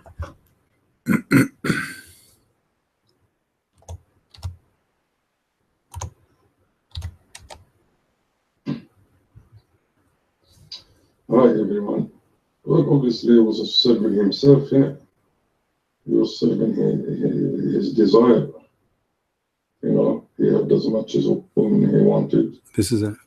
He had everything he wanted, man. Oh yeah, that's this, yeah. Yeah, he had everything he wanted, man. I was a Muslim for about 35 years, man.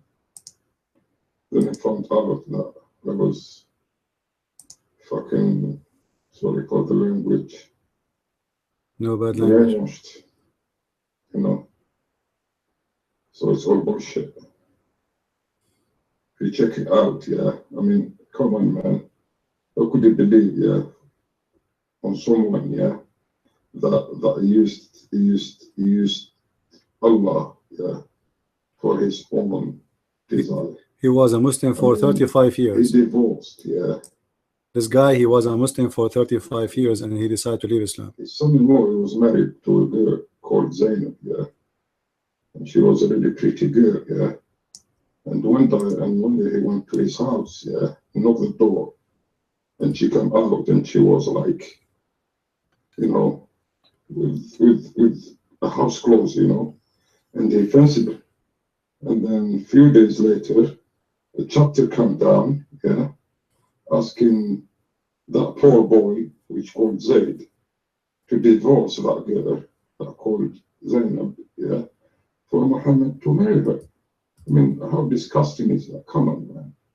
Would you adopt a boy and then make him divorce his wife and then marry her? I mean, if you ask a lot of Muslims don't even know about this stuff, I mean, Islam cannot do. Islam is madness, bro. Would you say that Zayd is what? Zayd should use my... Yes, he He should sue Muhammad. He should chop his fucking head, bro. Sorry about the language, you know. If somebody, Isaac, I understand you are an ex-Muslim, no problem, but here we don't use bad language. You want to speak about Islam, you are more than welcome, but there's no need to use such a language, please. So if you want to take the mic again, no problem, I understand. Speak as much as you want, I'm listening, no problem, but there's no need. I mean, saying the F word will not make any difference, right? I understand you are heard to be a Muslim for 35 years old. Now take the mic and tell the people why you left Islam, how, what happened, you know, feel free. I will give you all the time you want. Go ahead, the mic is yours. Just please watch your mouth. Don't use bad language. Your mic. oh, cheers, man. Well, sorry, guys, you know. It really makes me feel boiling inside me, you know, because I was quite stupid, you know what I mean? Not to check it out, you know. It's like trust my family and trust people that you love, and you think, yeah, you just follow them, you know what I mean, and everything's gonna be all right. And then, you know, halfway of your life, you check it out and you start finding stuff, yeah, that you should have found a long time ago. I mean, I'm not that stupid guy, you know what I mean? I wouldn't follow somebody like him if I knew him very well. I mean, even my name is called Muhammad, man. Come on, man. You know what I mean? That one really pisses me off, you know what I mean? No, for no reason, sorry about the language again. No, for no reason that I should change my name, you know what I mean? But I feel like I want to, you know what I mean?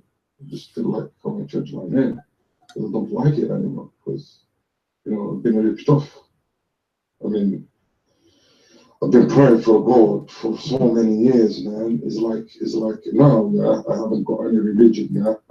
I do believe in God. I don't need anybody to come down and tell me that there is a God. I mean, if I was born alone in this life, I would look around me and I know there is a God. You know what I mean? I don't deny that. But definitely is not Muhammad that has been sent by God. Because if you want to check a prophet, yeah, if you look at Jesus, yeah, I mean, I'm not a Christian, yeah, but if you look at Jesus, yeah, all he did is good things, you know what I mean? He loved people, he done good for people, you know, he didn't make any war, he didn't kill anybody. You know, when you hear about prophets, you don't hear prophets killing people, you know. The guy he made 85, oh, he invaded 80, yeah, tribes in 8 years, 85. You know, show me anybody in history that invaded 85 places in 8 years. You know, it's like mad, man. And they didn't work. All they do is go and invade countries and take the money, take the women, yeah, use them for sex, you know, because you're allowed in Islam, you're allowed to, you know, when you're in a war, yeah, you kill the man and obviously have sex with the ladies. It's not a problem. Nobody will stop you to do that, you know. God gives a green card to do that. So so if tomorrow Israelis, yeah, go to Palestine, yeah, and kill all the men, yeah, and have sex with all the girls, yeah, so it's not fine, it's not all right to do that. How would you feel as a Muslim if somebody does that to you? You won't like it, would you? I wouldn't. So, you know, just you got to be real, man. You got to be true. I'm kind of guy that, you know, when I see the truth, I don't turn my head, you know. Doesn't matter. If you're gonna chop my head, you do, man. But if you want me to do wrong, I'm not gonna do wrong with that. You know, when I was young and growing up, I always wanted to die for God, man. Because they worship burning and, you know, all you want is get to that paradise, man. But, you know, oh shit, man. Paradise, you know. No paradise. Paradise is here, man. You know, you can have your own paradise here. You don't need to go up there to eat banana and to eat grapes and, you know, and to have rivers of milk and rivers of honey and rivers of water, you know, and the rivers of wine. Come on, I'm not allowed to drink wine here, but when I get to paradise, I can get, you know, hammered. Come on, bro, no, you know.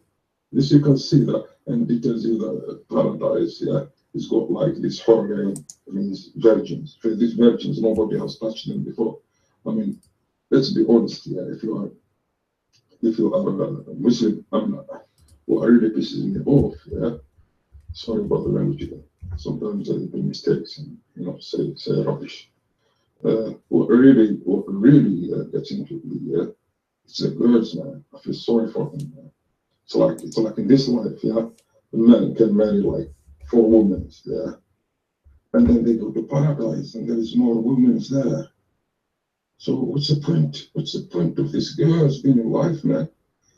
It's like a men's world, you know what I mean? It's like me, you know, like I have girl and the boy, yeah. I don't see no difference between them.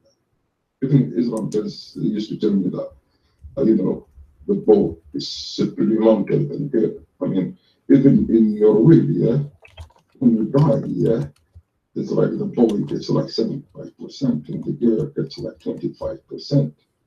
No, man. Me, I would give my girl 75%, man.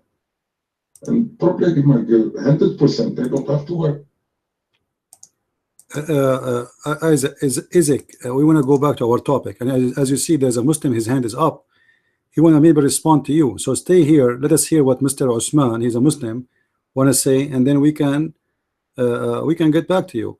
Now we have a guy, his name is Hani in YouTube. He says that David, he married a child, she is 12 years old. David, I want you to show us the verses from the Bible. It says that David married a girl, she is 12 years old. Hani, show me where David, he married someone, she is 12 years old. I want to read that. I'm going to place it in the screen so everybody can see it. Okay, give us the verse. Be a man and give us the verse. We are waiting. Now, Mr. Osman, how are you doing? The mic is yours. What do you want to say to us?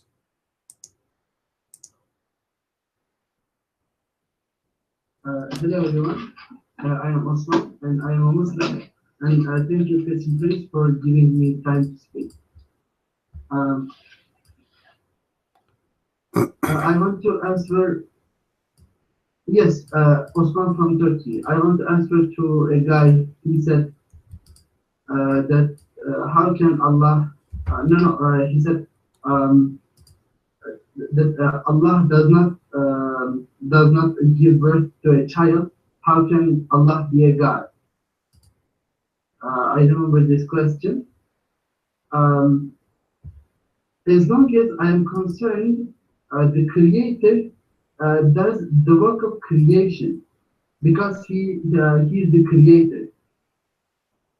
Yes, this question. Your God cannot have a child. God is the Creator. In order for God to give birth to a child, God, the Creator, must be a woman so that He can give birth to a child. But God is not a creation. Woman is a creation. Right?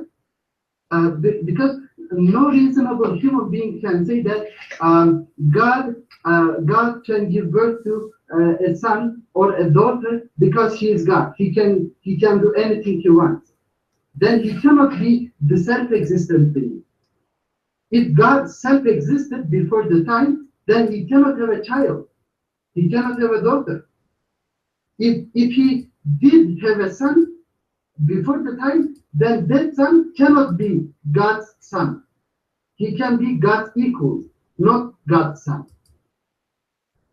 Can you imagine? We say that Almighty God was alone before the creation, but He had a son.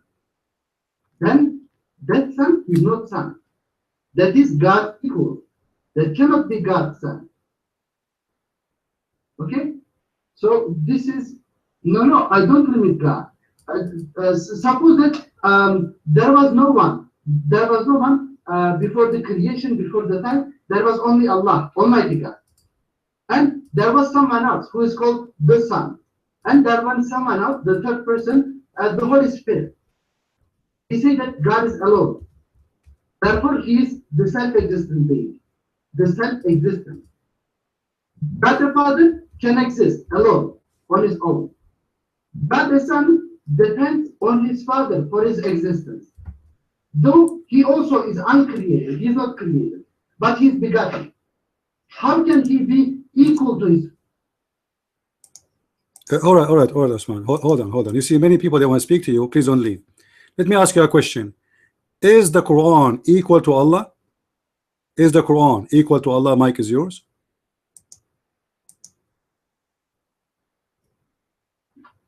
Christian Prince, thank you for your question. Quran, the words in the Quran are the words that Allah spoke before He created the time.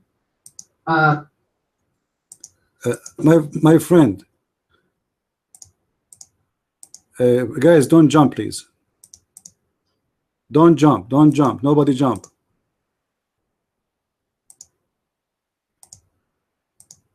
Anyone will jump, I will dot you. Osman, my question is very simple. Don't give me like tons of answers have nothing to do with the topic. Is the Quran equal to Allah or not?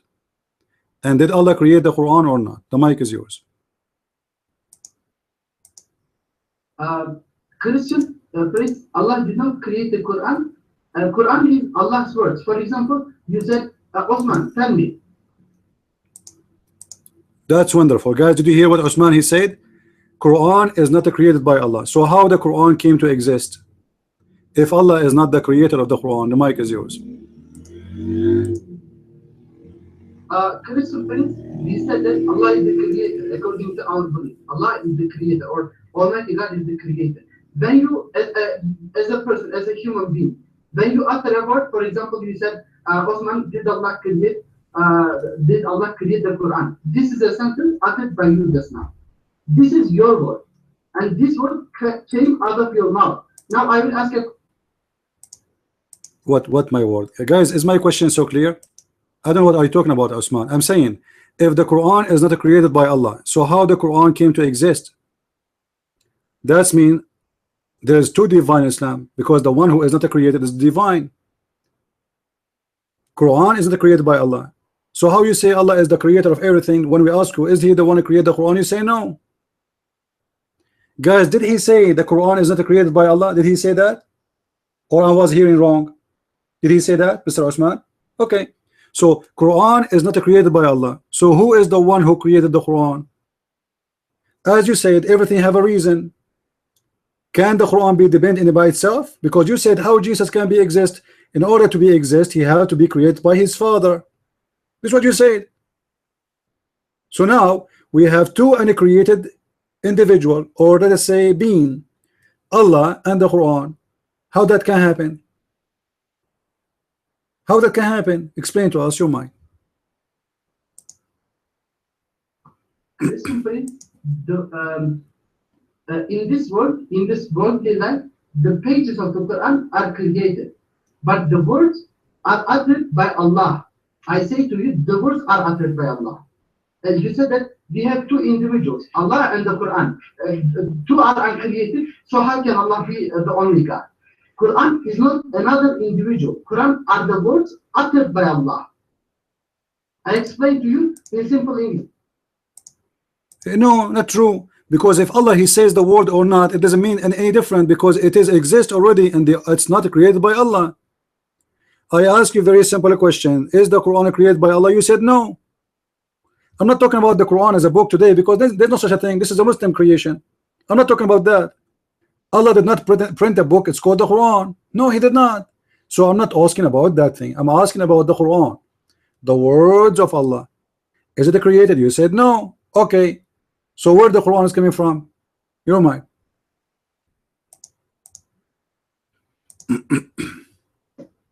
Christian Prince, you're asking a question, but you don't want to understand. I say to you that if Allah's words are created, then Allah Himself must be created.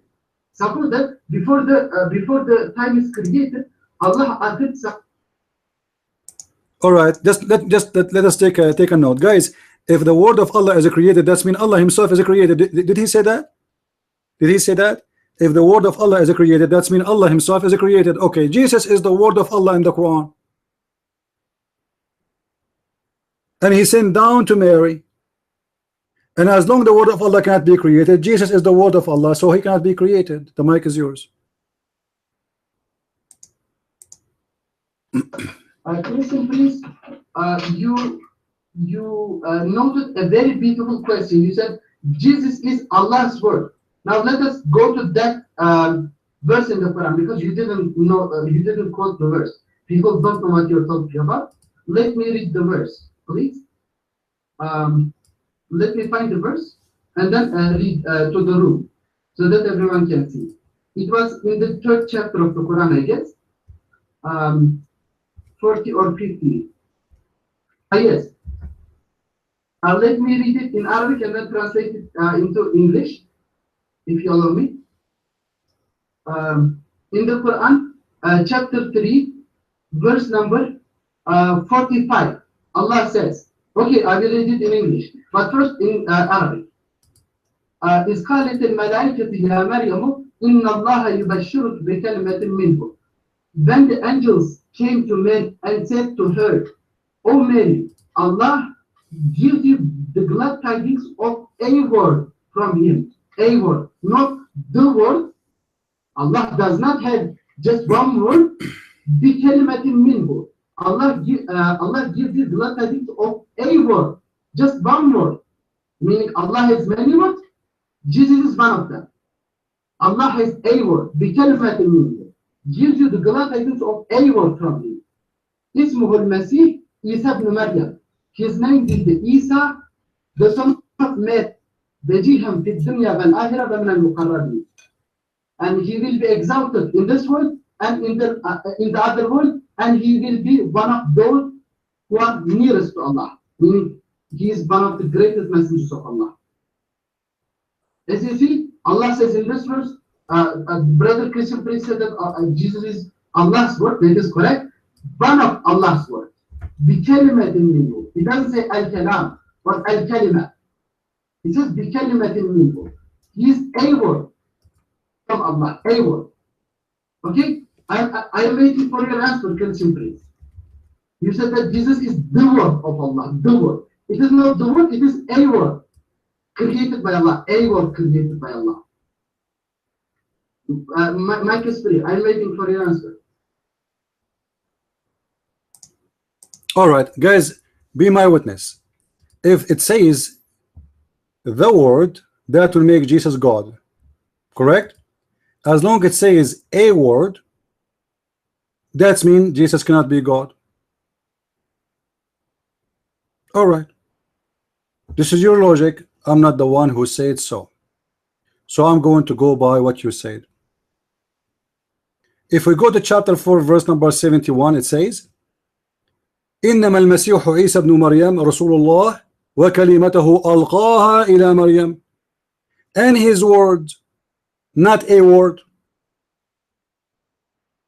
Here is one individual word, and it is his word, not a word. وكلمته ألقاها إلى مريم. And the word ألقاها in Arabic mean he threw it down, send it down. So number one, the Messiah, he exists before he became a man. How he was exist? He was exist as a word, and then this word sent down to Mary, and then this word became a man. And this is exactly what the Bible says in the book of John chapter 1 verse number 1. In the beginning it was the word, and the word was with God, and the word is the God. And then in John chapter 1 verse number 41, and the word became a flesh. So the Quran confirmed that Jesus is the Messiah, was exist before his birth. He was exist as what? As the word of God. And we just debated a few minutes ago that the word of God is eternal and it's not created. And Jesus is not a word spoken. He is the word which is alive. He is a person before he come to exist as a man. This is why the verse you quote for me yourself in chapter 3 verse number 45, it says, it doesn't say his name will be the Messiah. No, his name is the Messiah. إذ قالت الملائكة يا مريم إن الله يبشرك بكلمة منه. You said a word from a word. It doesn't say that. It says a word from him in English for you. But the fact in Arabic it says بِكَلِمَةٍ, by a word from him. And that word is a good news. This is the only word was a good news from Allah. That is the Messiah. His name is Isa. So this word have a name. How a word is going to earn a name? It doesn't say his name will be the Messiah. It says his name and his name. So we have two verses, and we can show you more where it says clearly that Jesus is the word of God. Now let me ask you a question. Is that true that your prophet, he called Jesus that he is Kalimatullah wa ruhahu, which means Muhammad, he said that Jesus is the word of Allah and his spirit? And there's only one person in the whole universe have that title called by Muhammad, that Jesus is the word of Allah and he is his spirit. Your mic? No? Okay, take the mic, let me understand.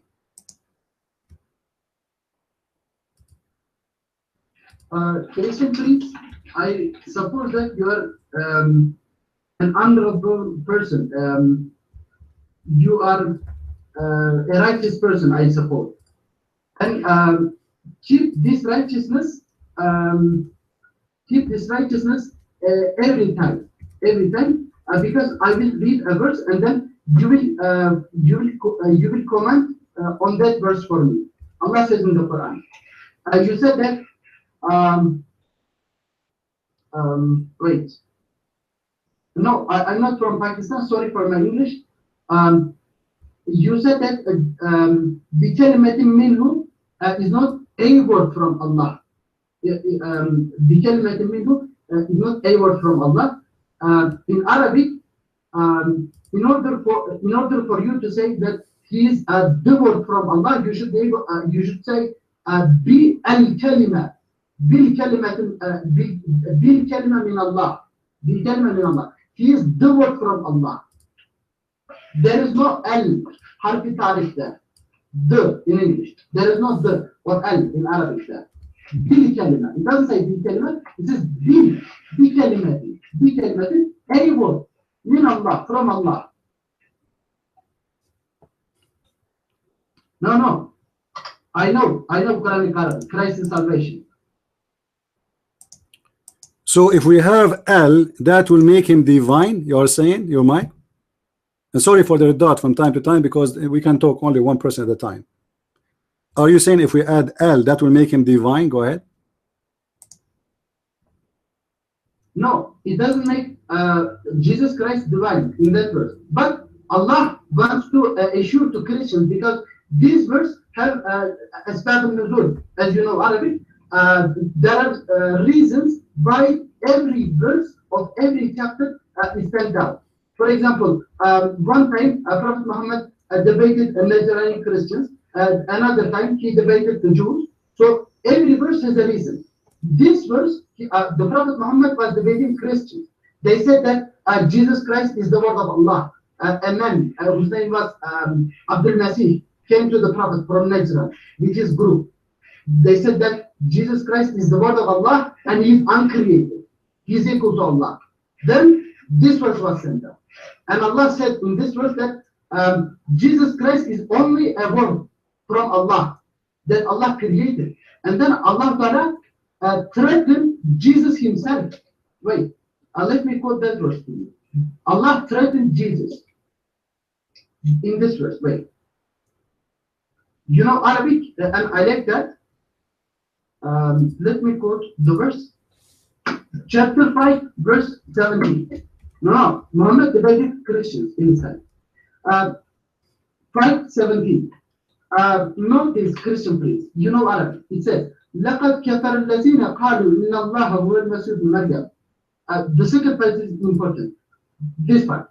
كُلْ فَمَنْ يَمْلِكُ مِنَ اللَّهِ شَيْئًا إِنْ أَرَادَ أَنْ يُهْلِكَ الْمَسِيحَ ابْنَ مَرْيَمَ وَأُمَّهُ وَمَنْ فِي الْأَرْضِ جَمِيعًا. يُهْلِكَ الْمَسِيحَ.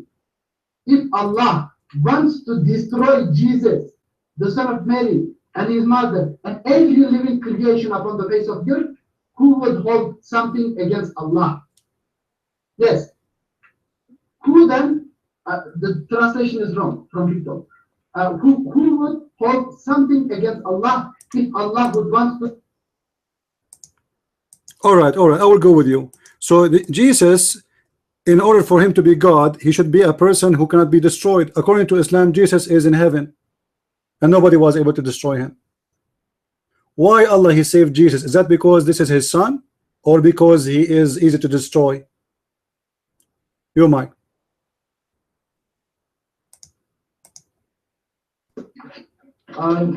Before this verse was sent out, Christians debated Prophet Muhammad. They said that Jesus is the only prophet, he is the only sinless person, he came to save the people from their sins, and he is the literal son of God, in literal sense, he is the son of. So how then the Quran adopt the same idea of the Christian? Because what is the word Messiah mean? If Jesus is not the only savior, what the word Messiah mean? The mic is yours. Messiah comes from masaha, to massage, to massage with the. So the Messiah, according to you, he used to work as a massage therapist in the Philippines. What massage? What the word masaha mean? He wipe what? Masaha, he wipe, he erase. Do you want me to show you from the interpretation? You might.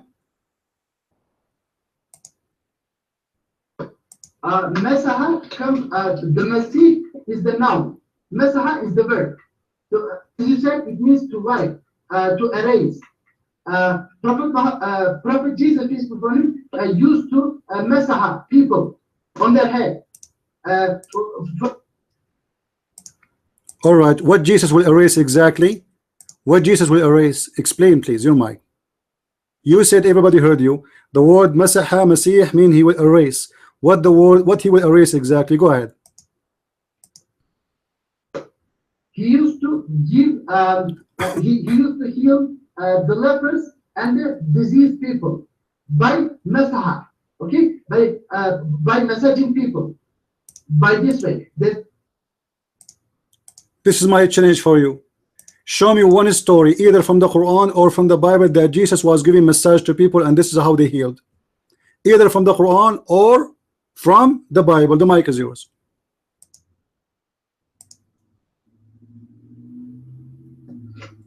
Christian prince, you read the Quran and you know the stories in the Quran, and Allah says in the Quran, I don't remember the exact verse. Let me find the exact verse for you. Allah says in the Quran that he used to heal the disease and the lepers, and he resurrected that from back to life again by Allah's permission. That's why Muhammad is telling us no news. I mean, we know that it's all over the Bible. The question was for you. You said the word Masih, he used to heal people by giving them massage. Show me where it says that in the Quran, or show me where your prophet said that. Is that fair, guys? Either show me what your prophet said, that the Messiah, he used to give massage to people and this is how he healed them, or you show me where in the Quran says that. Otherwise, you Muslims are fabricating a story to cover how Jesus can do all those things. Show me. I'm not against you. I want to see. Show me where Muhammad, he said, if you cannot find in the Quran, show me where Muhammad said the Messiah, he wiped and he erased. What erase? Do you erase sickness? Is sickness something to be erased? The Quran says that I create from the mud a bird and I breathe into it. Is that about by massaging the bird?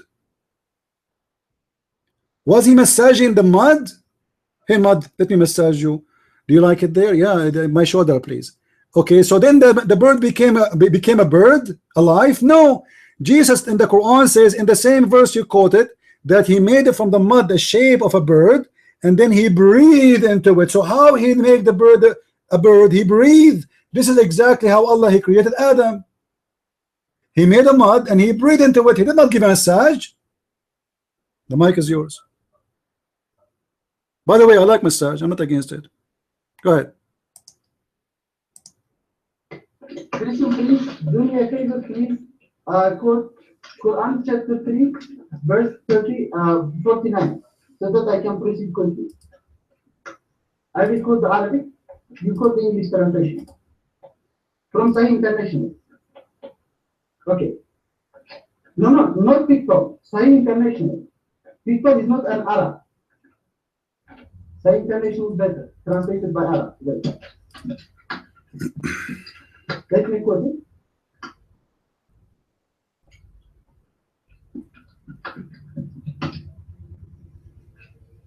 Yes, Sahih International. Thank you. It says about Jesus, and make him a messenger to the children of Israel, who will say, indeed, I have come to you with a sign from your Lord. In that I designed for you from clay.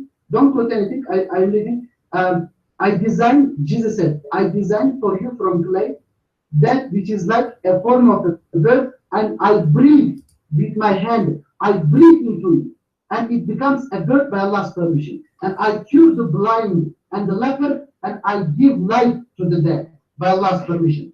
And I inform you of what you eat and what you store in your houses. Indeed, in that is a sign for you if you are believers. Hazrat Isa, Allah quoting Hazrat Isa, Prophet Jesus, saying, I made for you a clay, like the form of a bird, with my hand, and then I breathe into it. He used his hand, and then I cured the blind and the leper. Question: did Allah make Adam by his hand or by his nose? Did Allah make Adam by his hands too? Your mic. I mean, what you expecting Jesus to do? How he will make Adam by using his foot? Allah, he created Adam by his hands too. Do you want me to show you the verse? Your mic. So what the problem? There's no massage. Your mic. In this verse, Hazrat Isa, in order to perform a miracle, he is using his hands to heal people. I am saying this. You know, Abdul, with my respect to you, Mr. Osman, the only time he says I use, you are saying he uses his hand, right? All right. Now I want you to show me the word hands in the verse. Guys, can we see the word hands in the verse? ورسولا إلى بني إسرائيل إني قد جئتكم بآية من ربكم أني أخلق لكم من الطين كهيئة الطير فأنفخ. There is no hands. Show me the word hand. I want to see it. Your mic.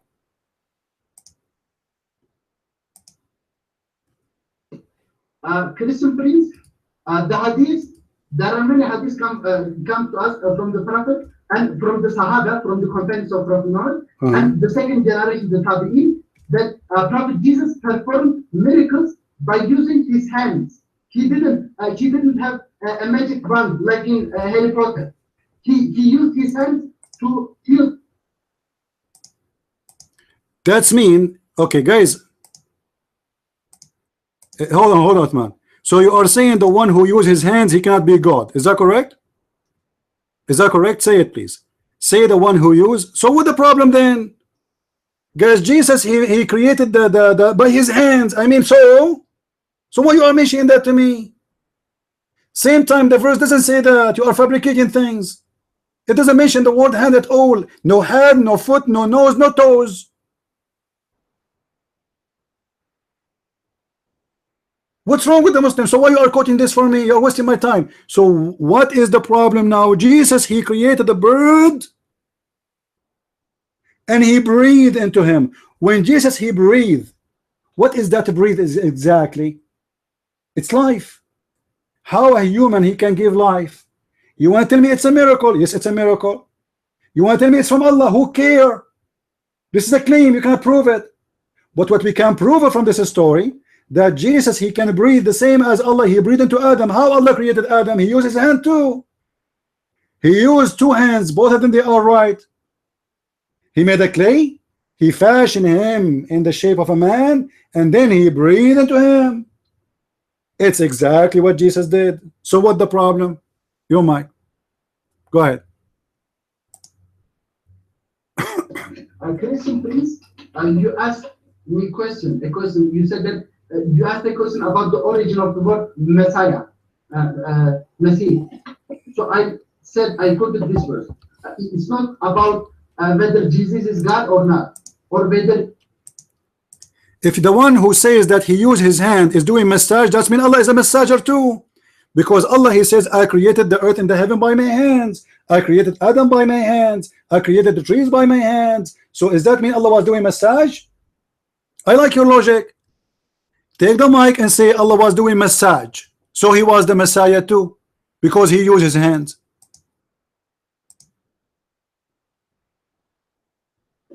Christian police. Where does Allah call himself Masih? Inni ana Masihun. Where does Allah say that? Abdul, you are the one who said that. You are the one who said the one who used his hand. This is to prove to you that he is doing massage. Correct, guys? You are the one. This is your logic. That if Jesus used his hand to create a bird, that means he was doing massage. This is the whole point of your topic. A person who uses his hand is doing massage. Allah in the Quran keep using the word hand all over. So based on your logic, not mine. Whoever uses his hand to create anything, he is doing a massage. Now, you said where in the Quran Allah he says that he is the Messiah. I can show you that it says that too. In the Quran it says those who worship their monks and their rabbis instead of Allah. Instead of what? Of Allah. And who? And the Messiah. If anyone worship their monks and rabbi instead of Allah and the Messiah, he is wrong.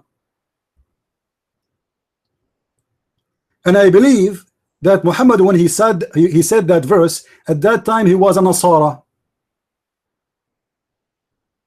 He was a Nasara.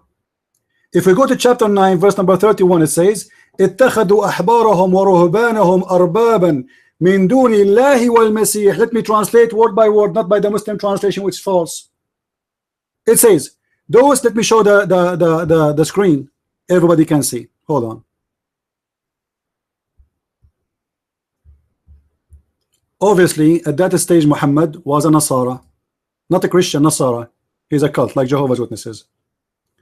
اتخذوا, I will translate, guys, for those who are watching in YouTube. Read with me, please. All right, they took اتخذوا mean they took, and Mr. Uthman, he speak Arabic, so he have no problem to follow up with us. So they took their rabbis and monks as gods, arbaban, min duni, instead of Allah and the Messiah.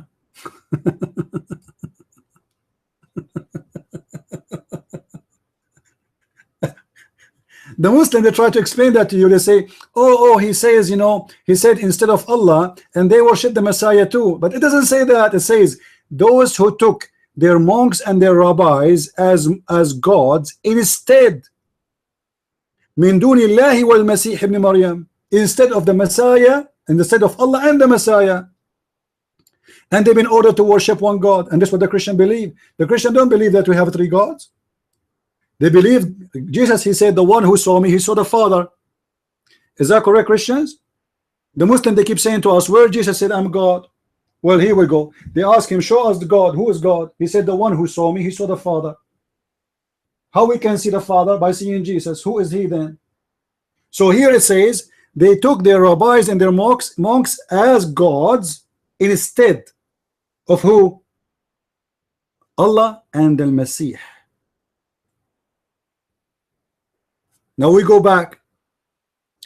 Allah in the Quran, he used all over his creation that he used his hand. And by the way, there's a very clear error in the Quran, but we will mention it later about the hand thing. Take the mic, Mr. Uthman, and please enlighten us about where is the proof that Jesus, he wiped by his hand and he was healing people. It doesn't say that, because he was creating with his hands, but healing was by giving an order. not necessarily by using his hand. He can use his hand too, it doesn't make any difference anyway. However, the word Masih can be explained easy in the Quran. You see, guys, the Quran speak about Allah. He gave Isa a book. What is the name of the book in the Quran? Anyone remember? What is the name of the book in the Quran? Injil. What Injil mean? Somebody tell me what the word Injil mean in the Greek language. This is a Greek word. Good news.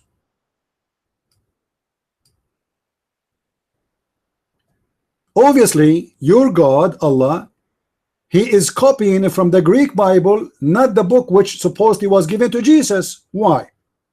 Because Jesus, this is not my opinion, by the way, I'm showing you from the Quran. I believe that the Greek Bible is my Bible too. If we go in the Quran, it says, وَمَا أَرْسَلْنَا مِنْ رَسُولٍ إِلَّا بِلِسَانِ قَوْمِهِ لِيُبَيِّنَ لَهُمْ فَيُضِلُّ اللَّهُ مَنْ يَشَاءُ وَيُهْدِي مَنْ يَشَاءُ. Chapter 14, verse number 4. Allah never sent a messenger but yet in the tongue of his people. So what Jesus should suppose to speak to? Guys, what Jesus should use to speak in order to speak to his people are what? Are the Jews, right? So what the language Jesus he should use? The Hebrew. So how Allah used the word Injil?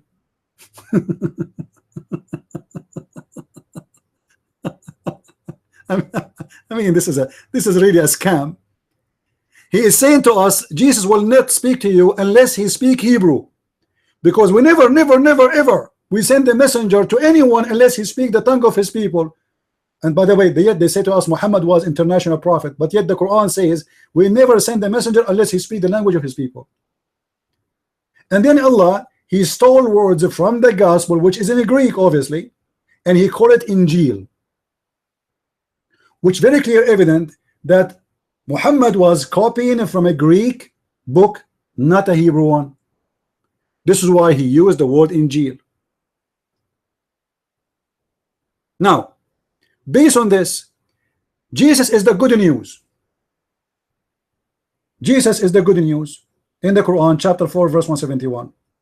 Chapter 3, verse number 49. As the one you are the one who quote for us. He is the good news because he can do what nobody can do. He can save the world. He can create from the mother bird. He can make the blind see. He can raise people from death. If the Muslim want to say to us that this is a miracle given by Allah, I don't care.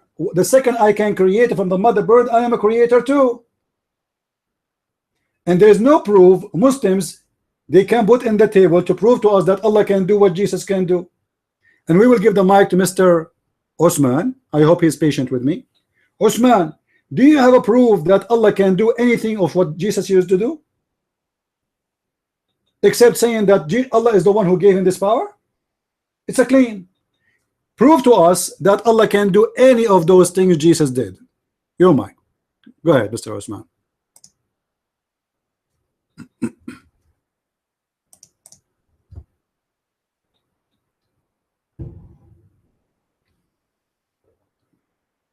Christian, please. Thank you for asking many questions at a time. At one time, you asked many questions, and you want me to answer all of those questions at once. First, I will start from your first question. Surah Al-Tawbah, chapter 9, verse 31. Let me quote the verse.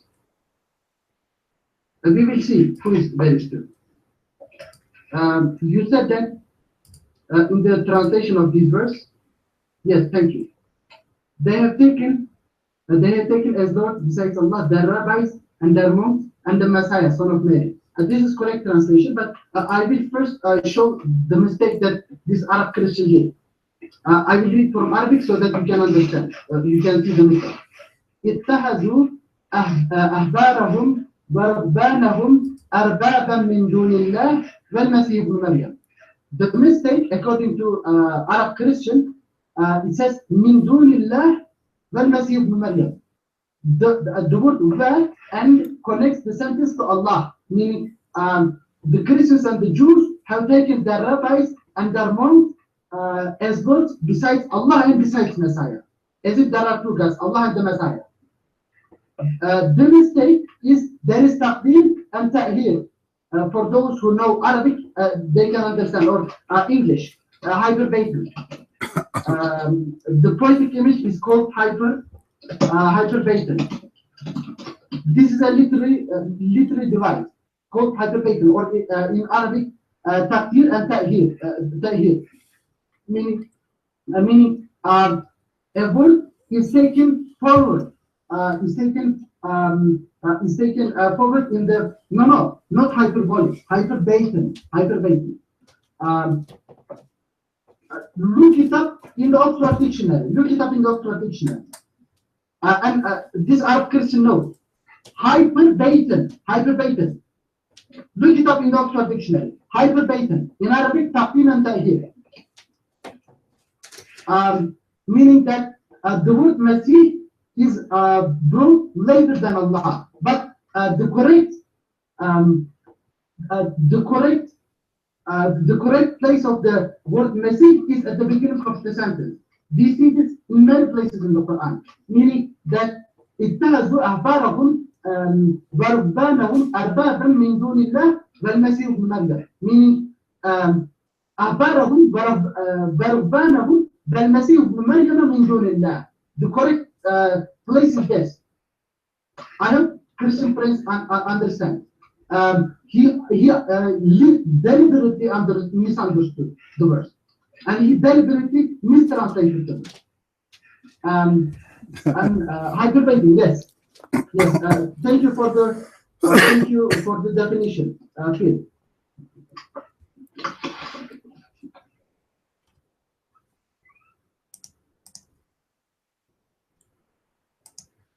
Uthman, how you know that this is what it's meant? That here the Arabic is delaying the word Jesus. Where do you get this from?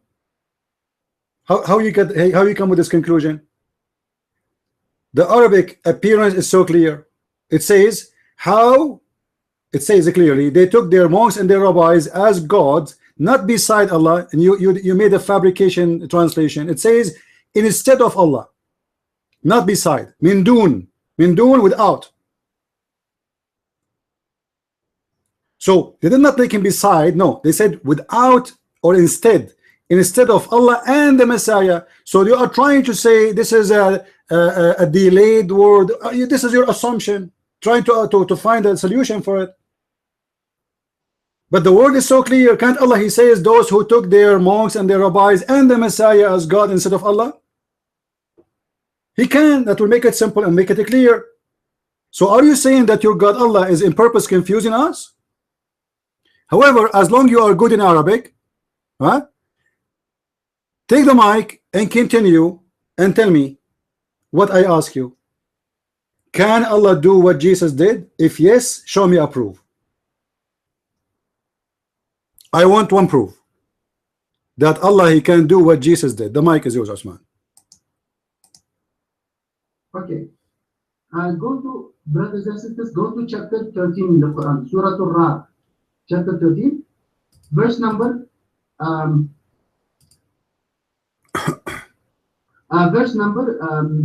38. Let me quote from the Arabic and then copy and paste. Yes, thank you. The last part of the translation is important for us. It says, we did send messengers before thee, O Muhammad, and appointed for them wives and children. And it was never the part of a messenger to bring a sign, a miracle, except as Allah permitted or commanded. And for each period is a book. For each period is a book, meaning everyone shall die. Or as Allah says in another verse, that every soul shall taste death. I don't remember the Arabic verse. Every soul shall taste death. Every human being, every creation shall taste death. Meaning everyone shall die. Allah says in this verse, in the last part of this verse, فَمَا كَانَ لِرَسُولٍ أَنْ يَأْتِيَ بِآيَةٍ إِلَّا بِإِذْنِ اللَّهِ. There is no messenger, there can't be a messenger that he shall bring a miracle to the people, but it will be without Allah's permission. Meaning Allah does not permit any messenger, including Jesus, to perform it. Just a comment, please. Guys, read the verse with me carefully. Allah is saying, we never send, and we heard the translation of Mr. Uthman, we never send a messenger unless he have wives and kids. Name for me the wives of Jesus and the kids of Jesus. The mic is yours. Christian priest, every verse, as I said, has asbab al-nuzul. Every verse has a reason to believe it. My friend, it doesn't matter. The verse is so clear. Don't tell me now you know Arabic better than me. وَلَقَدْ أَرْسَلْنَا رُسُلًا مِنْ قَبْلِكَ وَجَعَلْنَا لَهُمْ أَزْوَاجًا وَذُرِّيَّةً وَمَا كَانَ لِرَسُولٍ. So there's no exception. All messengers before thee, they have wives and children. Who is the wife of Jesus, or the wives of Jesus and the children of Jesus? You're mine.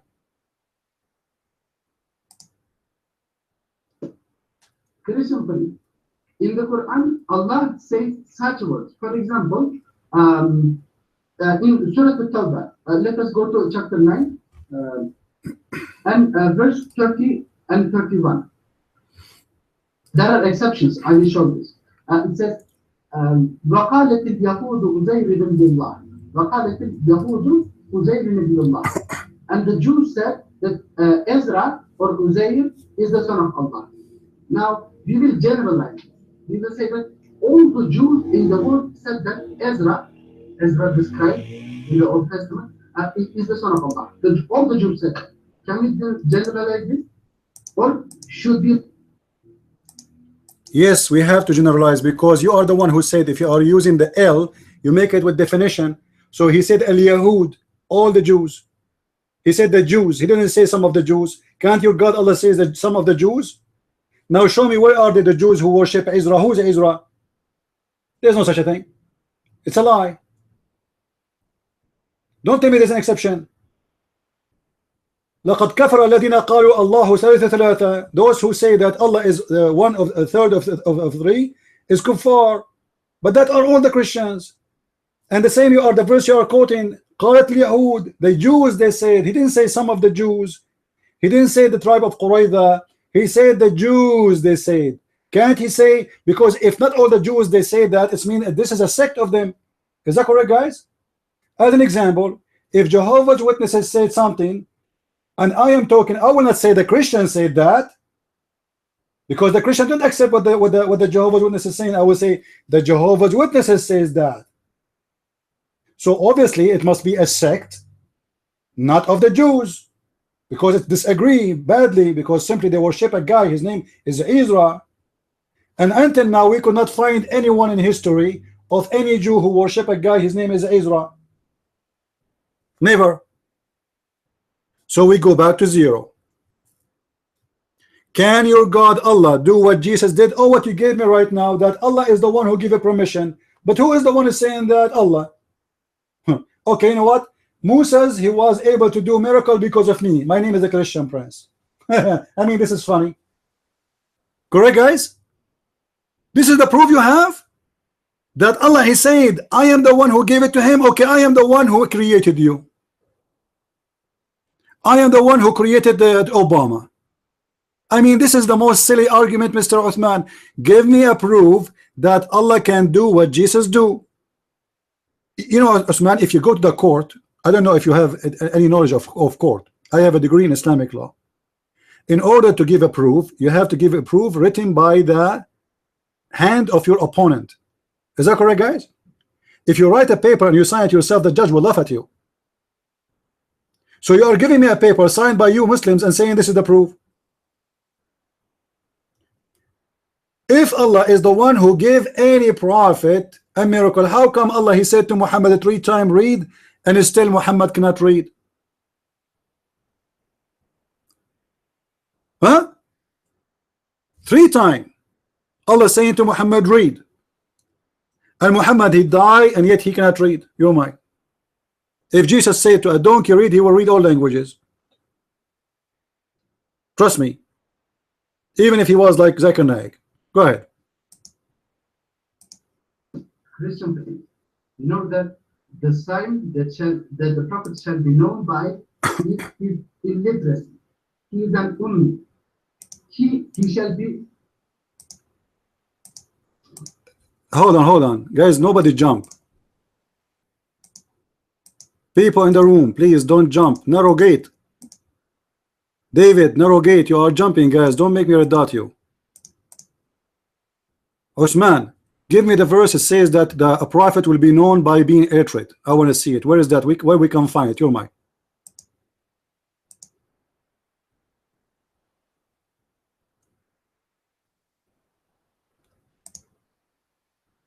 Okay.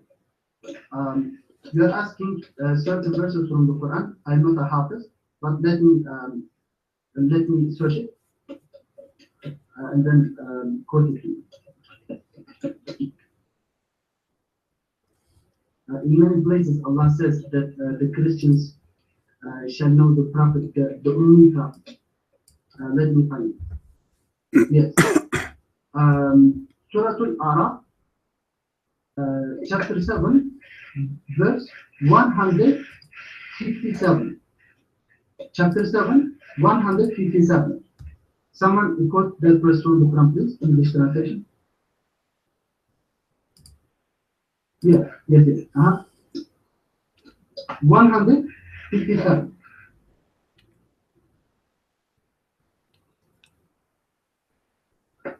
Chapter 5, chapter 7, 157. We will see who is feeling sorry for you. Quote that verse. Okay, thank you. Those who follow the messenger, the prophet who can neither read nor write, whom they, Christians and Jews, will find described in the Torah and the Gospel, which are with them. What was your question? You said that I said that his illiteracy is a sign that Christians will see in their book. So the way to know that Muhammad is a prophet of God, if he says stupid things, is that what you are saying? Because illiteracy is about ignorant.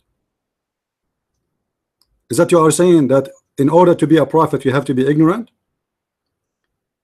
Is that why Muhammad in the Quran he says that women they have a sperm coming from their ribs and the man have a sperm coming from his backbone? You know, no, Christian. I didn't say that Prophet Muhammad shall be known by his how can I say, not illiteracy. The word only doesn't mean a stupid person who doesn't know anything about science. It means that when it is used for Prophet Muhammad in the Quran, it means his knowledge shall come from Allah. Otherwise, there wouldn't be a Quran now that the Muslims read, right? There are scientist Muslims, but the Prophet is only. It wouldn't make sense at all, right? Okay, just to make it clear, are you saying that the word ummi mean a person who cannot read at all, read and write? Is that what you mean? Your mind? According to Arabic that we speak today, it means illiterate, someone who can read, who can write. But the usage of the Quran when it is used for Prophet Muhammad, it is different, I say. It is different. Prophet Muhammad is not, he is illiterate in the sense that he can read, he can write. The Gospel of the Torah. In that sense, he is illiterate. He cannot read, he cannot write. Not that. I don't know, I'm confused now. Can he write and read in his language? Can Muhammad read and write in Arabic? You might? No, he cannot read, he cannot write anything. All right, where in the Quran it says Muhammad he cannot read and he cannot write? You might.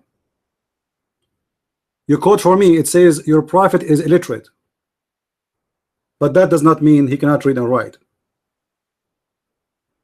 Because if we go in the Quran, we will find that the Quran divide the people to two kinds. Those who they are ummiyin, which mean illiterate, and those who have a book, which mean illiteracy here is about knowing God. As an example, if we go to chapter 3, verse number 20, it says, وَقُلْ لِلَّذِينَ أُوتُوا الْكِتَابَ وَالْأُمِّيِّينَ. say to those who been given the book and the ummiyin. So those who they are given a book, they are not called ummiyin. So illiteracy, obviously, in the religious term, mean someone he have a book and he know the true God, and someone who don't have a book, that is called ummi. And this is exactly a statement was taken from the Jews, the Gomai, those who they are the Gentiles, the non-Jews, they are called ummiyin. So your prophet is stealing a statement from the Jews, use it in his book, and he considered himself one of the ummiyin. There's nowhere it says your prophet do not know how to write, how to read. But I'm going by what Muslim says. As you just said, the Muslim, they say that Muhammad do not know how to write, how to read. How they come to this? Because they are ignorant, they don't understand the Quran. The Quran is so clear, dividing people to two kinds, people of the book and ummiyin. Are you saying to me at that time all the Christians and the Jews, they know how to write, how to read? It's impossible. But yet the Quran called them people of the book, and he called anyone is not a Christian and a Jew ummiyin. Your mic. Christian prince, you quoted from the Quran about a verse about the Jews, in which Allah speaks about a group, just one group of the Jews who were illiterate, and they used to distort the Torah. After the death of Prophet Moses, they did a certain verse, and Abdul, this verse first is not about the Jews, and we can prove it easy, because it says وَقُلْ لِلَّذِينَ أُوتُوا الْكِتَابِ, and say to those who they are given the book. Who are the people who are given the book? The Christians and the Jews. This is why we are called people of the book. Nowhere there it says the Jews. However, that will not change anything. The Quran divide. If you don't like this verse alone, I can give you more. In chapter 3 verse number 75 it says the same. وَمِنْ أَهْلِ الْكِتَابَ إِن تَأْمَنَهُ بِقِنْطَارٍ. Some of the people of the book, you can give them a qintar, like a 1,000 kilograms of gold. They will keep it. They will reserve it. And they say, we let us make fun of the ummiyin, which means the ignorant, those who don't have a book. The same time, the verse you name for me, the same verse you name for me, it says, الَّذِينَ يَتْبَعُونَ الرَّسُولَ النَّبِيَّ الْأُمِّيِّ الَّذِينَ يَجِدُونَهُ مَكْتُوبًا عِنْدَهُمْ. So how we will find about your prophet in a written book? In the same time, Mr. Uthman, what is the first chapter Allah he gave to Muhammad? The first chapter Allah gave to Muhammad, do you know? Your mic? And what it says? Bismillah ar-Rahman ar-Rahim. The first 5 verses that Allah revealed to Prophet Muhammad. Iqra, bismi rabbika allazi khalaq, khalaqa al-insana min 'alaq. And it continues.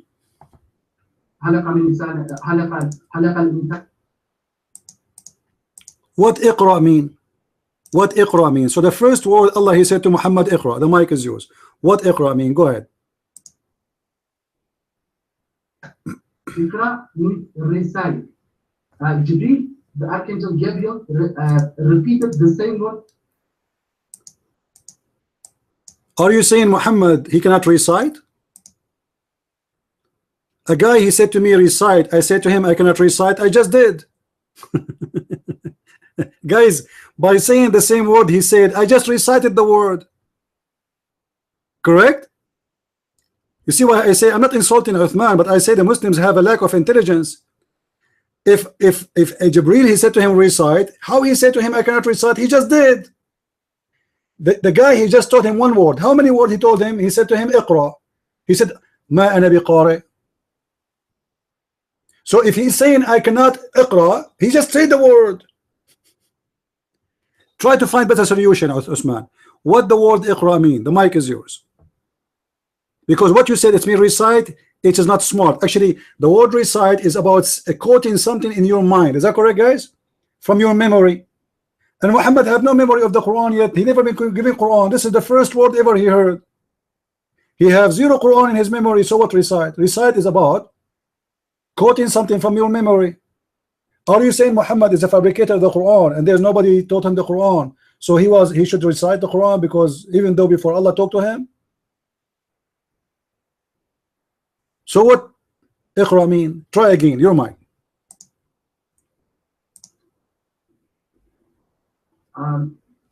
Christian Prince, who was the Archangel Gabriel, and in what form did he appear to Prophet Muhammad in the cave of Hira? Do you know? Do you remember? Did you read the story? In what form did the Archangel Gabriel appear to Prophet Muhammad in his first appearance? How did he appear to Prophet Muhammad? My friend, the one you call him Jibreel never said I am Jibreel. And I changed to read the story. According to the story, a guy came to Muhammad, squeezed him 3 times, and he said to him, Iqra. Muhammad went his to wife, and he was scared like hell. He covered himself by a blanket. He started snoring and going crazy. Then she took him after he relaxed to his cousin, her cousin, and then her cousin, he told her, oh, this is Jibreel. So how you know it's Jibreel? The neighbor of the neighbor of the neighbor, the cousin of the cousin of the cousin, he told Muhammad that this is Jibreel.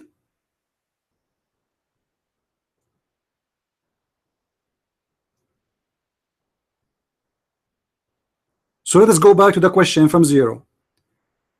The guy who squeezed Muhammad 3 times, he said to him, Iqra. You said he asked him to recite. That's impossible, because the word recite is to quote something from your memory. Muhammad have 0 memory of the Quran. So what Iqra mean? The mic is yours.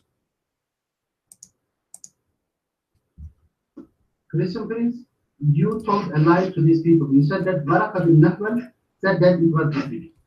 After he and Khadija came to Khadija's nephew, Waraqah bin Nawfal said that it was Jibreel. He didn't say it was Jibreel. He recited this statement in Arabic. هذا ناموس الذي نزل الله على موسى. Waraqah bin Nawfal said this to Muhammad. هذا ناموس الذي نزل الله على موسى. هذا ناموس. He didn't say هذا جبريل. He said هذا ناموس. Of course, what? You claim to know Arab. Now, listen. He said this is the namus that Allah sent to Musa. The Christian Prince said that Waraqah bin Nawfal said to Muhammad that it was Jibreel. Muhammad didn't know. He didn't say. Christian Prince, Waraqah bin Nawfal said it is Jibreel. He said namus. And who is Mr. Namus? Who is Mr. Namus? The mic is yours. This is Namus, guys. This guy, Waraqah, he said this is Namus. Okay, who is Namus? Your mic. Namus is one of the attributes of Jibreel alayhi salam, the Archangel Gabriel. But he didn't use the word. So you agree that this is one of his names. When you say Namus, you mean Jibreel immediately, correct? Your mic? Yes, but Prophet Muhammad is never. Then I was right. Muhammad never been told by the guy whose name is Jibreel that he is Namus. The one who told him is the neighbor of the neighbor of the neighbor of the neighbor. So what you are saying I'm lying? You just admitted that the Namus is a word meaning Jibreel.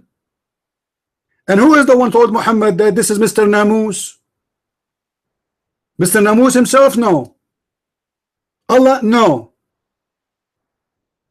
It was a guy who have nothing to do with the topic. And obviously I believe strongly that Waraqah bin Nawfal, he is the real father of Muhammad. But this is a different topic. So it was your prophet, the last one to know. The guy who is the neighbor of the neighbor of the cousin of the cousin of the cousin of Khadija, he is the one who told Muhammad the one you saw was Jibreel. How he know? Maybe this guy, he is suffering from an illusion.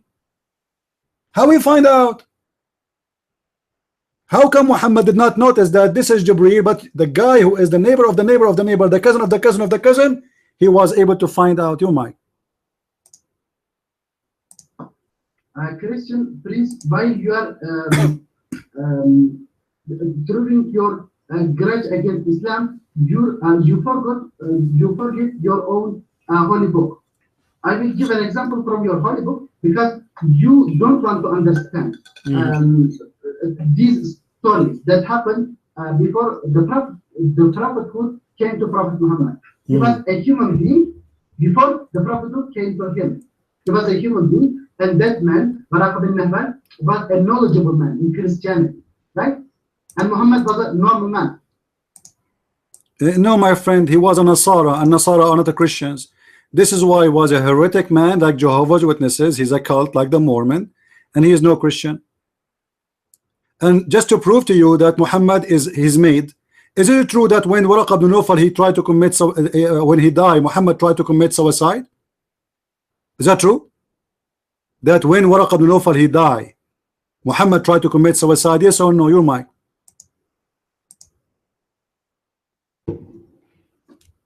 Very simple. Prophet Muhammad never attempted to throw himself from a mountain. That is. All right, this is my challenge for you, Usman. Post for us the hadith, the one you quote from the word namus.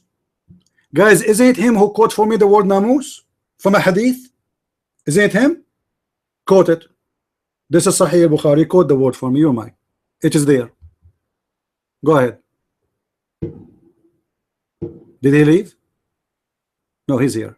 I hope he will not. Give me the hadith, Mr. Uthman. It says there in the hadith you quote to me from that Muhammad tried to commit suicide many times. You're Mike. Christian, why are you looking for hadith in which Waraq bin Nawfal says Hazan Allah? What will its benefit for you? What is? My friend, I said that Waraqa, when he died, Muhammad tried to commit suicide. You said there's nowhere Muhammad ever tried to commit suicide. I said, well, then quote the same hadith you read for me from just a second ago, where it says the word namus. How come a second ago you were willing to quote for me the same hadith, but now you don't want to do it? Here we go. Let me help you. Let me help you. I'm here to help for free.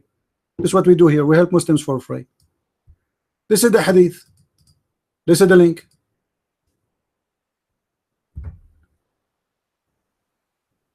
Everybody open the link. This is exactly the same hadith he was reading from. It says there clearly that Muhammad tried to commit suicide many times, not once, several times, not once. The mic is yours, Uthman. So why you said to me that the Prophet never tried to do that? Your mic.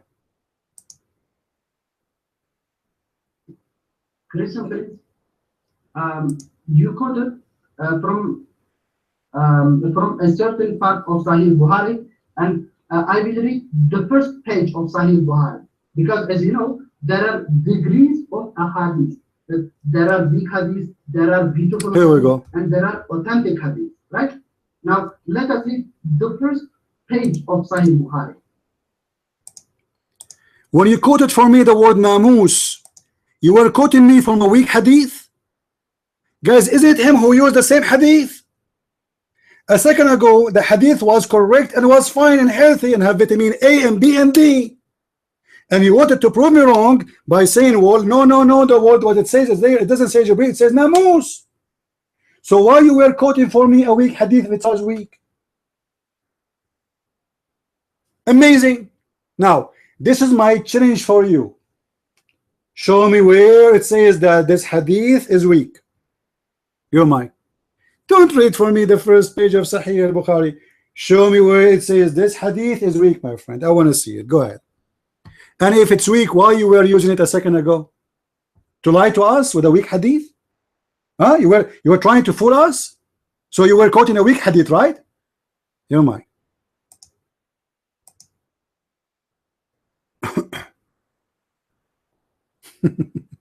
You want to debate Christian Prince? Yeah, yeah, right. Let me read this to you from the Arab. No, my friend, answer me first. Why you were quoting for me the same hadith if this hadith is not accepted by you? Less than 120 seconds ago, you were quoting for me the same hadith, the one talking about namus. Everybody is my witness. It's recorded. It's on YouTube. Why you were quoting it if it's bad, if it's rejected, if it's not accepted? Explain to us. You're mine.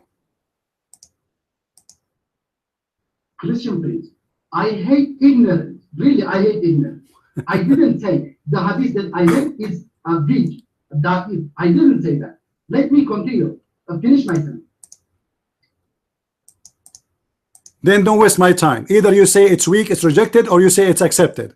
If it's weak, explain to us why you accepted then a second ago. Don't waste my time. I don't want to read the first page in Sahih Bukhari. Save it for yourself. Is this hadith is accepted or rejected? The mic is yours. It is accepted. Don't stop me while I'm talking. Guys, did he say it's accepted? Did he say that? It is accepted. Please take note. So in there it says that the prophet, he tried to commit suicide many times. The mic is yours.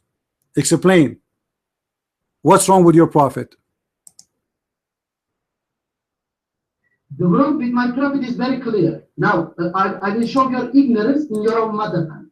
It says, An Hisham bin Urwa, an Abi, an Aisha, al-Mu'minin, radiallahu anha, أن الحفيجة بن هشام رضي الله عنه سأل رسول الله, and the Arabic goes on. It says at the beginning that this hadith, this narration comes from An Hisham bin Urwa, one of the relatives of Aisha, the wife of Muhammad, right? Why you are wasting my time? You just said it's accepted already. Don't waste my time, my friend. Guys, did this guy, he said it's accepted? So why you want to read for me the narration coming from who? Who care? I don't care it's coming from who. The hadith is accepted. It says there that your prophet, they are posting for you. When Waraqah, he died, the inspiration of Allah stopped, which means there's a relationship between the Quran, which is made by Waraqah, and the delivery of the Quran. Waraqah, he died, Quran is stopped, Muhammad want to kill himself. So as long as you are saying this is a hadith is accepted, don't waste my time. Why your prophet tried to commit suicide many times? What I can see that you are trying to run away from answering the question. You said it's accepted, which means every word there is true. So why he tried to commit suicide? Well, I want to know. You are wasting my time.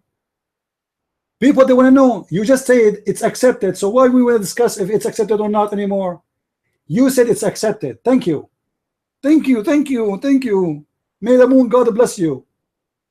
So now, why your prophet trying to commit suicide many times? Your mic. Christian, please. In this hadith that you quoted, three persons speak. Prophet Muhammad, Aisha, and the narrator. The narrator also speaks at the last part of the hadith that you look into. That is correction.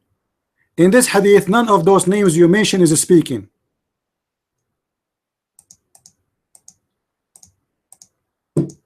okay. Let me show this. Uthman, none of the names you mentioned is speaking. Neither Muhammad, neither Aisha. The one is speaking is Waraqah, Khadija, and Muhammad is the one is listening. And then Jibreel he speak, and then Muhammad he speak.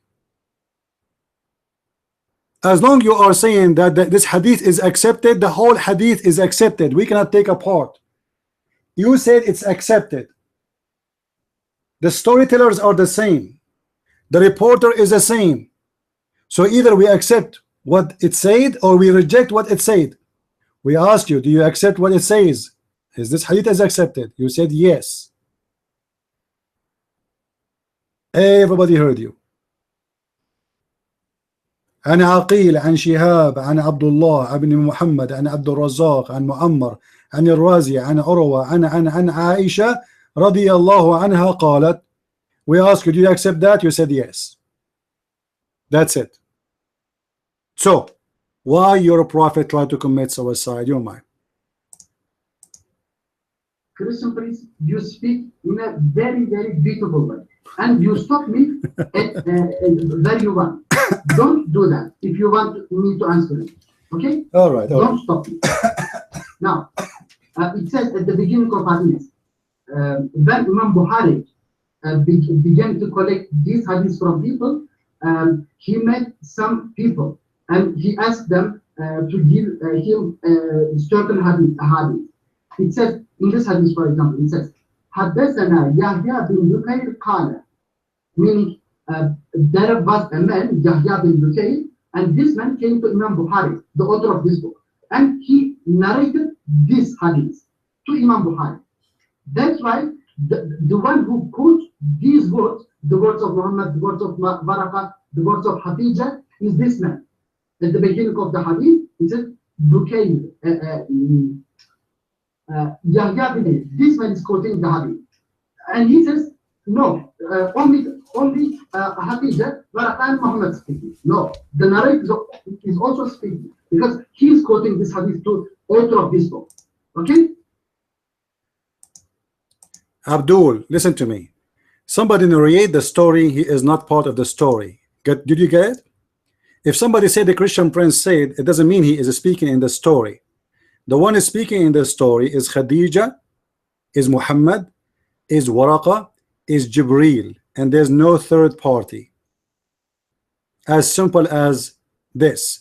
Now don't waste my time. You said this hadith is accepted. Your prophet tried to commit suicide many times. Why? This story is accepted. It is sahih. Why he tried many times to do that? Your mind. Christian please. Prophet Muhammad attempted to commit suicide because of stupid people like you. Stupid people like you. Why? Because I tell you that there are narrators in the authentic in the authentic narration. There are narrators. They quote these passages to Imam Bukhari. Imam Bukhari doesn't write these things out of his mind. There are narrators. You see? I mean, I don't know who is stupid here. Everything Bukhari he wrote is coming from somebody. He was not in the time of Muhammad, was he? I mean, who is stupid here? So what? He is narrating what they said, and we ask you, do you accept this hadith? You said yes. You said you accept the hadith, so the story is accepted. We don't care who narrated. It is Sahih hadith. I wasn't there too. Trust me, I wasn't there. Otherwise, if I was there, I will push Muhammad from the mountain. And I will take a video with him. I will post it on YouTube. I will say, Muhammad, don't stop, jump. Usman, the story is so clear, and you said you accept the hadith, and everybody heard you. And your accusation or your funny story saying, oh, this is people they said to Bukhari. Are you stupid? Everything in the book of Bukhari is said to not even Bukhari never saw. Let me tell you about Bukhari. Bukhari was a blind man. He don't speak Arabic, and he don't live in Saudi Arabia. He was from Bukhara, a Persian guy. Today it's called Kazakhstan. This is how stupid the Muslim. And not only this, I have a surprise for you. You Muslims don't even have his books. We don't have the books of Al-Bukhari. Those are copy of somebody. We do not know who are they. However, as long as you Muslims accept the story, this is Sahih, then the story is Sahih. So your prophet tried to commit suicide. Explain to us why he tried to do so.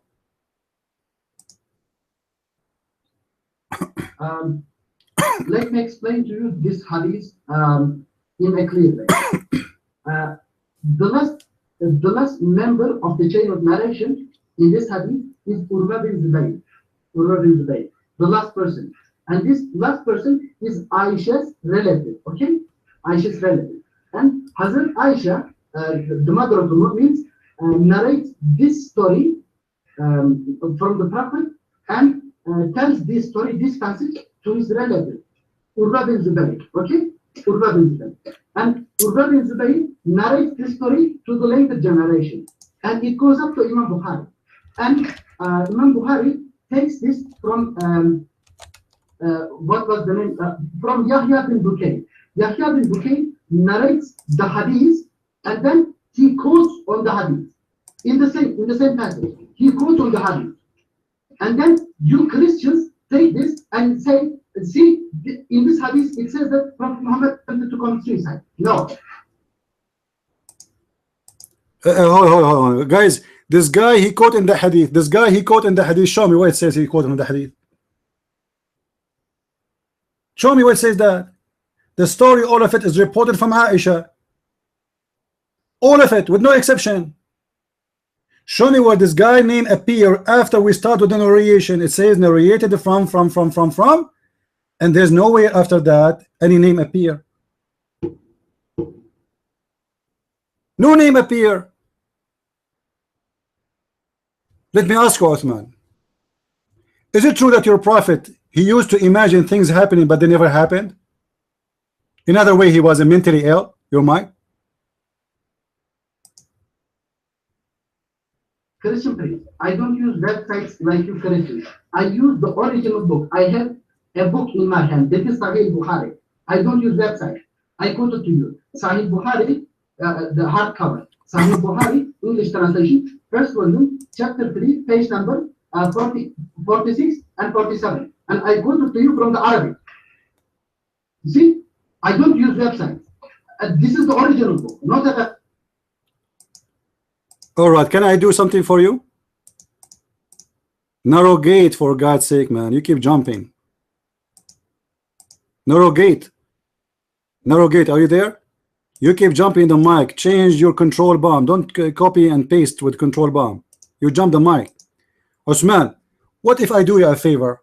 What if I post Sahih al-Bukhari right now? And everybody can see it. You said you have a translation of Sahih Bukhari, or you have the Arabic one? Guys, he said translation or the Arabic version. Arabic English. That means it's not the accurate one. It's not the real one. Arabic English, it means it's made by somebody. It's not Sahih Bukhari, because Sahih Bukhari does not have English, correct? All right. What if I quote right now and I post for you from an official website the story, and let us see if it says what you are saying in Sahih Bukhari. Either you go and you spit at those who lie to you and you throw this book in the garbage, or you can prove your point that it says there that this is not accepted, whatever. What do you think? Can we do that? Usman, can we do that? Can we go to Sahih Bukhari book in Arabic? Go ahead.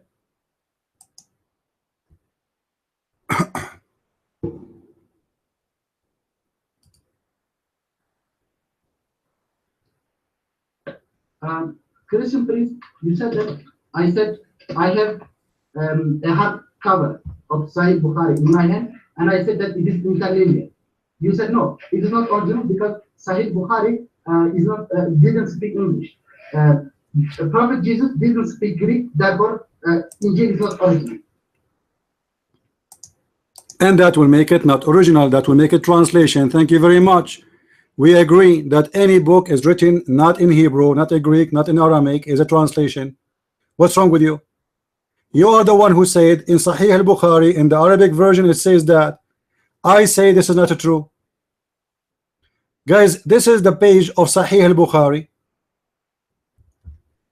from the official government website of the Kingdom of Saudi Arabia, as it is. As it is, what that mean? Copy paste.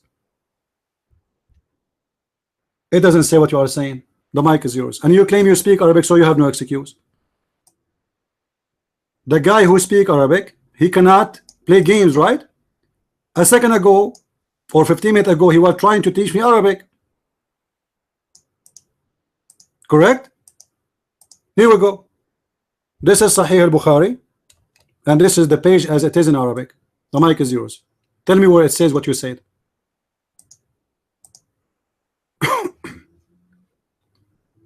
I'm opening the website now, and I will read to you, and then explain. I'm going to the website.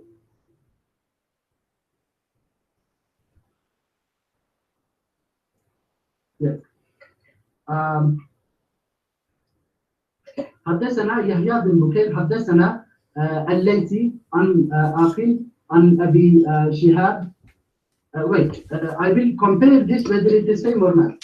عن عقيل عن ابن شهاب عن أروى عن ابن الزبير عن عائشة أم المؤمنين أنه قالت أفضل ما بدي به رسول الله صلى الله عليه وسلم من الوحي رؤيا الصالحة في النوم، فكان لا يرى رؤيا إلا جاء مثل فلاح السحب ثم هباب إليه الحلاء، وكان يخلو بغار هراء فيتحنث فيه، وهو تعبد الليالي ذو العدد قبل أن يمضي إلى أهله. You know, Osman, your Arabic is the same as my Chinese. I mean, are you serious? Is that Arabic? Is that Arabic? My friend, let me read for you. You are going to take 2 years to finish it. حدثني يحيى بن بكير حدثنا الليث عن عقيل عن ابن هشام حدثني عبد الله بن محمد حدثنا عبد الرزاق حدثنا معمر حدثنا بابا. It says أول ما بدأ به رسول الله صلى الله عليه وسلم من الوحي الرؤيا الصادقة في النوم، فكان لا يرى رؤيا حتى جاءت مثل فلق الصبح، فكان يأتي حراء فيتحنث فيه وهو التعبد الليلي ذوات العدد، ويتزود لذلك ثم يرجع إلى خديجة فتزوده لمثلها حتى etc. And there you can read, take your time, people don't speak Arabic anyway. And there he says when Jibreel came to him, or the guy he came to him, whatever, who is this guy, he went to Khadija and he says Zamiluni, cover me, huh? And he was very terrified, and he told Khadija what happens. Then Khadija, she took him to her cousin Waraqa bin Nawfal bin Asad bin Abdul Uzza bin Qusay, which means he is from the same family of Muhammad, from the same tribe. وهو ابن عم Khadija, and he is the cousin of Khadija from her father, from her father's side. And he became Nasrani fi Jahiliyyah, and he used to write the Bible in Arabic. Huh? He used to write the Bible in Arabic. This is the Quran, and he write as Allah wished him to write. And he was an old man, and he became a blind, which is very funny. I mean, how he became a blind and he used to write. Anyway, things happen in Islam. So فقالت له خديجة أي ابن عم اسمع من ابن أخيك, oh my cousin, listen to your cousin, which means Muhammad, what he is saying. فقال ورقة ابن أخي ماذا ترى? Hey, my cousin, saying to Muhammad, Waraqa saying to Muhammad, what do you see? So he told him what he saw. Then Waraqa, he said to him, this is Mr. Namus, the one you quote for me, and the one who came down, page number 2562. This is Sahih Bukhari, the book, original book, as sent down to Moses. And then he says, I wish I can, I can stay in life to witness all what will happen to you. All right. Then it says after that,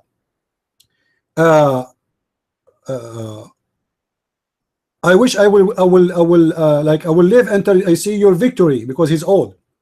And there it says, ثم لم ينشب ورقة sorry ثم وفتر الوحي حتى حزن النبي صلى الله عليه وسلم فيما بلغنا حزنا. He became the inspiration of Allah. Right away he stopped coming after the death of Waraqa, and then the prophet, he became so sad, and he tried to the point the huzn he took of him, the sadness took of him to the point, to the degrees that he tried many times to throw himself from the top of the mountain, and each time he tried to go, and he go in the top of the mountain, he go already in the top of the mountain to throw himself, Jibreel appeared to him, and he says to him, Muhammad, don't do it, truly you are a prophet of God. There's nowhere there it says what you are saying, it's a fabrication. The page in front of you in Arabic as it is. The mic is yours, Osman. Question, please. You said that my Arabic is bad, that I don't know Arabic. This is Hadith, and you read in your own tongue a passage from an Arabic book, because you are a Christian. You read a Hadith, not the Quran, a Hadith, and listen to my Arabic from the Quran, whether I know Arabic or not. Listen, because Quran. Yeah. Don't change the topic. So your prophet tried to commit suicide, and the book you are reading from is a fabrication. They add things there. It's not there. It's not in the book of Al-Bukhari. This is the point. The mic is yours. So your prophet tried to commit suicide. Your mic. First, let me read just one sentence from the Quran. أفلا يعلمون أن الله يعلم ما يسرون وما يعلنون فمنهم أميون لا يعلمون الكتاب إلا أماني بينهم إلا يظنون فويل للذين يكتبون الكتاب بأيديهم ثم يقولون هذا من الله ليكفروا به ثمنا قليلا فويل لهم مما كتبت أيديهم وويل لهم مما يكسبون فقالوا لن تمسنا النار إلا أياما معدودات كل اتخذتم عند الله عهدا فلا يخلف الله عهده أم تقولون على الله ما لا تعلمون. This is from the Quran. See? And if you are in my Arabic class, I will give you not only D, I will give you minus Z. If I am the one who reading this reading, the Muslim, they will make fun of me and they will make 10 YouTubes of me. Or if not 100. Now let's go back to the topic. So in the book of Sahih al-Bukhari, it says clearly that your prophet tried to commit suicide. The book you are reading from is a shish kebab, potato falafel. They added things for you, is not there. This is the commentary of the author of the book who made the book in English, trying to defend. Now we go back to the story. You said this hadith is accepted, and the hadith is as it is. It's one part, it's not two parts. Your prophet tried to commit suicide. Now I think we give this argument more than we should. You said accepted, we love, and that's it. The question now, is it true that your prophet, he used to imagine things happening, but in fact he did not? Or they did not happen to him? Is that true? Is that true or not? Osman? Never? Okay, here we go. Let us go to Sahih al-Bukhari. Sahih al-Bukhari. Again, Sahih Hadith. Here we go. This is the hadith. Let me pause the hadith. Everybody can open and read.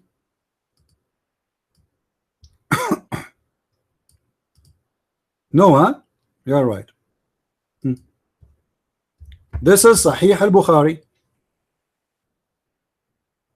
Open the link and read for me. You said you claim you speak Arabic and you speak English, and you claim that you have the book in English, the hard book. I like the hard book. The hardcover book, which means like it make a difference. Does it say that? Your prophet even imagined himself having sex, but the fact he was not? You might. You change the topic from one topic to another topic. You ask another. We are not. We are not. We are just showing you that your prophet is a liar. He never saw anyone. He never witnessed to anything, and he is a person who is living in illusion. And the proof of that, he tried to commit suicide, and even he imagined himself having sex, but in fact he did not. When we quote for you a story saying that Muhammad, he was squeezed by a man, and then Waraqa is the one who told him who is the man, and now you are the one who quote for me the story, the hadith. And then in the same story, in the same page, we find Muhammad trying to commit suicide many times. Then we need to ask ourselves, what's wrong with this guy? Because let us say I was a prophet of God and inspiration stopped coming to me. Why would I kill myself? Guys, is that a reason to kill myself? Muhammad himself in the hadith, he says, the one who throw himself from the top of the mountain as if he throwing himself in for eternity in hellfire. How he himself, he says, the one who do that, he will go to hellfire and stay there forever. Yet he tried to do the same. So we are quoting for you a story of your prophet, and you are the one who said never he imagined things never happen, which is a lie from your side. Because the hadith in front of us, it says clearly that Muhammad, he tried to commit suicide many times. And the story says that Muhammad, he imagined himself having sex, but in fact he never did. So what's wrong with your prophet? And remember, you are the one who said never Muhammad imagined things never happen. Never. The hadith in front of you, and this is from Sahih al-Bukhari, authentic hadith. You're mine.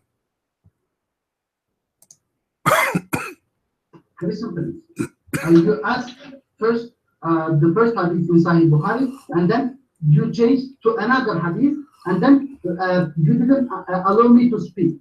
And then you said you don't answer any of my answer. And Uthman, I went, I made my tea, I came back, you are talking in the mic, you were reading, and still you did not give me the answer. You said to me, in the book I have in front of me, it says this. I got you busted. I showed you the Al-Bukhari in Arabic. This is the official government website of the Kingdom of Saudi Arabia. Guys, did I post the official government website of Saudi Arabia and the book of Al-Bukhari there? I did. And you did read yourself from there. It doesn't say what you are saying. So face it.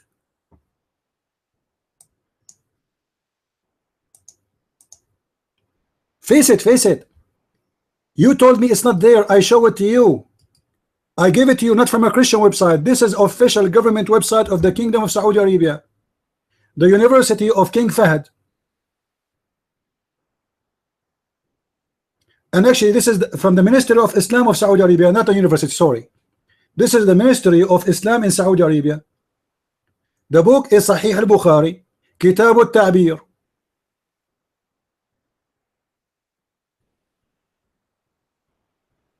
So we prove you wrong. It doesn't say what you are saying. What you are saying is written in a book translated to you, and it's a lie. Now let's go back to our topic. When we say the prophet, he imagined things happening, but in fact they never happened, that's a proof that he had a mental issue. When we say the prophet, he tried to commit suicide many times, that is a proof that he had a mental issue. What do you say of that, Mr. Uthman? Your mic. please, you ask many questions. Now I will give you an example from your prophet that they did wanted to commit suicide, and they are true prophet of God according to Jesus. Okay, Prophet Daniel. When the same angel, the Archangel Gabriel, appeared to him, the first time that he appeared to Prophet Daniel in the Old Testament, Daniel wanted to commit suicide when he saw Jibreel. Why? Because just because he was a false prophet? Should be. My friend, you see, are you trying your prophet trying to copy the story of this person? I say yes. Anyone he tried to commit suicide, he have suffering from mental issue. So what if he's a prophet? Who care? Because you are not allowed to kill yourself. It's against God teaching. And the story you are quoting for me about a guy who was desperate because the whole world became disgusting. People, they are worshiping stars, people worshiping idols. He said, I don't want to live in this life. Lord, take my life. But he did not try to kill himself. He did not. Did he kill himself? He was thinking about how I can live in this life. Disgusting. You're a prophet. He went to the top of the mountain to throw himself for no reason except his God stopped sending his Quran.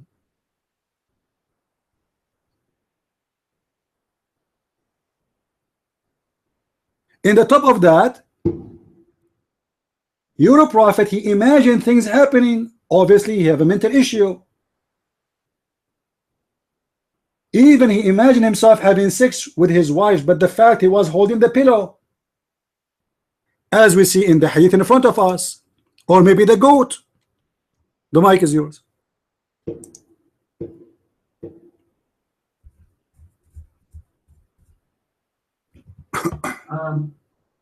I will count names to you that the Archangel Gabriel appeared to, and they went to confuse them. Israelites, together with Prophet Moses, Mary, the mother of Jesus, Prophet Daniel, Prophet Ezekiel, Liar. Show me the story. Show me the story of Maryam. I like the story of Maryam. Show me where Maryam, she tried to commit suicide. I want to see that. Your mic.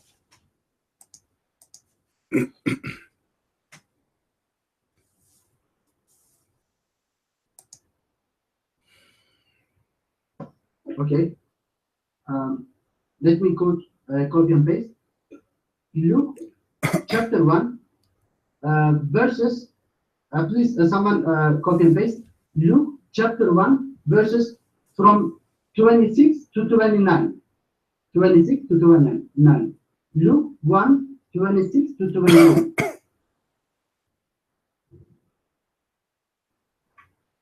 I I don't have a website with me right now. I cannot do that. Please do that. Luke 1, 26, 29. Post it here somewhere. Lord have Do me a mercy. favor. Yes, huh? Luke 1, 26, 29. No, it doesn't matter. Just post it here. We will see.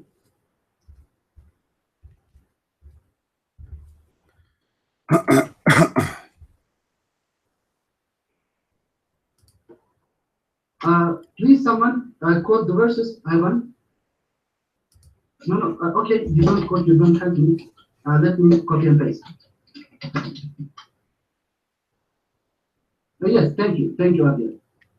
In the 6th month of Elizabeth's pregnancy, God sent the angel Gabriel to Nazareth, a town in Galilee, to a virgin pledged to be married to a man named Joseph, a descendant of David. The virgin's name was Mary. The angel went to Mary and said, "Greetings," in a peaceful way, in tranquility.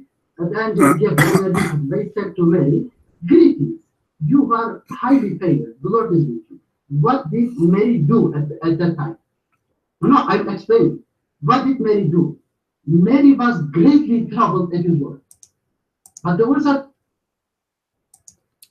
So you got busted. You are lying. It doesn't say anywhere that Mary she tried to commit suicide. You are a liar, my friend. Admit you're mine.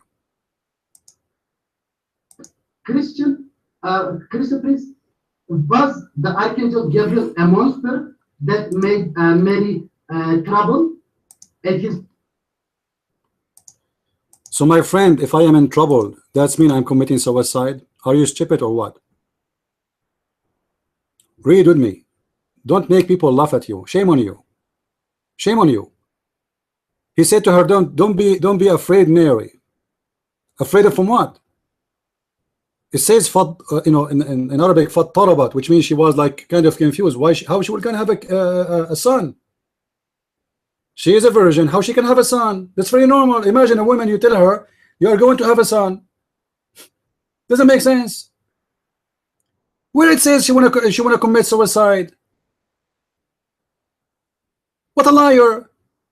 But I guess you are an Ahmadiyya who make a lot of fabrication. Aren't you Ahmadiyya? Osman, aren't you an Ahmadiyya? Be honest, you're mine.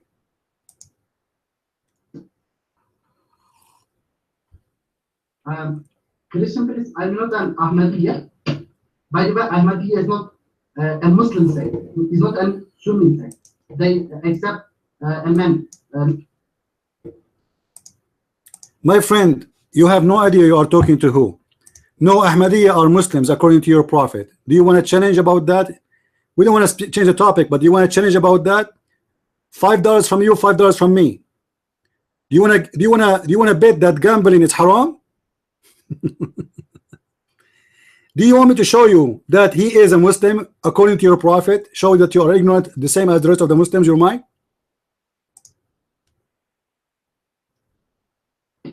Christian priest, anyone who rejects an ayat of the Quran is kafir. Anyone who rejects just one verse from the Quran is disbeliever. He cannot be a Muslim. And these people, Ahmadiyya. What if somebody is a liar? Is he a kafir? If somebody he fabricates Quran or Hadith, is he a kafir? You're mine. Is he adding a verse from the Quran or removing a verse from the Quran? No. Focus with me. If your prophet he said anyone he fabricate anything about me, he will sit in a chair in the hellfire. Not only Quran, which means even Hadith. Is that correct? Do you agree? Okay. Now is Hafs a fabricator? Hafs, the one who recite the Quran for you, the one you took the Quran from him, is he a fabricator? Okay, what do you want to challenge me? Do you want to challenge me? I feel sorry for you. All right, guys, he said no. And remember, he speak Arabic according to him, so he have no excuse. All right, hold on. Let us go to the story of Hafs. And I'm so glad that you are so proud that you know a little bit of Arabic. So you have no excuse to say, I cannot read like your prophet. All right.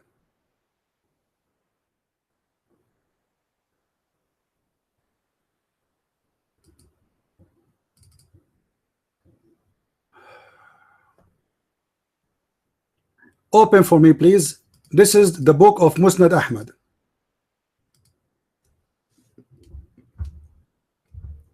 Oh man, the link is going so long. I need to make it short. Hold on.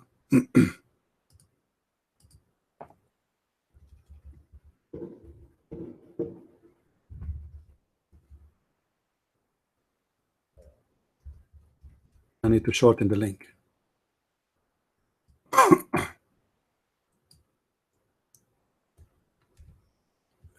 Don't click in that. It's not going to work anyway. Hold on.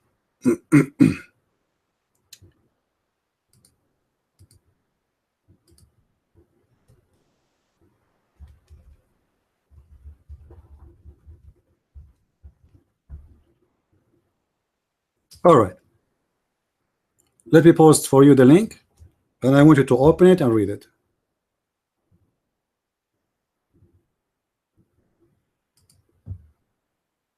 It worked? It's okay. Here we go. This is a short version of it. All right. Oh, it's not appearing there. Hold on. I need to break it there too. You see, because I'm using different computer. Hold on.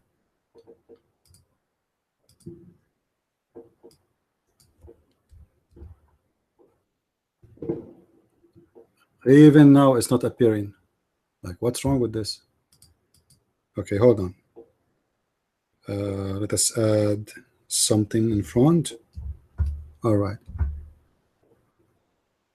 It's not coming. I don't see it in the chat room.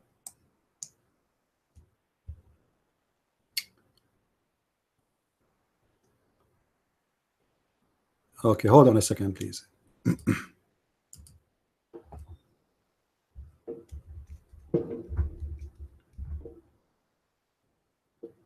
In a second, everybody will read from the Islamic books, from the book of Musnad Ahmad, how Hafs, not only one, I can show you endless reference.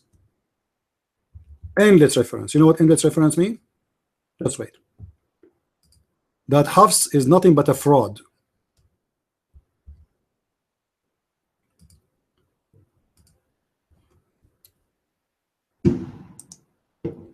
Just a second, please. Gmail.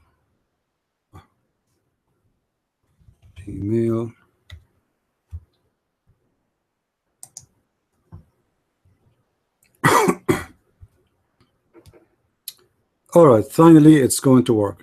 I sent it to the other computer, so now it's going to work.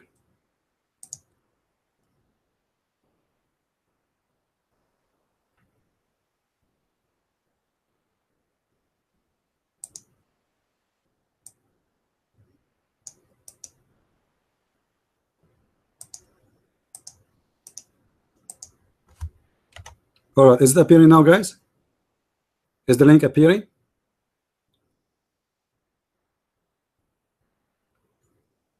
No? No or yes? That's weird. Not now?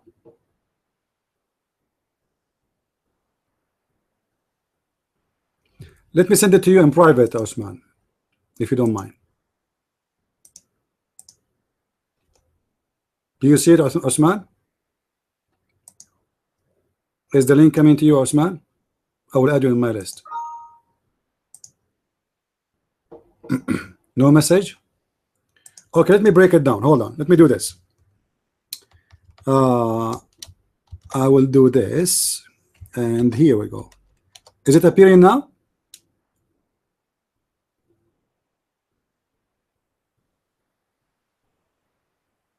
Guys, do you see the link? Is the link showing now, guys? Is it showing now or still no? All right. Are you in Osman? Can you go to YouTube? Can you go to our page in YouTube, please? I will pause it there. All right. Let me pause it there on YouTube. I'm glad that you said finally that you are there. All right, hold on. I will post it in YouTube. Please look.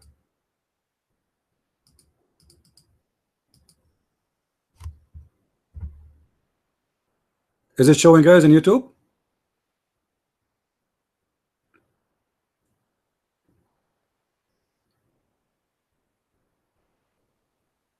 Is the link appearing in YouTube? All right. So here we go. Open the link for me, Mr. Uthman, and let us read together. It says that Uthman, he is a person who is hadith is matruk. You know what matruk mean? Not only his hadith is weak. No, weak is accepted. Matruk, we dump him. Any hadith come from Hafiz, we dump him. Now why did dump him? Look what it says. قال يحيى أخبرني شعبة قال أخذ مني حفص بن سليمان كتابا فلم يرده. Yahya, he said that Shu'bah, he told him that Hafs, he took from him a book and he did not return him back, and he used to take the books from people and he copy it and he claimed it is his. يعني أنه كان ينسخ كتبا لم يسمعها فيحدث بها كأنها من سماعه. So this guy, he's a liar. He used to copy other people's books and he claimed that it is his, which means he is a fraud, because if I claim that this book is mine and the fact it's not mine, that's mean I am a fraud. And here it says, look at this. وكان ينسخ كتبا لم يسمع بها ويحدث بها. Are you reading with me, Uthman? Okay, now let us continue.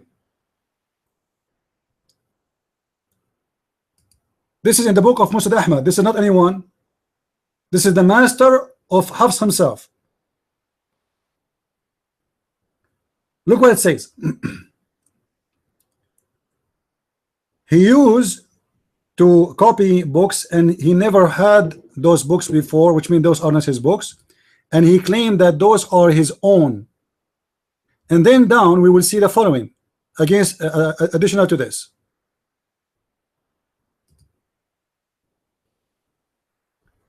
And في حديثه ضعف, and his hadith always is weak.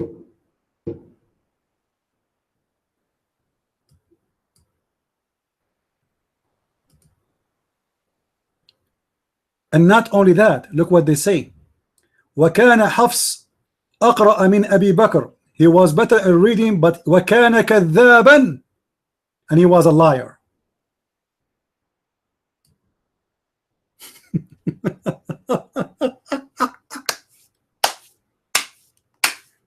The one who the Muslim they get the Quran from, they call him كذاب, a liar.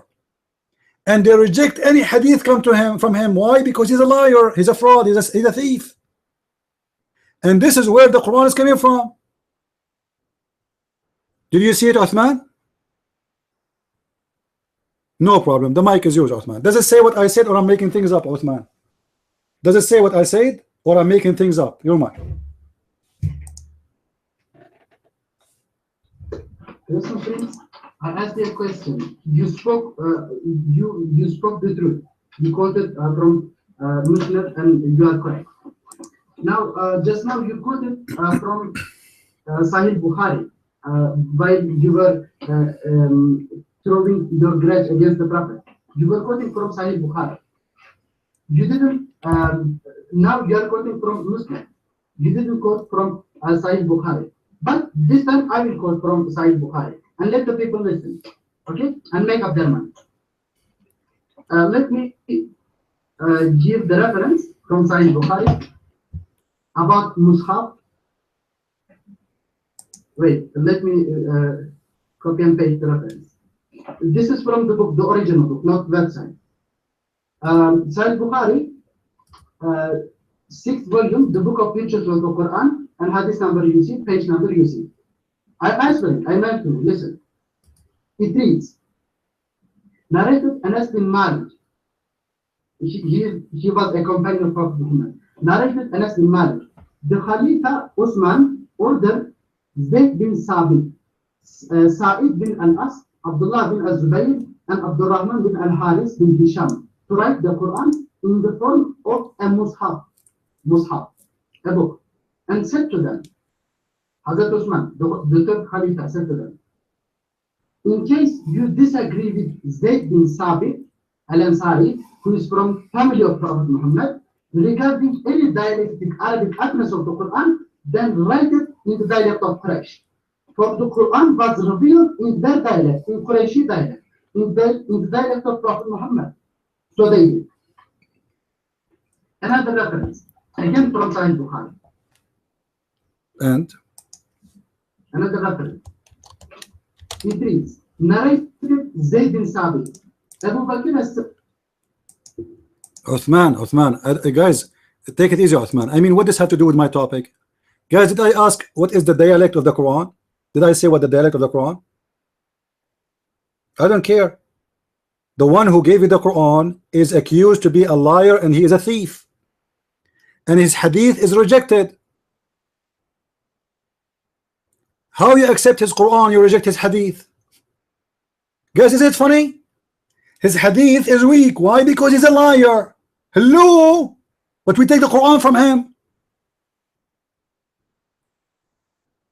Osman, focus with me. I understand you are in trouble like your prophet. How this guy is the source you took the Quran from? But yet you just admitted that this is what the Muslims believe, that Hafs was a liar and he was a fraud. كذابا حديثه متروك. His hadith is dumped. It's not weak, guys. The hadith of Hafs is not weak. It is dumped. This is how bad it is. So Uthman, I am not asking you what dialect of the Quran was. I'm saying how you take the Quran from someone he is. I'm not calling names, by the way. According to Musnad Ahmad, he's a thief, he's a fraud, and he's a liar. Your mic. If we take Hafs to the court, to a judge, he's a Muslim judge, and we say this guy, he lie about the prophet saying hadith, because when he say hadith, it's a lie. That's mean what? It's mean he is a kafir. Remember why we mentioned this? He said whoever lie, fabricate, or etc., he is a kafir. That's what he said. Anyone who add a verse or take a verse, he's a kafir. That's why he said Ahmadiyya al-Kuffar. Okay. Muhammad, he said, anyone who say a lie about me, even in the hadith, he will sit in a chair of fire, made of fire. يتبوأ مقعد من نار. Whoever said a lie about me, not about Allah only, not about the Quran, even about me in hadith, he will sit in a chair of fire for eternity. Your scholar saying that Hafs, the one you get the Quran from, is a liar. Lying about what? In the hadith. The mic is yours. So he is a kafir, and he will be sitting in a chair of fire forever. And this is where you get your Quran from. Your mic.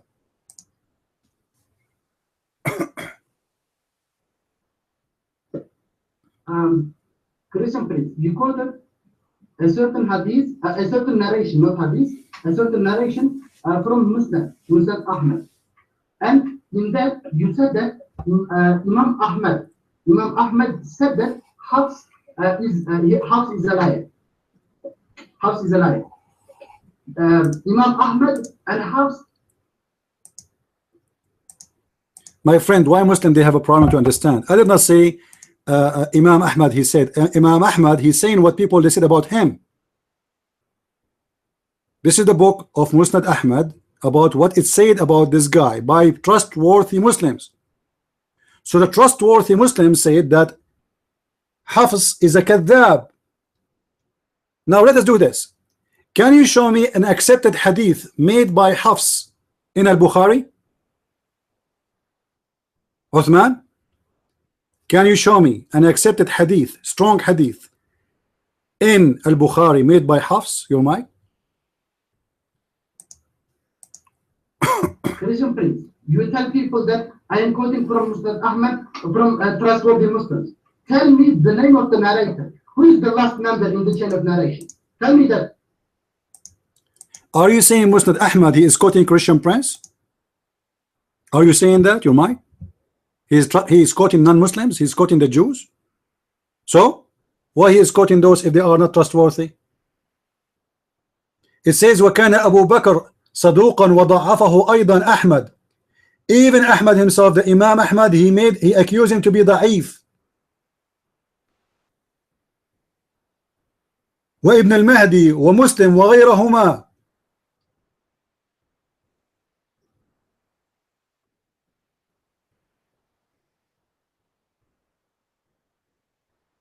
Now let us go to the hold on, let me give you a different reference.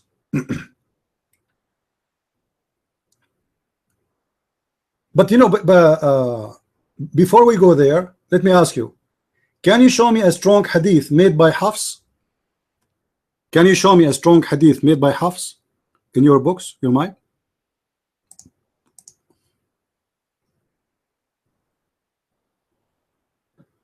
Very simple. There are a lot of knowledge, information about this topic in Suyuti, Imam Suyuti's book, Al-Itqan. I cannot quote it right now. I'm not a hafiz in Qur'an books, okay? But I will tell you something.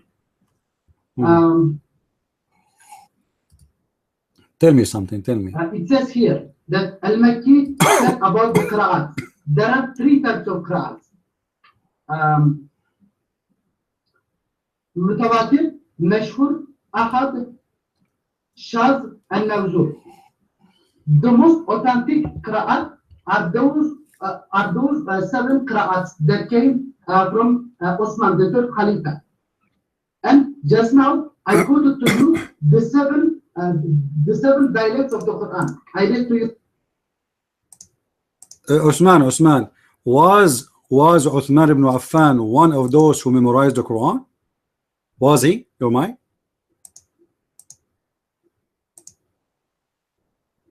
Christian Prince, he himself authored a manuscript of the Quran, a complete Quran. Yes, he was half.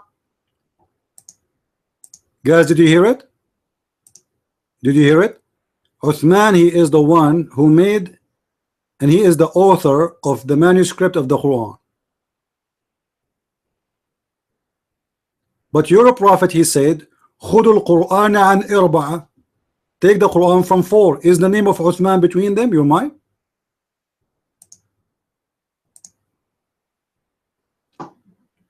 Hazrat Uthman is not among the 4. The Prophet Muhammad said that take the Quran, the Quranic recitation from the 4. But Hazrat Uthman is from the tribe of Quraysh, from the Prophet's own tribe, meaning that he recites in the same way that the Prophet recites the Quran.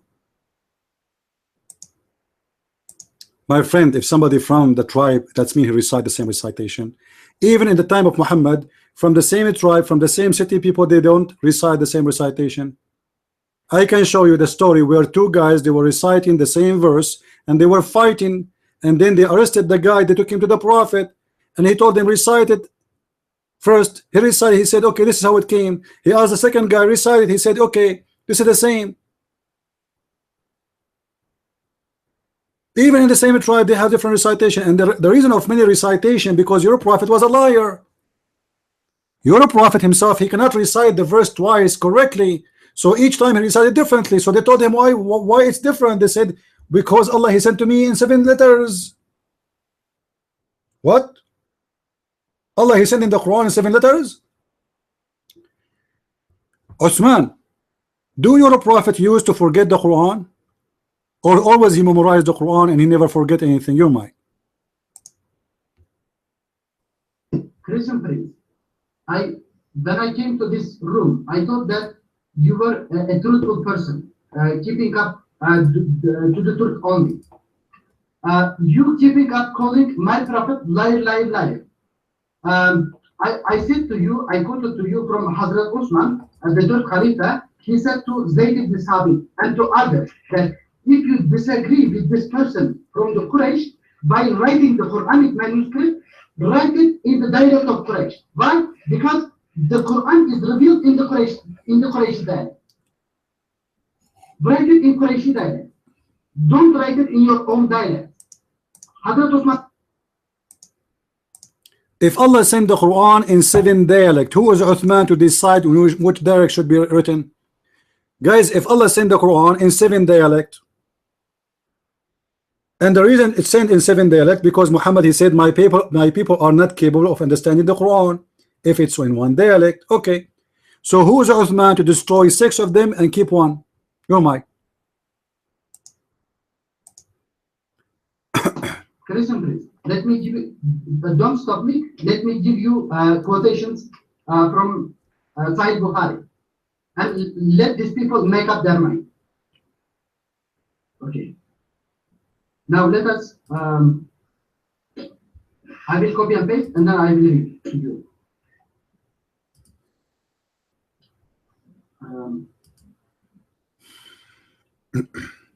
Yes. For example, this. Abdul.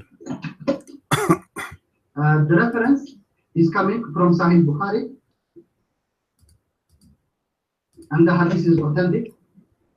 You see the reference? And let me read.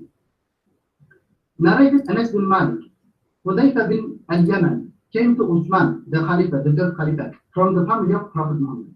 At the time when the people of Sham and the people of Iraq were waging war to conquer Armenia and Azerbaijan. Hudayfa was afraid of that, the people of Sham and Iraq differences in the recitation of the Quran. Hudayfa, one of the companions of Prophet Muhammad, was afraid of the differences in the recitation of the Quran, like this Christians. So he said to Usman, to the Khalifa, O chief of the believers, save this nation before they differ about the book, the differences of the recitation of the book, as Jews and Christians did before them. So Usman sent a message to Hafsa, saying, send us the manuscript of the Quran so we may compile the Quranic materials in perfect copies and return the manuscript to you. Hafsa, the wife of the Prophet. From this, we can get the conclusion that before the time of Usman, the Quran was complete in 1 book, and it was kept, it was protected in Hafsa's, in Prophet's wife's house. 1 complete Quran. And the people get that through recitations from this manuscript, which was compiled in the time of Prophet Muhammad. Now, let us read the rest of the hadith. Send us the manuscript of the Quran so that we may compile the Quranic manuscripts in perfect copies and return the manuscript to you. Hafsa sent it to Usman, sent the complete Quran to Usman. Usman then ordered Zayd bin Sabit, which is from Quraysh, Abdullah bin Az-Zubayr, Sa'id bin Al-As, Abdurrahman bin Haris and Hisham to copy the Quranic manuscript perfectly. Increase the Quranic manuscript in number. Hazrat Usman said to the 3 Qurayshi men, Quraysh, in case you disagree with Zayd bin Sabit on any point in the Quran about recitation, then write it in the dialect of Quraysh. Write it in the dialect of Quraysh if you differ with this person. As the Quran was revealed in that tongue, they did so. And when they had written many copies, Usman returned the original manuscript to Hafsa. Again, Usman sent to every Muslim province 1 copy of what they had copied and ordered that all the other Quranic materials, whether written in fragmentary manuscript or whole copies, be burned. He ordered. Osman, you are giving us a headache, and we got the point. Osman, he is the author of the Quran. Everybody heard you saying that. However, this is against the Quran. The Quran in chapter 75, verse number 17 says, Inna alayna jam'uhu wa Qur'anahu. It is on us to collect the Quran and to recite the Quran and read in the Quran. Who is speaking? Allah. So it's not a duty of any Muslim, and Muhammad never ordered Uthman to do so. Allah is supposedly the one who will collect the Quran. Allah is the one who will recite the Quran, and this is Quran speaking about that. So who is Uthman? Why Allah don't keep his promise? He said, I will collect the Quran. However, our topic is not about Uthman. Our topic is about Hafs. Hafs is a liar, because you are saying that this is Uthman who said that. But who told you that? Hafs. Was Hafs alive in the time of Uthman? No. Did he even see Uthman? No. Did he see Muhammad? No. Did he ever heard Muhammad? No. So the Quran you have today is according to, let me read the Quran for you. Here we go. The Quran, open the Quran with me, Uthman. I am sure you have. Page number A. A. In Arabic.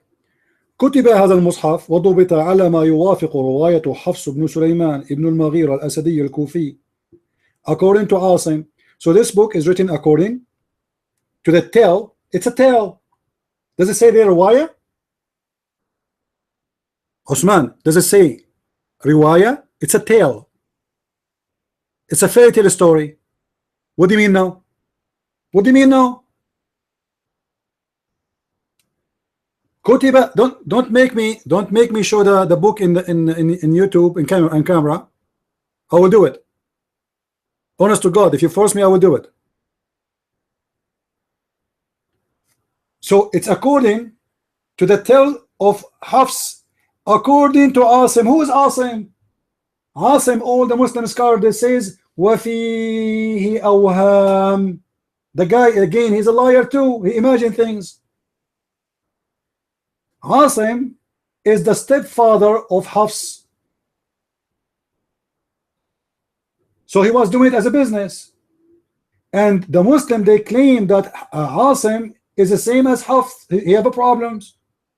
He imagined things. They don't say he's a liar. Some they say he's a liar, but majority they say وَفِيهِ أَوْهَامٌ, which means this guy, he imagined things like Muhammad. He imagined himself having sex with a fact he never did. So Asim is the teacher of this guy, but Asim himself is rejected. His hadith is rejected too. And then it says, according to Asim, and then according to Abi Abdul Rahman ibn Abdullah, according to Ibn Habib al-Sulma, according to Uthman,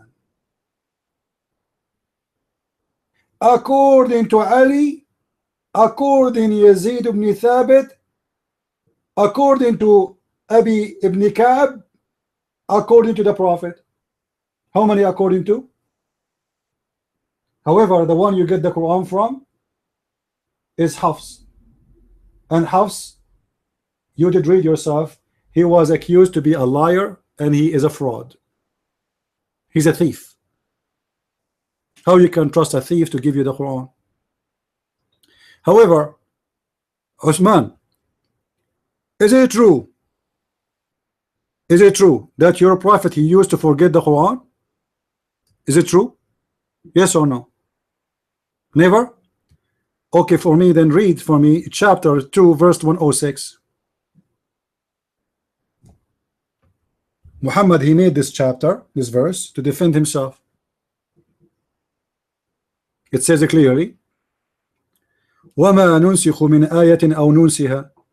We never abrogate a verse, or we cause it to be forgotten. Who is the one who was caused to be forgetting the verse? The mic is yours.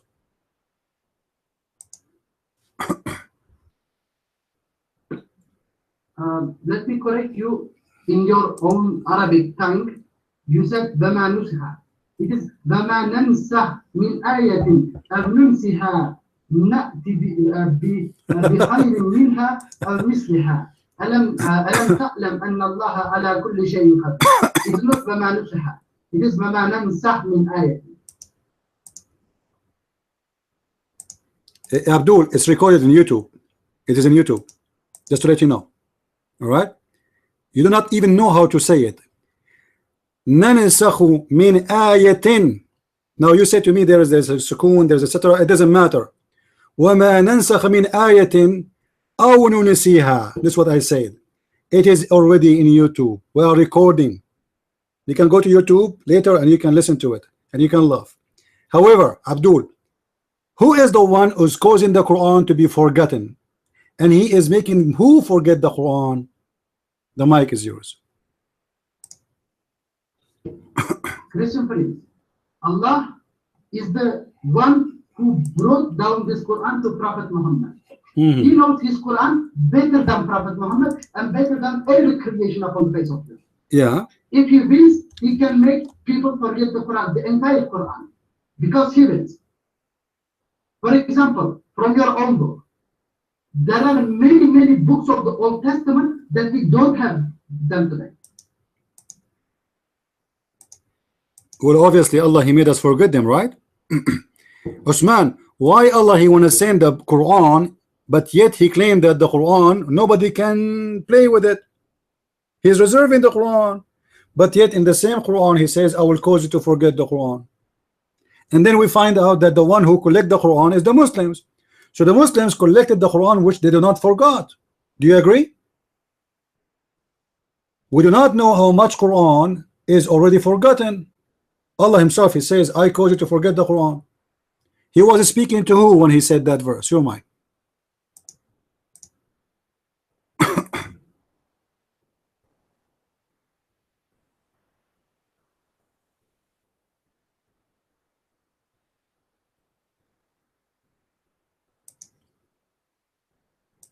Are you there, Uthman? Allah was speaking to who? To Muhammad. So Allah saying to Muhammad, I cause you to forget Quran. What Quran, Muhammad, he was forgotten? What exactly? Allah caused Muhammad to forget. And why? You might.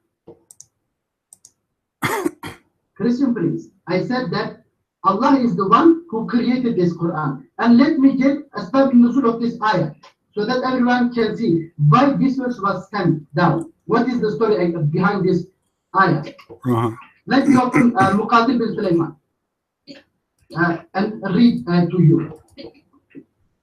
Let me open it. Wait, please.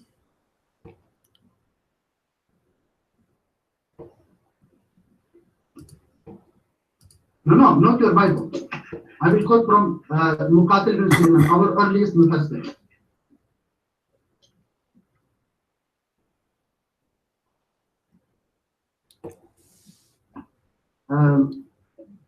Wait a bit, I'm finding the verse in the tafsir. Yes. It reads, this is from Muqatil Layman, the earliest exegete of the Quran. The one complete tafsir that have reached us today, the earliest one. Muqatil bin Sulaiman. It is not available in English, it is available in Arabic only. It said, that in this ayah there is ta'hir and taqdim. Just now, as I said, hyperbating in English, pointing device. What is the story? Yes, Meccan mushriks came to the Prophet and said to Prophet Muhammad, they said, "Oh Muhammad, you made up this Quran. This Quran did not come from Allah. You made up this Quran, and you used to say these things beforehand. Now you changed what you said. You changed your mind now, and you brought up this verse to us." Let me translate. And then Allah said at the end of the verse, "Alam ta'lam anna Allah ala kulli shay'in qadir." Don't they know that Allah is able to do anything? He is the all-powerful one, meaning He can make people forget a verse, Quran. He is able to make people forget a verse, and He is able to bring another verse instead of it. That's why at the end of the verse it says, "Alam ta'lam." Don't they know that Allah is able, kulli shay'in qadir, that He is able. Guys, did you hear this madness? Did you hear this madness? Hey Sam, listen guys, we heard this guy saying clearly what is the reason for this verse to come. Muhammad, he says something, and then second day he says something else. So they said to him, Muhammad, obviously you are a scam. Yesterday you said something different. So Muhammad, in order to protect himself, to give himself an excuse, he said, don't they knew that Allah, He can cause me to forget? Hello.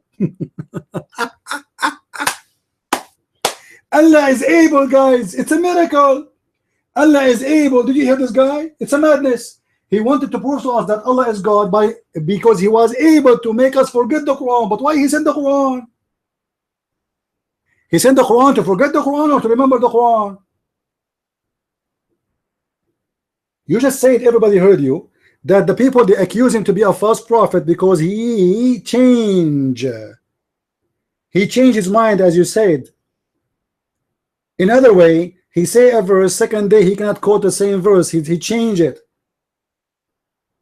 So Muhammad, he said, let me quote from the book of Asbab al-Nuzul, the one you are saying it's not in English. It is in English.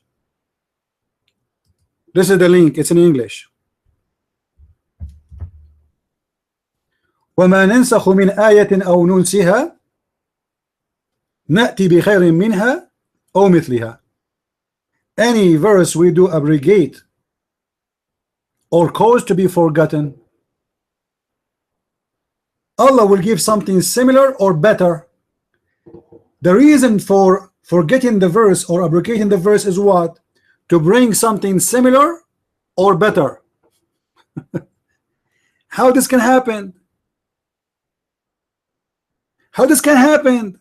You see, Uthman, we do not need to quote anything. You just did. Thank you very much. You translated too. Everybody heard you. You are the one who said you are trying to prove to us that Allah, he can cause us to forget. Forget what? Quran. That's amazing. And what he will do if he make us forget the Quran, he will give us something similar. It's obviously that Muhammad is a liar. I'm not calling names, because if I say something to you yesterday and then today I say the same story but it's different, there's a lot of differences. Like I did not miss. No, it's different. So Allah is saying he will give you something similar. So why he caused him to forget if it's going to be similar anyway? Correct, guys? Imagine I say to you, I am going to burn your house because I'm going to give you a similar house. I mean, there's no point.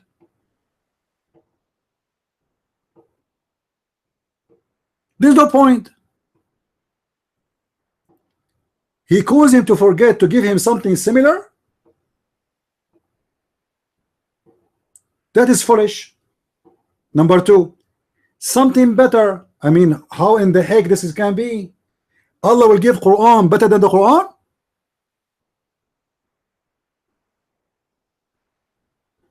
Guys, we have two Allah.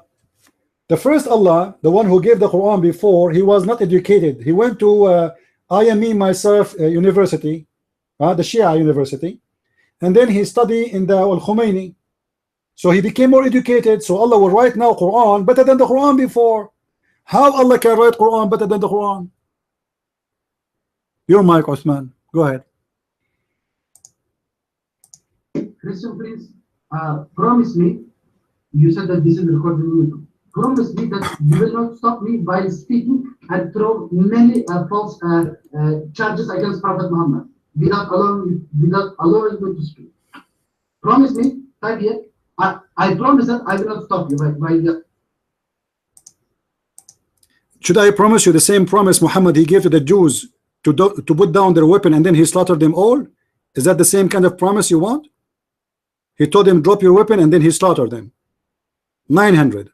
Is that the promise you are seeking? Go ahead and read. So why Allah want to write Quran better than the Quran, and why Allah want to cause the Quran to be forgotten? Never mind. Christian, please. I will give an example from your own book. Why did Allah bring down this verse? There are some things, there are some examples that Prophet Moses and his believers did perform. And when Jesus came, there are some things that Jesus did change. For example, Christians, the Jewish believers of Prophet Jesus, did get circumcised. But the Gentile believers of Jesus said to Jewish believers, we don't have to do that, because Jesus nullified those. This is funny example because this is not forgotten. It's there. It's there, guys. Is it there in the Old Testament? It says you have to circumcise. Nobody forgot it. It's there. We are talking about forgetting Quran. Give me a better example. Try better. Try better. Try something else. Go ahead. Christians, give me just a narration, even if it is false, I will accept. Give me just one narration from any book, that it says that there was a verse in the Quran. Now it is not that. Allah made people to forget that verse. This guy is accusing Allah to be a liar. Allah, he's saying I cause the Quran to be forgotten.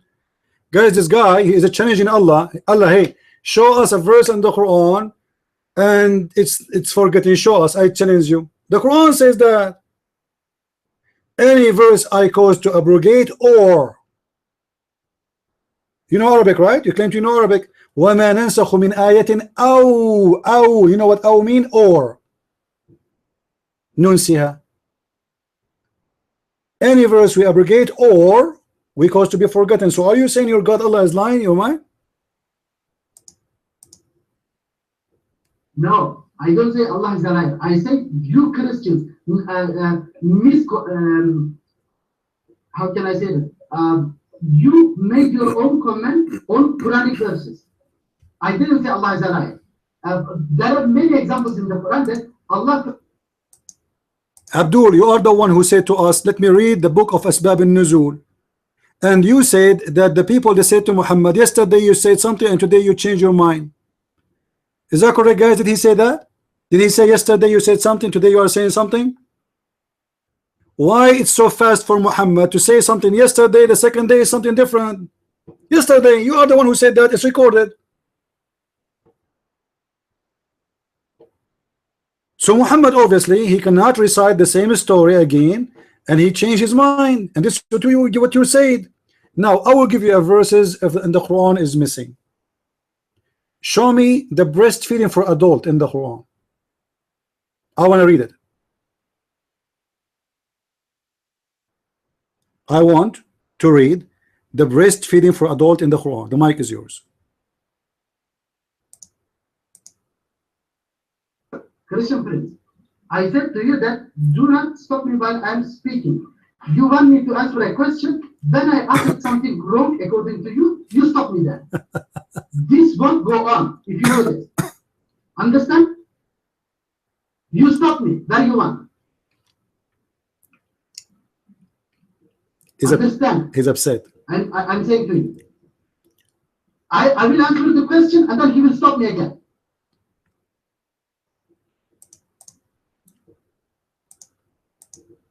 Usman, drink some water or drink some camel urine. You are the one who said, show me. Guys, did he say to me, show me one verse is not in the Quran, it's Allah, he caused to be forgotten? Okay, I accept the challenge. I want you to tell me what is the verses about a breastfeeding for adult. According to the Quran, according to the Hadith, there's many breastfeeding verses for adult, not for children. I want to read them. One, it says, at least one, it says 10 times breastfeeding, and one at least it says 5 times breastfeeding for adult, not for children. I want you to read for me those verses. You're mine.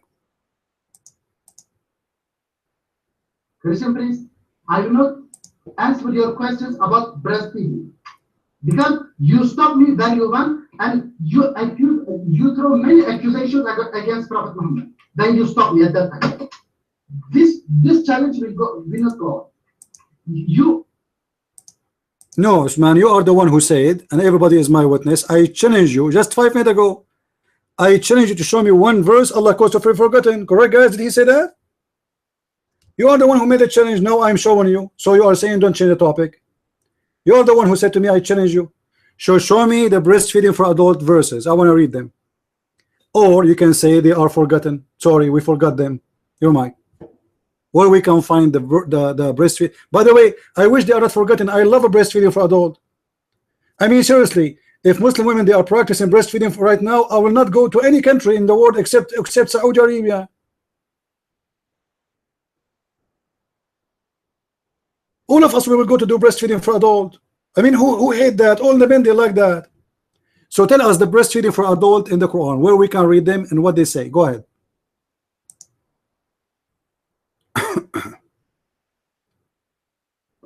Christian Prince, first you tell me when was the first time that Allah sent down a verse about breastfeeding, and then I will say to you that this was not in the Quran or this was in the Quran. First quote me from a book that there was there was a verse in the Quran about breastfeeding. Quote me. My challenge is this. There was no. Let me call Sam Shamoun, because Sam Shamoun, can you help me, please? Osman, you do not know you are talking to who? You are talking to Christian Prince, my friend. It is in your hadith, in the Sahih hadith. Take it easy. Guys, did this guy, he just made a challenge saying, show me? Did he say that? Okay, I accept that challenge. So if we show you, then you are in trouble. Here we go.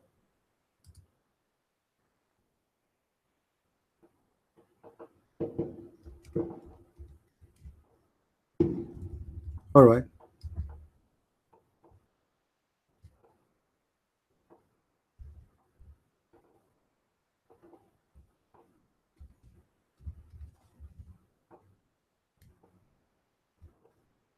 In a second, I will give you the hadith. Here we go. We start. What do you want? Which book you like? Let us start with Sahih Muslim. Sahih Muslim. You know? Here we go. This is the hadith of Sahih Muslim. Open the link for me, please, and read the hadith, Mr. Uthman.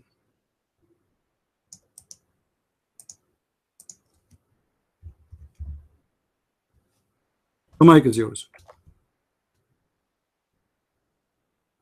Mic is yours, Uthman. Take the mic. Here we go. The hadith in front of you.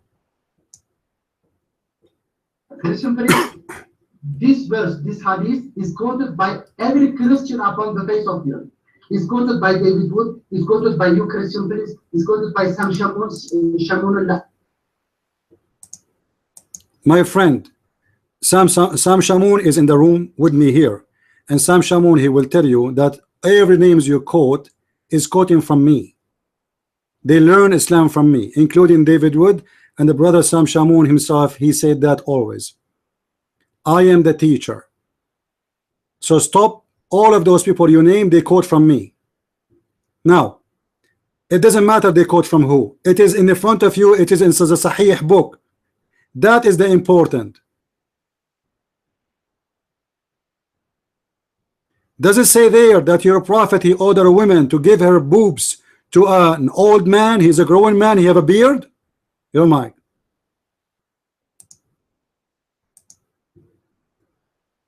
Christian priest, I say to you that this hadith is quoted by Christians, is not accepted by Muslims.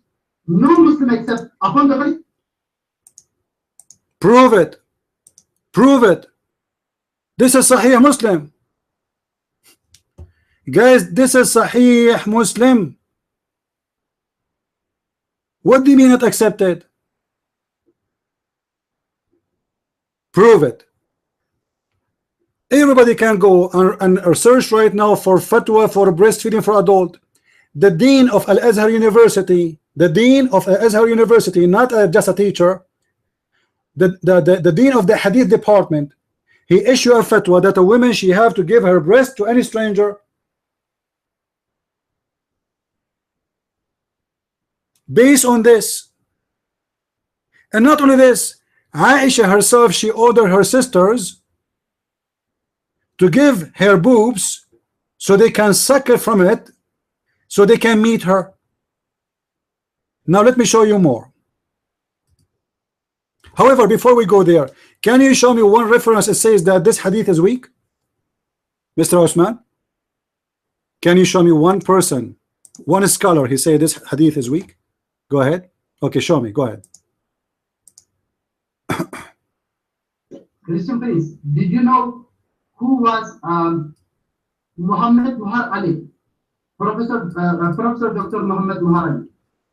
Do you know him? He has a book. Don't give me a Pakistani Indian guy. Give me a scholar. A scholar. Give me a scholar. The scholars of the old generations. Not somebody he get the 2 degrees in potato tomato. Show me one person who said that this hadith is not accurate. Your mic.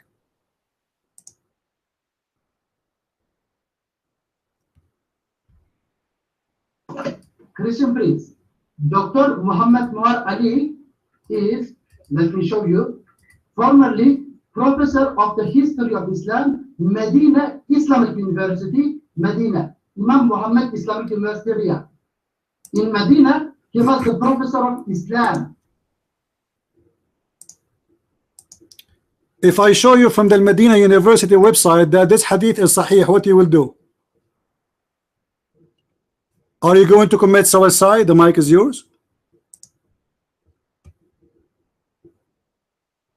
I will not do anything because this man is the professor of history, not in any. Then it's very stupid of you to say to me a teacher in the University of Al-Medina said so when the University of Al-Medina says no. Hello?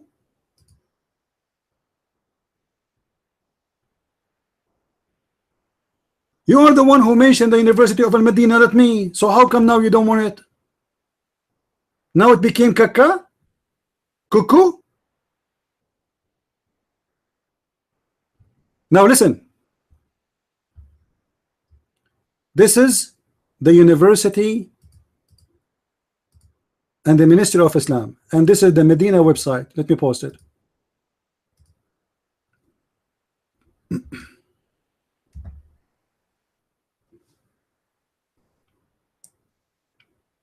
This hadith is sahih and I have no problem.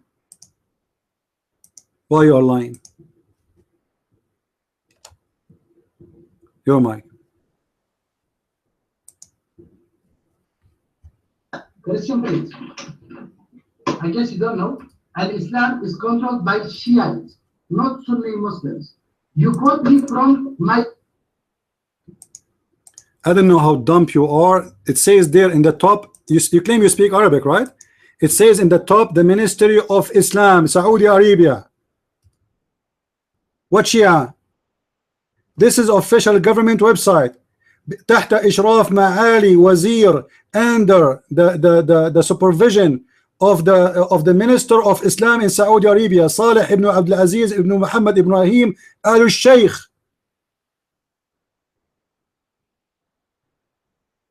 Everybody can go there and click, and you will see that this is official government website of the Kingdom of Jordan. What Shia? Now you make a Shia? You got busted, just admit. Go ahead. Christian priest. There is a website on the net. It's with the name www.alislam.com, and this. Abdul, don't try to cover your ass now. I am posting a link and you said this link is false. Guys, everybody see the link, right? Don't you see the link?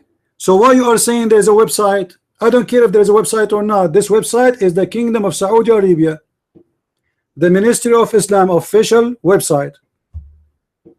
Let me get you more busted. Hold on. We are not done.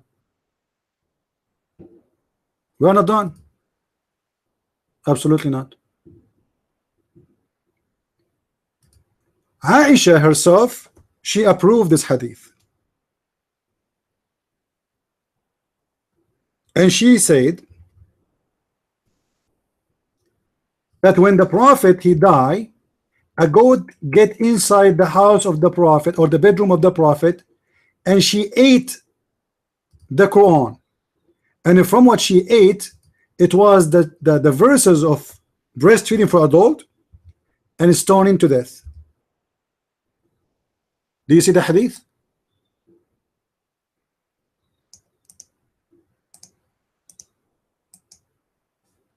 Do you see it? You're mine. Christian priest. I say it again. This hadith about a goat eating the Quran, eating a page of the Quran in Aisha's house is not accepted by Muslims. Is not accepted. Everybody in the room, open the link. Does it say there Hassan? Guys, does it say there Hassan? Open the link. It says there Hassan. Why you are lying? You're mine.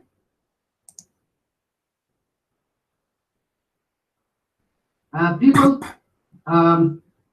about the degrees of the hadith, in the sense of hadith, in the sense of a hadith. If there is a Sahih hadith and Hasan hadith, the hadith, the authentic hadith is accepted, the Sahih hadith is accepted, the Hasan hadith is rejected. This is according to the science of hadith. If there are two hadith, one of them is Sahih and the other one is Hasan. If there is two hadith, one of them is Sahih. Okay, show me the other hadith is Sahih and the other, and this one is weak. Guys, the Hasan hadith, it's a rank which is accepted, and this guy is a liar. And this is not about two hadith. There's no other hadith about it. It's one hadith. Now show me the scholar who says this hadith is rejected. You cannot. Let me show you another hadith. Another hadith, just wait.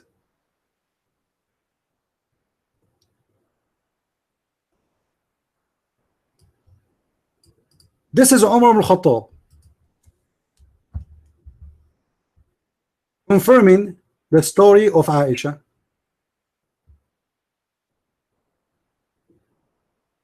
Confirming the story of Aisha. Umar, he said, I'm afraid that time will come and people, they will say that the punishment of a rajam is not exist in the book of Allah. So this is another verse is missing in the Quran.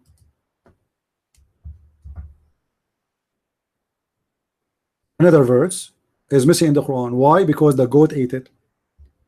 And Umar is saying, I am afraid that time will come and people, they will say we did not find this verse, so we will not accept it. Your mic, Uthman. Christian friends, the problem between you Christians reading the Hadith book and the Quran and the Muslims is this Hadith. I'm quoting from chapter 87, verse 6. Allah says in the Quran, we will make you recite, O Muhammad, the Quran, and you will not forget it. According to Hadith quoted by Christian priest and Christian prince, he says that the Prophet died, and then there was a manuscript in Aisha's house, and a goat, a sheep came and ate that manuscript of the Quran. And that manuscript is forgotten and taken out of the Quran as a fabrication. Taken out of the Quran. According to Quranic verse, Allah says, we will make you recite and you will not forget it. If a hadith, a Hasan hadith, Allah will make you recite, will make you not forget. We just quote for you a verse says Allah will cause the Quran to be forgotten. What's wrong with you? Chapter 2, verse 106. The Quran says Allah will cause the Quran to be forgotten. So what do you mean Allah will not make you forget? Your mind. Christian friends, the verse I quoted is about in the hadith, in the verse Allah says, we will make you recite the Quran and you will not forget it. Allah says, we will make you recite a verse, not. We will make you recite the Quran, the entire Quran. In the verse, in Surah Al-Baqarah, chapter 2, verse 106, it says that if Allah wants make people forget any verse, not the entire Quran, like in the other chapter, any verse, and those verses are in the Quran that are forgotten, meaning in actions, they are not taken out of the Quran. They are in the Quran, but they are nullified by other verses. This is called I forgot the Arabic term. That the forgotten verses are in the Quran. The forgotten means that they are nullified by other actions, by other verses in the Quran. For example, at the beginning of Islam, the Muslims were allowed to drink wine, and then Allah forbade it. Meaning that verse is forgotten by Muslims. You cannot drink wine anymore. You see, this is a very stupid of you to say so, because the verse speaking about abrogation and then speak about forgetting, and forgetting is not abrogating. So stop being stupid trying to defend what you cannot defend. The verse says clearly, whatever we abrogate or we cause to be forgotten. So there's two things will happen. there's either abrogation or cause you to forget. So we are talking about forgetting. In this hadith, Aisha herself, she sent the man to her sister so he can suckle her nipples, so he can enter upon her. Open the link and read, and let us laugh. And this is a Sahih hadith.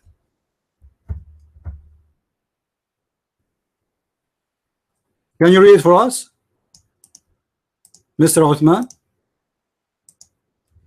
I wish I was exist in the time of Aisha, by the way. I will go to visit Aisha every day. But I hope that this women here, I mean, I hope they are not ugly and they are clean. You, Mike, does it say that? That Aisha, she sent a man to her sister so she will suckle him, so he can get in? And she ordered her to suckle him 10 different times? You, Mike? Christian Prince, I said to you many times, this hadith is not accepted. I will give you just one example. You know, the tafsir books that are written by early Muslims. Search them. You go to this hadith from Sahih Bukhari. Search them and find for me just one tafsir book behind this verse. Chapter 2, verse 106. Behind this verse, a tafsir, a mufassir, a tafsir alim, a tafsir scholars, could say that when this verse was sent down, this story was happening. This story did happen. So Allah sent down this verse. I say to you that this the asbab al-nuzul of this verse is not the fabricated hadith about goat eating the Quran. That's why no Muslim accept this hadith. Okay? It is not. I mean, it's not accepted, but we find it in Sahih Muslim. It's not accepted, but we find it in Sahih al-Bukhari. It's not accepted, but we find it in all those Sahih books, but it's not accepted. It's not. And the dean of the hadith in the Al-Azhar University, he made a fatwa about it, but it's not accepted. Okay. No problem. Now let me ask you. In the beginning you said that Allah will cause any verse to be forgotten if you want. And then you said, I challenge you to show me one verse Allah caused to be forgotten. I want you to read for me the verse of stoning to death. Forget about the breastfeeding. You got busted already. We showed a reference and you showed nothing. You told me a guy, his name Bahlul Shiba Kariba from Pakistan. Who care? Potato. None of you knows what Islam is about.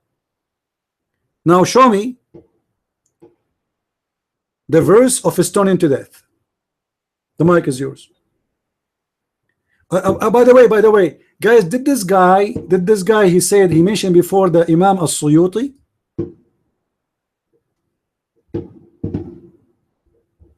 Did he mention before the Imam As-Suyuti? Do you accept As-Suyuti, Mr. Osman, or you don't?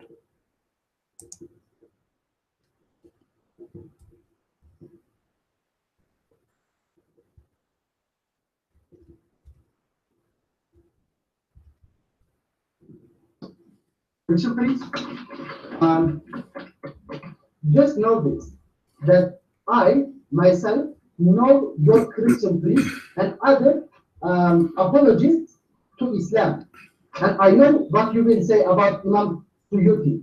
And just one example, you said that you don't accept, but it is inside Bukhari. You don't accept, but it is in other Sahih books.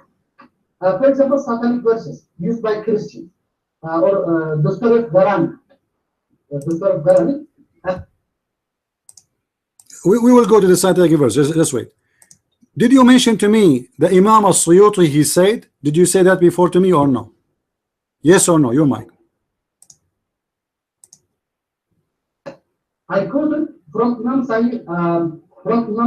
Suyuti about recitation in his book. So we will stay in the same topic. It's about the corruption of the Quran. Correct, guys? This guy, he approved what As-Suyuti he said. That's wonderful. In the book of As-Suyuti, he says the following: According to Aisha, from Aisha, from etc. from Aisha, Az-Zubayr to Aisha, it says that the chapter of Al-Ahzab used to be read in the time of the Prophet, 200 verses. When Uthman he wrote the Quran, we could not find of it except what we have. How many verses now in the chapter of Al-Ahzab, Mr. Uthman?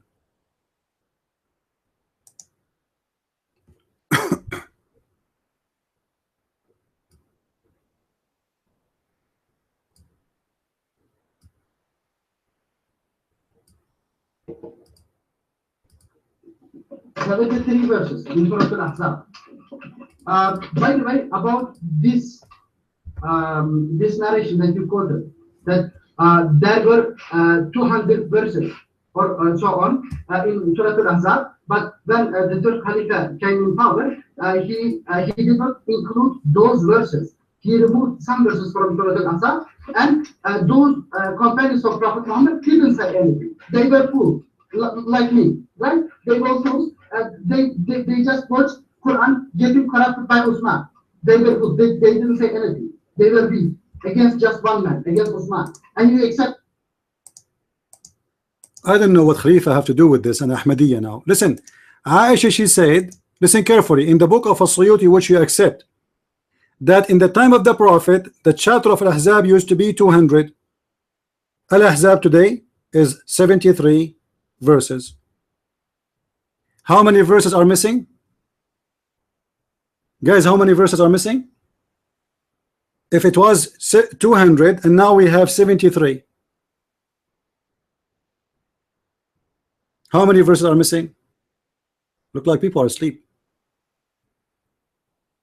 No, wrong. What 273? 127. There's 127 is missing according to the Imam. You approve. His name is As-Suyuti. What do you say? Your mic. That is just in one chapter in the Quran. Just one. 127 verses are missing. In a scholar you accept, and you are the one who quote his name for me. Your mic. Listen, please. In the beginning of your of my speech, I said that you asked me a question. You said, "Do you accept Imam Suyuti?" You have something in your mind. You will quote from his book, not from Imam Suyuti, not from what he said. You will quote from his book, and then you said to me, in Imam Suyuti's book, which you accept. In Imam Suyuti's book which you accept. I didn't say I accept Alif Khan. All of the pages of Alif Khan I accept. I didn't say that. I mean, what's wrong with the Muslims? If this guy is full of lies, his book is full of stupid things, why you quote for me As-Suyuti then? Either you accept him or you don't. Either he is good or we don't accept him. And you are saying to me, I am quoting from his book, but not this is what he said. No, this is what he said. This is why he's quoting it. If I quote for you something, it's mean I am saying it to you. Correct, guys? If I quote something to you in my book, it's mean I am saying to you what the story is. So it's my words too, because I'm the one who copy the story and paste it there. And then not only this guy, he gave us a lot of reference for a lot of stories about the missing verse in the Quran.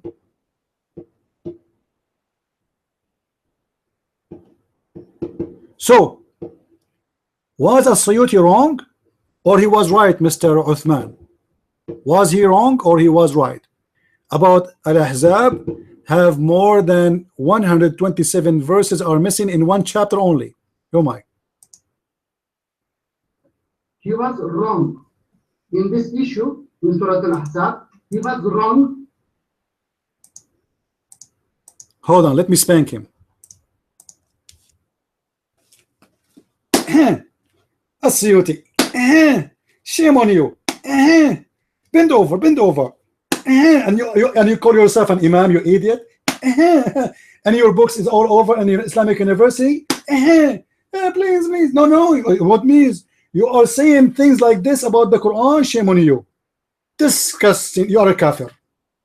You are a kafir. And who is the one who discovered As-Suyuti is a scumbag a guy from Pakistan. Okay. What about Asim bin Abi Nujud? Asim bin Abi Nujud, is he a liar? Your mic? Christian friends, you are like a child. I will make your I will do what you did just now. Let me give the name of this Christian saying. Saying, for example, Clement of Alexander, Clement of Rome, Clement of Rome, the first Christian saying. He has many things against Christianity. I have read, I have studied. Go and wipe the paper of this guy you are talking about with the ass of your prophet. Who care? Don't change the topic. I'm not the one who quote him. You are the one who quote for me as Suyuti, so you have to take his book. You are the one who quote the name of this book for me, and you name him as a scholar to prove me wrong. So listen, Abdul. What about Asim ibn Abi Najud? Forget about the Suyuti. Asim bin Abi Najud, he said that the Quran, Al-Ahzab, used to be equal to the chapter of Al-Baqarah. Now the disaster is growing. Guys, Al-Ahzab used to be equal to what? To Al-Baqarah. Okay, how many verses Al-Baqarah is today? 286 verses. Wonderful. 286 verses, right? Okay, how many verses in Al-Ahzab today? Are you there? Now what do you think of Asim? He is a liar too? Your mic? Christian prince, you are a Christian worshipper of a human God, Jesus, so do not stop. Are you preparing yourself to flee? Because this is what Muslims do when they start worshiping a human. Your God, Allah, is an octopus. He have hands, he have legs, he have feet, he have 5 fingers. And he don't have an ass, he don't have a waist, he don't have a neck, he have a face. So connect the image together: face, a shin, and 2 hands in the right. This is an octopus, and a foot. Don't change the topic. What do you think of Asim saying that Al-Ahzab used to be equal to the chapter of Al-Baqarah? Is Asim a liar too, the same as As-Suyuti? Your mic? Christian prince, Asim is not wrong, and Suyuti is not wrong. But do not stop me. Just let me give my speech quickly. Do not stop me. Wait, I thought. No, I'm not stopping you. I have to agree with you. Thank you very much. So Asim, he agree, guys. He agree with Asim. Asim is right. The Ahzab used to be 286 verses, and today is 73. So how many verses, according to you and Asim, is missing in the chapter of Al-Ahzab?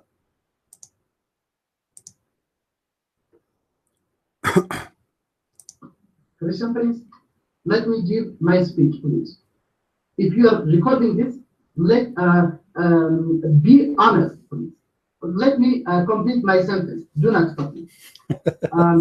I said that Imam Suyuti said something about a certain issue Muslims accept, and then he gives his own idea about a verse or a story or about a nuzul, about a certain verse, and then some of Muslims accept, some of the Muslims do not accept. Like, for example, I give an example from the first Christian saint, Clement of Rome.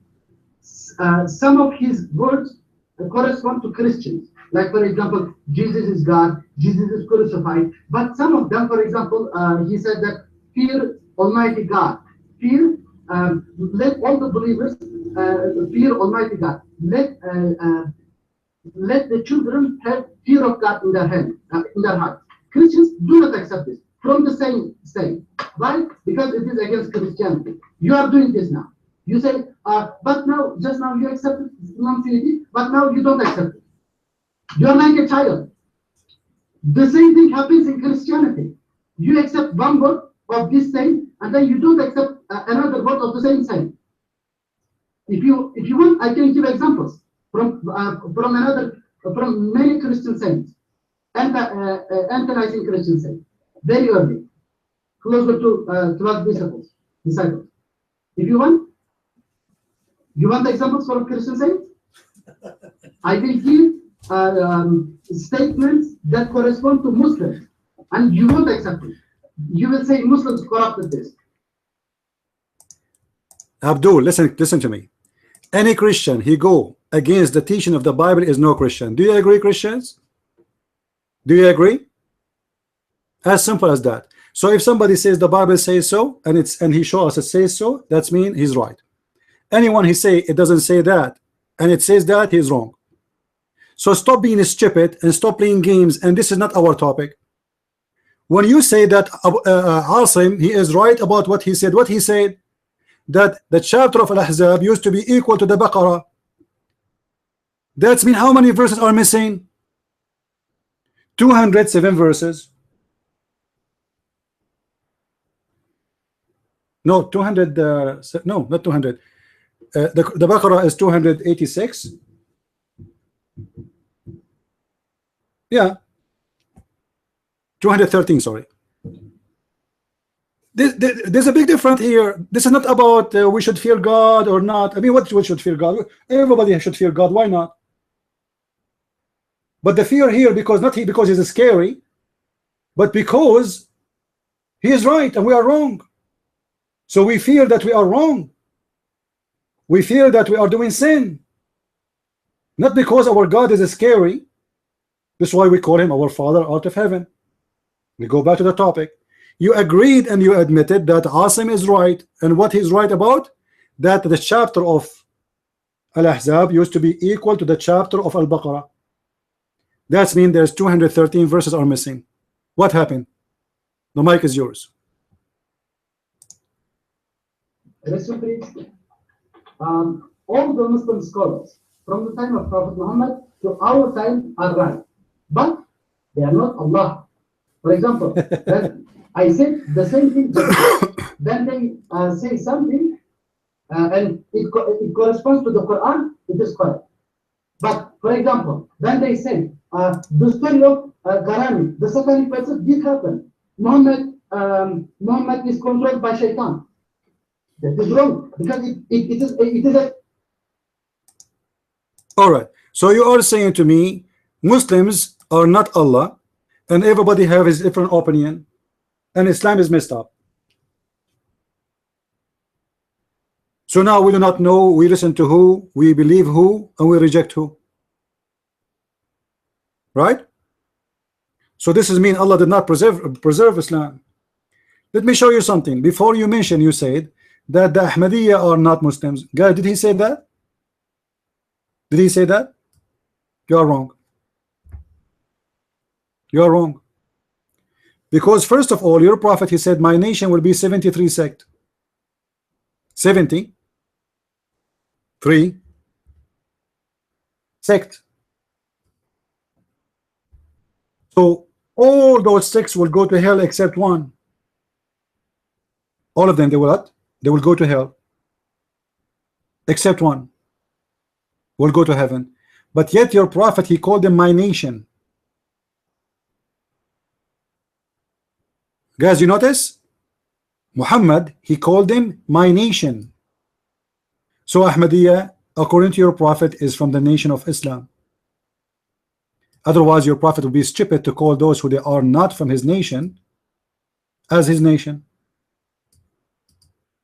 So it's very naive of you to say that Ahmadiyya are not Muslims. And now you are saying to us that in Islam there is many opinion and only Allah knows who is right. So you are confirming what your prophet said, that there is 73 group of Islam. And by the way, this prophecy of your prophet proven to be that he's a liar, because there's thousands of sects in Islam. What 73? The Shia alone is tens of sects. They are not one sect. Same as the Sunni. The Duruz, the Batiniya, the Zahiriya, the whatever, blah blah blah blah blah. So what 73?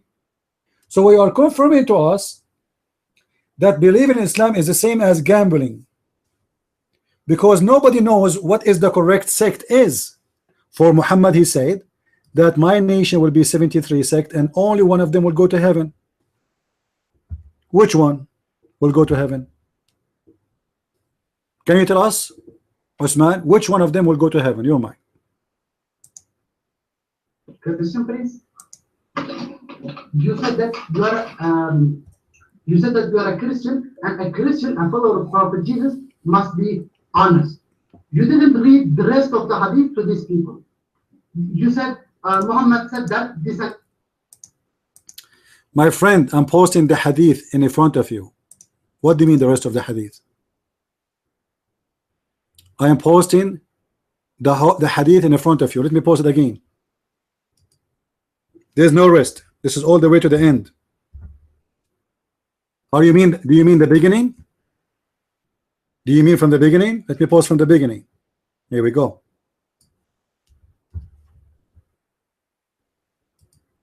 Your mic. Read for us. Christian prince, I don't know where you quoted this from. The complete hadith is this. Let me read from this verse. The last part is wrong, but let me read.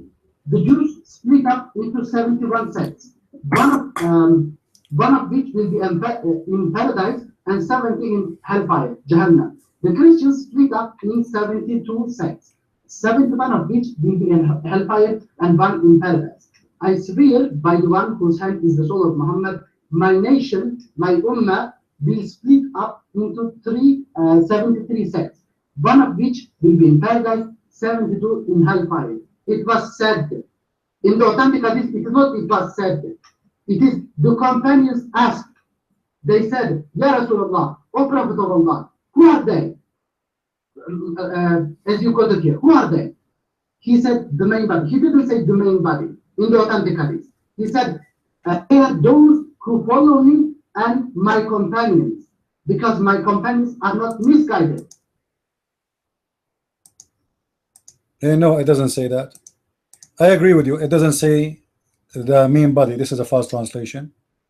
He said Al-Jama'a. And here we go. I will post it for you in Arabic. Al-Jama'a, which means the group. Which group? Nobody knows. The mic is yours.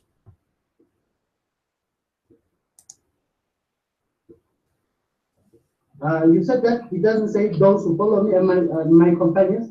If I recorded it, let me quote to you. Let me check my file.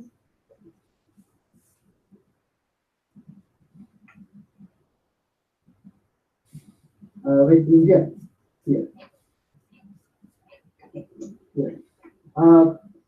I have the Turkish version in my own mother tongue. It says in Darimi, Sunan Darimi, chapter Siyar, and hadith number 75. And again in Abu Dawud, Sunnah 1, and then Tirmidhi, Iman 18, Ibn Majah 10, 17. These are references for this. It says that at the last part of the hadith, they are those who follow me and my companions. In this narration, it says, they are those who follow me. All right, Uthman. You are the one who mentioned Ibn Majah, correct, guys? Did he say Ibn Majah? Did he say Ibn Majah? Okay, this is Ibn Majah hadith. I'm posting Ibn Majah. I will post it for you in Arabic. There we go.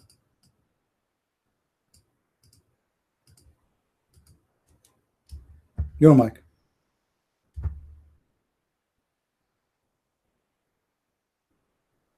But the Arabic is not showing. Hold on then.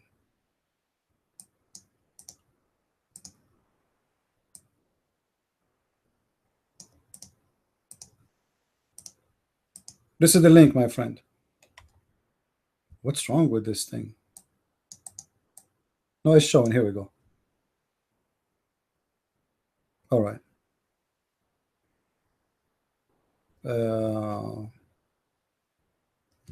I'm not sure why it's not coming all of it. Maybe I need to make it short. Hold on.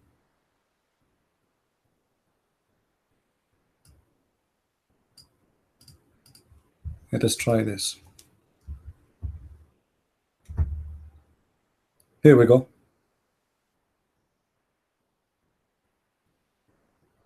My posting is the last one. Why you guys, your post is appearing, my post doesn't appear? I'm using the other computer. That's funny. Anyway, the link is there, guys. The link is there, and people are posting it. All right. So it says there clearly that at Jama'ah, the group, there's no main body, there's no etc. And this is the reference you mentioned. This is Ibn Majah. This is the link. Let me post it again. So now let us go back to the topic. So according to Islam, according to your prophet, there's only one group will go to heaven, the rest will go to hell. But all of us, we knew that all those groups, each one of them think that they are right. Based on your prophet, the Shia might go to hell, or maybe the Sunni, or maybe the Druze, or maybe the Shia, one of them is going to go to heaven, because Shia are many sects. Or maybe of the sect, one of the sect of the Sunni. There's tons of them, and there's other sects which is not even, you know, some they are small, some they are big. It doesn't matter. So how a Muslim will know which one is the sect will go to heaven? Your mic.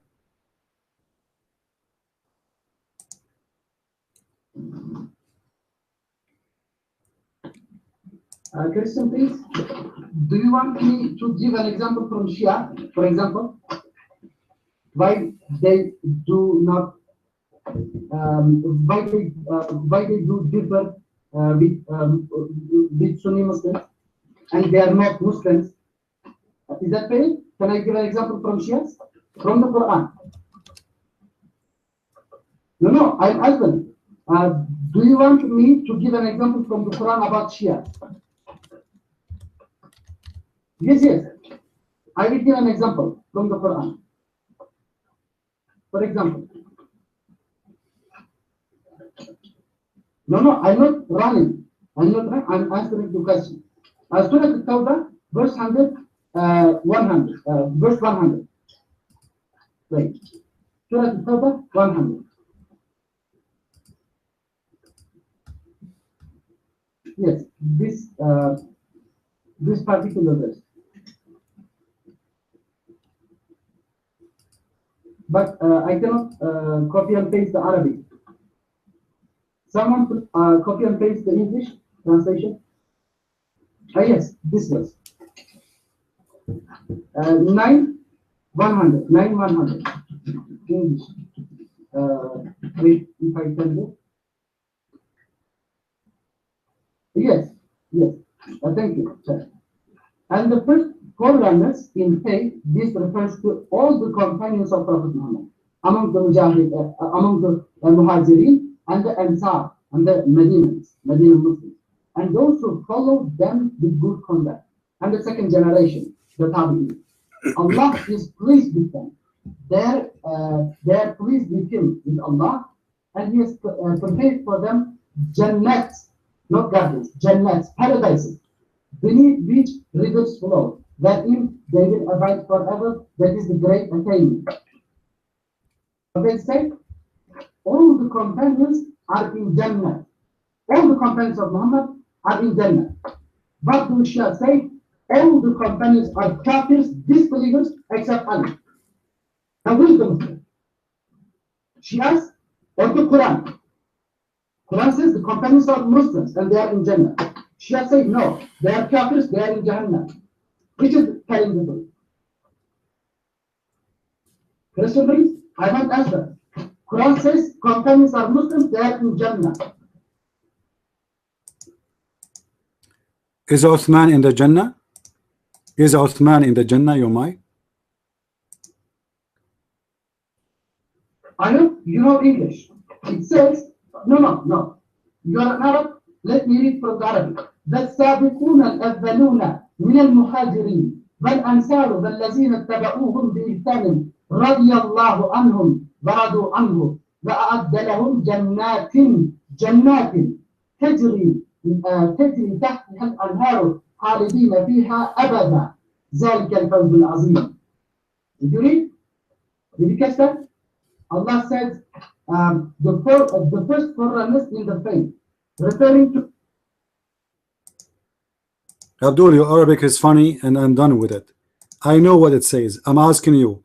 Uthman is one of those, the first generation, isn't it he? This is why I'm asking you, is he going to go to heaven? Yes or no? You're mine. he is going to heaven. Osman and Umar. So why Aisha, she called him Nathala? Why Aisha, she called Uthman Nathala? Your mic. Did she call Hazrat Usman or Hazrat Umar or any other or Hazrat Abu Bakr Nafira? Huh? Except in Shia's book. Guys, did you hear what he said? He said only ones who call him Nathara. Nathara is a guy who supposedly was a Jewish guy, and he is, you know, like let's say, a stupid guy, a crazy guy, stupid idiot. You know, they make fun of him. And he said the ones who said that about him is the Shia. All right, let us see if this is true or not. Is Ibn al-Athir al-Shafi'i is a Shia? Your mic? He is not a Shia. He is a historian. Like, so he's a Sunni. He's not a Shia. A second ago you said the Shia says that. Is the book of Lisan al-Arab is made by the Shia? Your mic? no, Lisan al-Arab is not made by Shias. But What but? What but? So the one who says that about Uthman is the Sunni. That is the Sunni. And the one who called him with that name is Aisha, making fun of him that he is, in Arabic we say ahbal, ahbal, which means like a, not stupid, it's more than stupid. Like, you know, if somebody, let us say you see someone in the street and is in his saliva is coming from his mouth, you know what I mean? Somebody is like is gone, he's not here. What they call him in English? Brain dead? I don't know what you call it in English. Like his saliva is coming down, his beard is growing, his clothes is dirty, he eat dirt, you know, it's crazy. Who is the one who called Uthman such a thing? It was Aisha. Now who is the one who killed Uthman, the Shia or the Sunni? The mic is yours.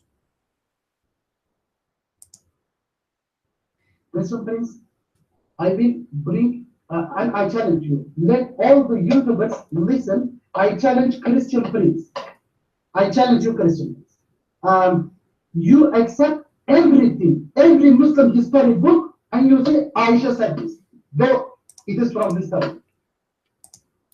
Uthman, I don't accept any Muslim historic books. I don't accept Muhammad as a prophet. I don't accept the Quran. All of you are a bunch of scumbag liars. I'm just getting you busted. Who said I accept them? Who told you I accept them? Do you want me to accept the book says that the woman she have a sperm coming from her ribs? Who said I accept them? I accept nothing about Islamic books. I'm just showing you what it's written in your book. You said it's a Shia, and you are the one who jumped to the Shia. Guys, is it him who said, let me as an example, I will show you the Shia? Is it him who says that? The book who accused Hafs to be a liar and to be a fraud, is that a Shia book or this is a Sunni book? It's a Sunni book. Sunni books. Now, who is the one who ordered the killing and the death of Uthman? Is it the Shia or the Sunni? The mic is yours, Uthman. Friends, I will do the same that you did. If I bring you a story about Jesus from an apocryphal Bible, and I will say I will use this sentence. Abdul, you just answered yourself. What is the name of the Bible? That means it's rejected. So why you want to give it to me? You give me a book which I don't agree with. Those are your books which you agree with. You are the one who quote for me as-Suyuti, and you are the one who quote for me Asbab al-Nuzul, and you are the one who quote, etc. So if they are not good, why you quote for me from there? I never quote for you from a book I don't agree with. I am talking about Christian books. For me, I only believe in the Bible. Anything else is not. We don't have Hadith. Christians, we have a book of Hadith. Do we Christian have a book of Hadith? No. Do we have Bukhari and Muslim? No. We don't have this garbage. This is your books. Now you are in trouble because you said to us that the companion of the Prophet, they will go to heaven. So if this is true, why all of them get killed by Muslims? You are the one who said that those who follow the Prophet and the original, the first generation are going to go to heaven guaranteed. That's mean the ones who killed Uthman too, they will go to heaven because those are from the companion of Muhammad. Correct, guys? Did he say those first generation who came with the Prophet, they are promised to go to heaven, and whoever immigrate with him, all of them, they are immigration, did immigration, all of them, all. But they are a bunch of criminals and they kill each other. So how they will go to heaven? Are you saying to me that the one who killed Ali and the one who killed the children of Ali, he's going to go to heaven according to your religion, your mind? Those who killed Hazrat Ali are Harijiyya, cursed by the Prophet. They are cursed by the. Who are they, those who killed Ali? They are Kharijiyya, guys. Aren't they from the companion of the Prophet and from the generation of, it's called as-Sabiqun, which is the earlier of Muslims? Aren't they? Your mind? Just now, you may be an old person. Just now, you said that the Prophet said, you quoted from the Sahih, that my nation, my ummah will be split up into 73 sects. Just only one group will be Muslims, and they will be in the paradise. Just one group, not Harijiyya, who killed. And you are the one who quote for me a verse from the Quran. It says all the generation of the Prophet, they will go to heaven. And you are the one who quote for me chapter 9 verse 100, not me.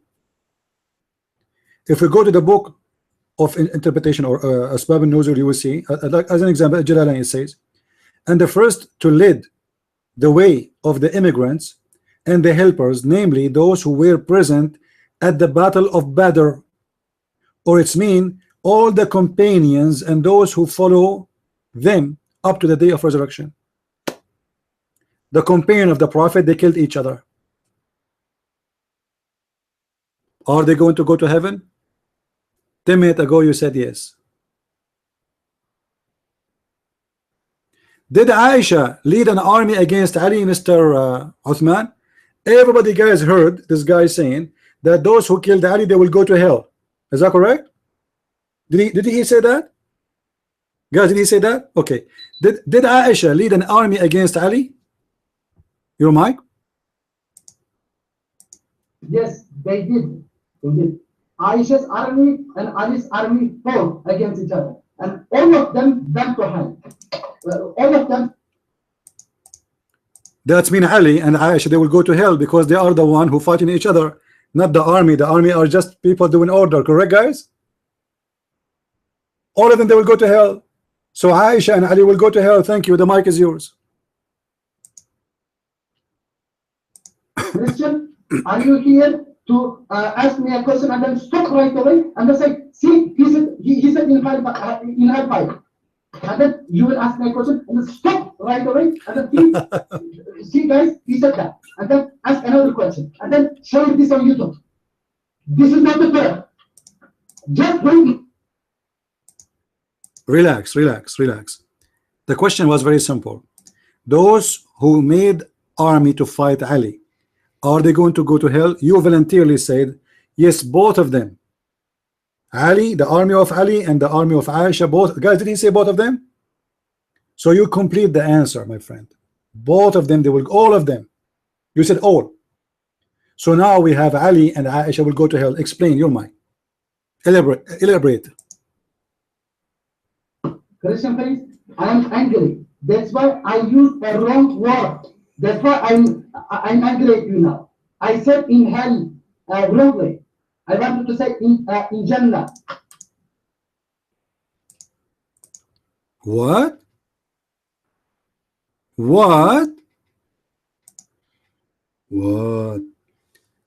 I wanted to say in Jannah, but it was said in hell. Does that mean you made a verse you want to abrogate now?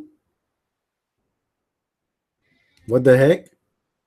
A second ago he said in hell, all of them in hell, and he was so excited. Now why the one who want to kill Ali in Jannah? Because 5 minutes ago, before you said this, you said the one who killed Ali in hell. Aren't you the one who said the one who want to kill Ali is going to go to hell, and the one who killed Ali will go to hell? Your mind? In the story of Jamal, in the battle of Jamal, though neither Hazrat Aisha nor Hazrat Ali was killed. The Harijiyya, that group killed Hazrat Ali. Then what Kharijiyya, Abdul? What Kharijiyya? What are you talking about? Too much camel urine. Listen, there's two army only: the army of Khadija, the Aisha, and the army of Muhammad. Oh, sorry, Ali. So what Kharijiyya? Who is fighting who? Two armies. Which army? Aisha army and Ali army. So those, they will go to heaven? Are they? Who is the one who prepared for the attack? Aisha. Aisha, she want to kill Ali. Do you think Aisha by this? And you are the one who said whoever kill Ali will go to hell. So Aisha worked hard to kill Ali, but she lost the war. Your mind. So Aisha, based on what you said, she should go to hell. Now Allah made you pay back. Just now you said there are two armies. I said that I agree. There are two armies. The one army is Aisha's army, and the another army is Muhammad's army. Sorry, Ali's army. And everyone saw that. You said first Muhammad and then Ali. Just now I said in hell, and then I corrected myself. Yeah, but 5 minutes ago you said whoever killed Ali is going to go to hell. Correct, guys? And I repeated that many times, and you did not say it was wrong. You said whoever killed Ali will go to hell. Do you repeat that again, or he will go to heaven? Let us correct it then. Whoever killed Ali, he will go to heaven or he will go to hell. The mic is yours. In the battle of Jamal, in the battle of the Camel. Don't change the question. Whoever killed Ali will go to heaven or he will go to hell. Simple. Either you say they will hell or you will say to heaven. You might. Christian priest, you are like, is Jesus God or not? Don't quote me anything. Is Jesus God or not? You are like those stupid Jehovah's Witnesses. Be truthful. What does have to do with our topic? Are you going crazy? Huh? Are you the same as Nathala? Your saliva is coming out? Take it easy. The one who killed Ali, is he going to go to hell or he will go to heaven? Very simple. You're mine. The one who killed Ali is Jahannam, in hellfire. Do not stop me. Do not stop me. No, I want you to say it again, because later you might say you said that by mistake. Are you sure that the one who killed Ali will go in Jahannam, which means hellfire? Say it again, to be sure it was not an error. Yes, the one who killed Ali is in Jahannam. And furthermore, so Aisha is in Jahannam too, because Aisha, she made an army, and the purpose is to what? To kill Ali. Correct, guys? When I take an army attacking you, what is the purpose of the army? To slaughter you and your army. Aisha, she took an army to slaughter Ali. So Aisha should be in hell. Be honest, you're mine. Christian priest, these people don't know that in the battle where Aisha and Ali fought, Ali was not killed in that battle. He was killed later. Are you deaf? I said clearly that Aisha, she lost the war actually. So we know he was not killed, but she tried to kill him. So how Aisha, the one who tried to kill a good believer like Ali, a companion who is a promise to go to heaven, she will go to heaven? Aren't you the one who says to me, chapter 9 verse 100 says those companions, they will go to heaven? Is Aisha going to go to heaven? You will say yes.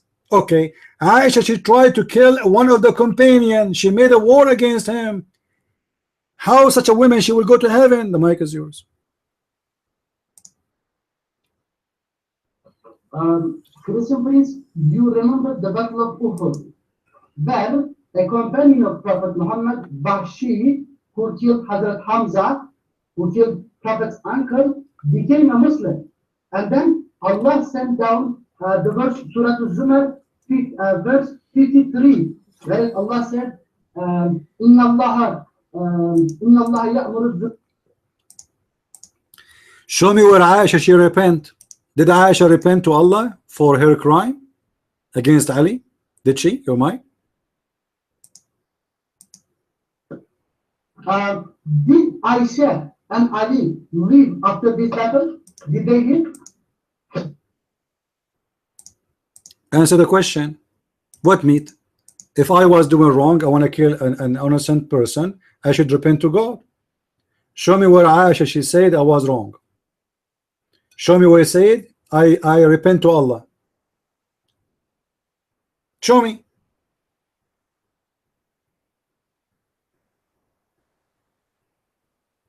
If a person he want to kill a Muslim, what if Aisha was successful?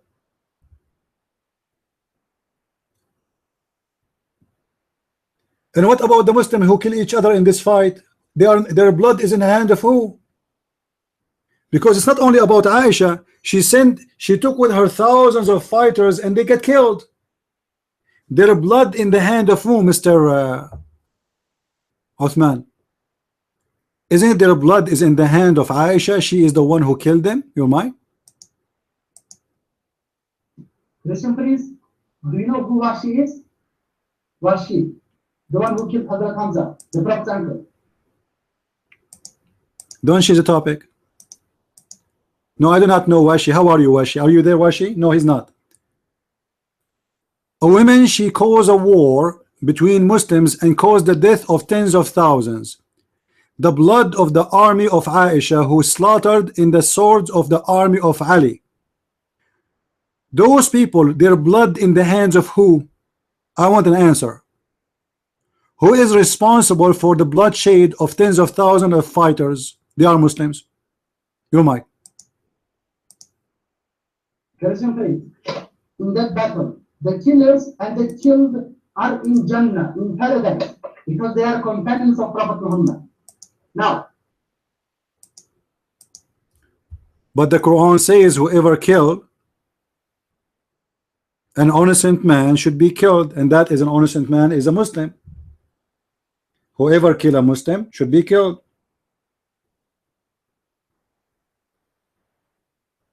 How a killer he will go to heaven of Allah for killing a companion of Allah? That's very funny. I mean, what kind of religion this religion is? It looks like heaven is like a shish kebab, anyone can grab it. You can go and kill your own fellow Muslim, even the good one, even the companion of the Prophet, even Ali, the cousin of Muhammad, his son-in-law, and it's still you are a good guy, you go to heaven.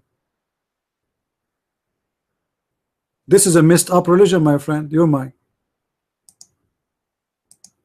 Christian, you Christians accept that Jesus is killed, is sacrificed for the sins of the mankind.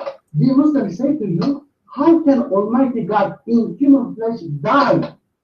You accept this and you call us illogical people. You accept that Almighty. Now who is the stupid he said to you that our God he died? We don't believe that our God died. Christian, do you believe that your God is always alive and he never died? God is always alive. What was killed is the body of the human being, the flesh. Jesus is exist, the Messiah, the Word of God is exist before his crucifixion. His crucifixion did nothing different. Nothing changed. Jesus says, before Abraham I am. So he was exist before Abraham. He exists before even the creation of everything. Everything for him and by him was created. I mean to that. He is the Word. He is the Alpha. He is the Omega. So you Muslims are very naive. Even you as a human, you believe that your soul will stay alive and your body is dead. That's why it's called resurrection. So what happened? Jesus was a person between us as a man. In the same time he's God. So they killed the body of the man, but nobody can kill God. However, if Jesus, the proof that he is God, if he should not die, that's mean Jesus must be God in Islam. Because then you have to answer me, how come Jesus is just a man but he's alive in heaven? Guys, let me show you the stupid logic of the Muslims. Once I was sitting in a restaurant and I had two Egyptian guys. One of them is smart and the other one is smarter, which means he's dumb. He said to me, they cannot keep their mouth shut. They cannot. They have like something in their belly.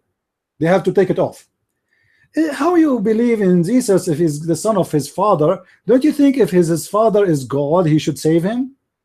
I said, are you sure this is the way? He said, yeah. If God is his father, he should save him. I said, okay. Well, based on your logic, Jesus must be the son of God in Islam because his father saved him.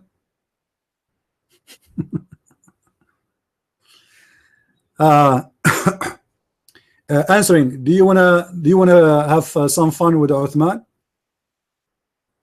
Okay, can you put the hat? Can you put the hat on? Take the room, please. I will sit and I will relax. You have fun. Come back as an admin, please. You came yesterday as an admin. You forgot? 2 days ago. You were in the room as an admin. Just go out of the room, click at the name of the room, and then it says join as an admin, and then you will find yourself as an admin in the room. I think he is joined as an admin by mistake. You do not know what he's doing. You know, he just click at the name of the room, and then it says there's an option that says join as an admin. Because I had enough of Uthman. Just hold Uthman, you know, Sam Shamoun, he will be here in a second with you.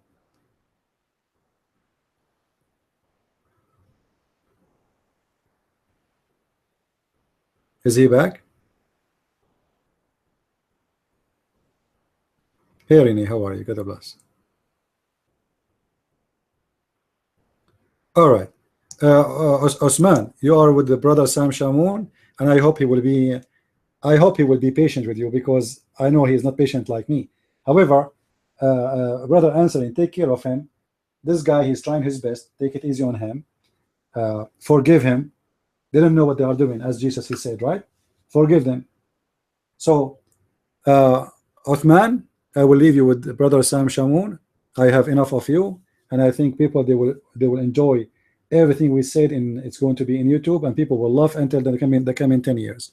The mic is yours, brother. Answer Islam. Your mic. Hey, can I get a mic test? Does it show that I'm an admin? Oh yeah, good. Glory to Jesus Christ. Okay.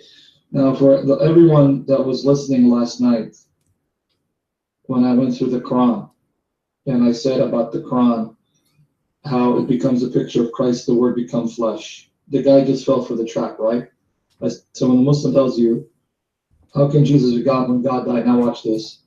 Osman, I'm not on the level of Christian Prince when it comes to Islam. So, and that's the truth. I'm not trying to butter him up. And I don't have his patience. I'm trying to pray to be as patient as him. But I know from what I hear, Osman, before you ask any question, you can answer mine. You sound like a guy that will answer questions. Okay. Before you take the mic, I just want to make sure you're not Shia. You kept saying you're not Shia. So that means you are part of Ahlul Sunnah wal Jama'ah. So you believe the Quran is Kalam Allah. Kalam Allah, it's the speech of Allah, right? Okay, see guys, you see that. because it's the speech of Allah, it's one of His sifat, right? The Quran is Kalam Allah, Kalam is this. Okay, good, beautiful. See, I respect you. See, guys, he's confirming everything I taught you yesterday, right? And I actually respect an honest Muslim. Okay. Now, as the Kalam, as one of the sifat, the Quran is uncreated, right? The Quran is uncreated. Yeah. I don't care if you're a stranger, if you're a visitor, if you're an alien. That's not my question. Okay, but let's put personality aside. Forget me. Okay, Osman, thank you. May the Lord Jesus guide you to the truth by reading my articles. But forget personality. It's not about it's not about Christian friends. Okay. Since the Quran is Kalam, and the Kalam is one of the sifat of Allah, that means it's uncreated, right? It's uncreated? Okay, beautiful. See, guys? Okay, now, how many of you can testify? This is what I said Muslims believe yesterday. Okay, thank you. Okay, now, Osman, here's my question. Can you destroy any of the attributes of Allah? Can any of the sifat of Allah be destroyed? Beautiful. So the Quran can't be destroyed, right? Oh, see, guys? Okay, can you explain to me, when a person burns the Quran, tears the Quran, destroys the Quran, how can you say he's not destroying the Quran? For example, Uthman bin Affan, the Quran. How could he burn the Quran if the Quran cannot be destroyed? Can you answer on the mic, or do you want to answer in the text? What do you want to do? I'm waiting for him. I don't know. How can your Quran be destroyed? How can your Quran be burned? How can your Quran be torn to shreds? And I don't mean this to disrespect you. I'm not disrespecting you, but you know there are people out there that will flush the Quran down the toilet, right? Yeah, or a goat ate one of the surahs. Yeah, you just said the Quran cannot be destroyed. You see, guys, you're seeing the arguments being used now, an actual apologetic situation, right? Then I tell you, this is how you present your case. All right, beautiful. Thank you, CP, for allowing me to take the mic. I was actually just listening, but let me know when you want to take over. Okay, Usman, here's another question for you, since I don't think you want to answer that one. Yeah, I did, Narrowgate. I've been speaking since Friday, almost every night for 2-3 hours. So pray the grace and mercy of the Lord Jesus by the blood of Christ. My voice stays strong and healthy. My voice box, my lungs, for the glory of Jesus. Anyway, when you talk a lot, you know, I'm not the young man I used to be. In my 20s, I could speak for hours. Well, thank you, sir. I didn't know that you thought I was so sweet, calling me honey. Fresh. Anyway, Osman, are you there? Okay, my friend. Osman, you look like a respectable chap. Okay, can I ask you a question? The Quran Allah? Is the Quran Allah?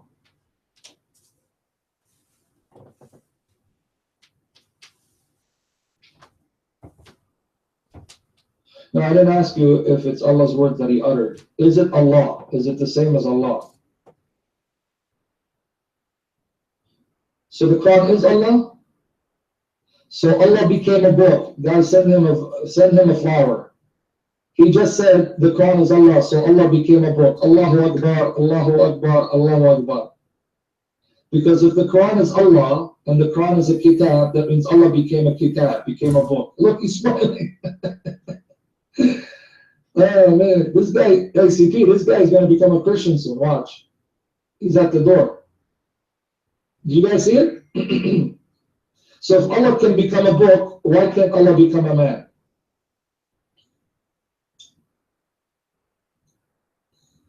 Okay. Can I ask you another question, Osman?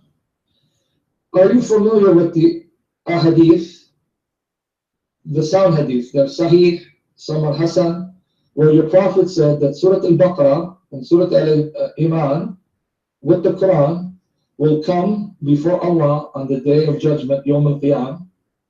And Surah Al-Baqarah and Surah Al-Imran will come like clouds or shades or flock of birds and will argue on behalf of the Muslims who recited it, defending the Muslims before Allah, asking Allah to forgive them. Are you aware of those hadiths, or should I post them?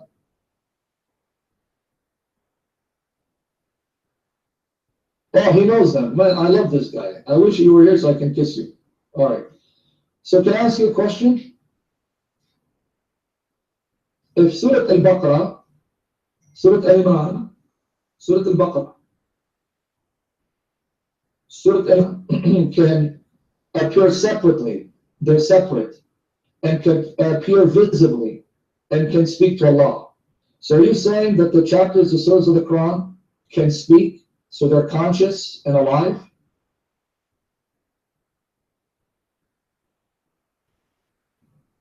Wait, how do they come before Allah and argue before Allah? Do I need to quote the hadith? It says Baqarah. Oh, it's figurative. So then, when it says the people will come before Allah on the day of judgment, that's figurative too, because it's in the same hadith. The hadith says the people and the Quran and Baqarah and Imran will all come before Allah. So the people coming, so that part is literal. You can't pick and choose, my friend. If in the hadith, the people coming to Allah is literal, then the chapters coming to Allah is literal, especially when your prophet says, they will appear as clouds. Is that literal or figurative? Appear as clouds or as flocks of birds. How can that be figurative? Oh, so that is literal. Okay, so if they appear as clouds, that means this is literal. And they're going to appear with the Quran, that means this is literal. And if they're going to appear with the people that recite them, that means it's literal. So when it says they're going to argue before Allah, why do you say that's not literal?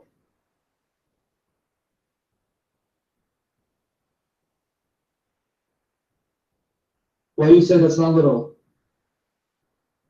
Sure. But please, get to the point. Okay, Samsona, I am familiar with your discussions with Brother Osama Abdullah. Anyway, your question was that a man will come before Allah, and then Surah Al-Baqarah and Surah Al-Imran will appear before Allah like a cloud, and then they will intercede for this man, for his sins before Allah. You said that I cannot cherry pick, but as we are Muslims, we quote from our earliest believers, from the companions of Prophet Muhammad, and the second generation, the Tabi'in. Meaning that we don't say that, for example, this is literal and this is figurative and this is my own idea. We don't say that. We just believe what our earliest Muslims believe. Because no Muslims say that Surah Al-Baqarah will become a man, will get a human body, a physical body, and will appear before Allah as a human being. And then will intercede for this man before Allah. No Muslims believe that. For example, we said that just now, Quran is Allah.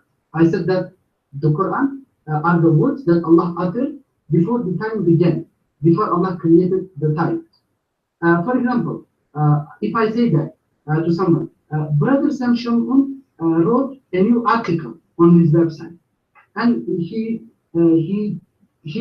takes some notes in his article, and then this man asks me, the words that Brother Sam Shamun uttered,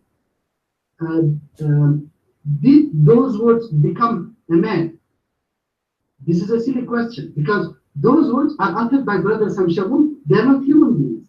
They are just words uttered by the brother, right? The same thing happens in Islam. The Christian asks, is the Quran Allah? The wrong question, because Quran is Allah, because Quran are the words that Allah uttered before the time began. We cannot say that. Just answer my question: is Quran Allah or not? No other thing. But this is the reality, that the Quran or the Injil or the Torah or the Zabur are the words that Allah uttered, the words that come out of Allah's mouth, yet figuratively, of course. They're just words that Allah uttered. Yes, yes. No. There are such things. For example, but You see, I won't ask you nicely. Get to the point. Stop tap dancing. You were dancing. I don't know if you were doing a Sufi dance. You took the mic and you ignored everything I said. First, let me correct you. I'm going to say you don't know Islam because you said no Muslim believes the Quran is going to appear as a man. Either you don't know Islam or you're lying, because here's the hadith that says the Quran will appear as a man. Read it with me. Read it. It was narrated that Buraidah said, I heard the Prophet say, the Quran will meet its companion on the day of resurrection when his grave is open. See, that's literal. In the form of a pale man, it will say to him, do you recognize me? He will say, I do not recognize you. It will say, I am your companion, the Quran. Now, remember what he just said, guys. He just told you that they go with the companions of Muhammad, the Salaf and the Tabi'in, and they don't say it's literal or figurative. That means, Osman, you cannot tell me now this is figurative. Because if you tell me it's figurative, then that means you don't go with the Salaf or the Tabi'in, because you just admit that the Salaf and the Tabi'in didn't say it's figurative or literal. So you have to be silent. Shh, don't say anything. But here, it is literal. You know why? Let me tell you why it's literal. Let me tell you why it's literal. The man coming out of the grave, it's that literal? The grave opening up for the man, is that literal? Yes. So if that's literal, then the Quran coming to him as a man is literal. You can't have your cake and eat it too. So you're wrong. The Quran does appear as a man, and not a black man, not a brown man, a pale man, meaning a white man. Pale man, white man. So your Quran is going to appear as a whitey. Okay? Here's the hadith again. Here's the hadith again. Okay, so you get it. Let me give you another one. Let me give you another version of the same ahadith. Watch here. Okay. Let me show you. Okay, here you go.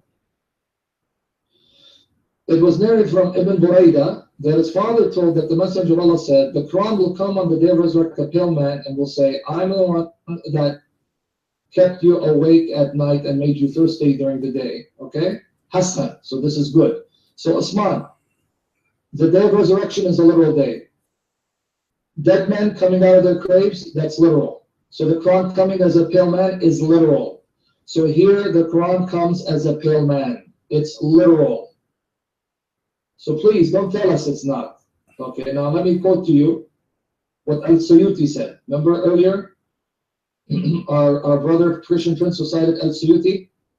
And I think you had a problem with him, but anyway, let me just quote him here. Okay, watch here.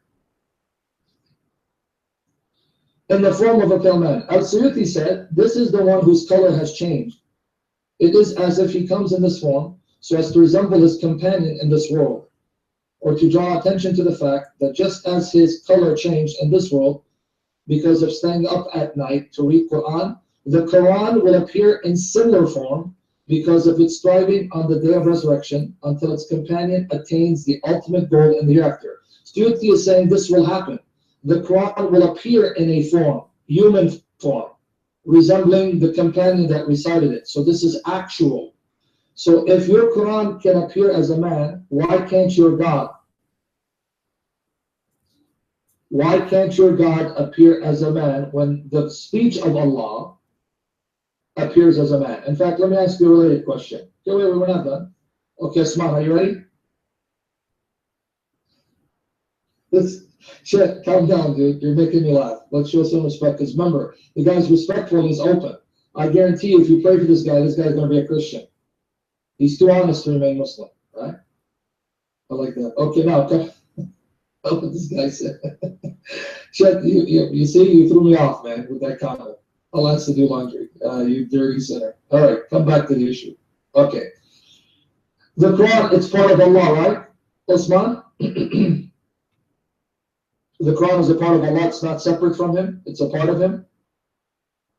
Oh, Quran is Allah. Guys, you just admit Allah appears as a pale man. Because if the Quran is Allah, and the Quran appears as a pale man, that means His God appears as a pale man. What's left, Osman? Why are you waiting to become a follower of Jesus? What's keeping you? Now, Ed Van Halen, Renee, Zaba, all of you guys that were in the room last night, I spent 2 hours showing you to use this argument to get Muslims to see the truth of the Trinity. Are you seeing it? All right. Osman, my question to you is, now let's come back earlier. So now, do you agree with me, Osman, that Surah Al-Baqarah and Surah Al-Imran will appear in visible form, either as clouds or a flock of birds? And that's literal, because the people coming to Allah is literal. So that means Surah Al-Baqarah and Imran coming before Allah ahead of them is literal, right? Do you accept that? Okay, so he accepts it. Oh, Alhamdulillah. He accepts it. So then you accept that they're going to come before Allah in visible form, and they're going to speak to Allah to intercede for the Muslims that recited it, right? Do I need to quote the hadith, or you know? I don't need to. So Surah Al-Imran, Surah Al-Baqarah will be speaking to Allah, Ya Allah, my Lord, these are the Muslims, the mu'mineen who recited us, forgive them. You believe that, right? That's going to happen? You may not understand it fully, but it's going to happen, right? Okay, good. See, man, this guy's honest. Okay, but here's my question, Osman. If Surah Al-Baqarah, Surah Al-Imran, both of them can appear separately from the Quran, separately, that means you have to admit now the Quran has 114 chapters, all of which can speak and appear separately in visible form. Do you accept that? Or do I need to quote the hadith to prove it? Man, you just admitted. Okay, so 114 surahs, all can speak and appear separately in visible form. How many Qurans do you have? How many Qurans do you have? How many Qurans are there? Is it the 1, 5 billion? Just one, okay. How can the Quran be one when it has 114 surahs, all of which can separate from each other, appear separately, appear in different forms, and all speak? How can it still be one?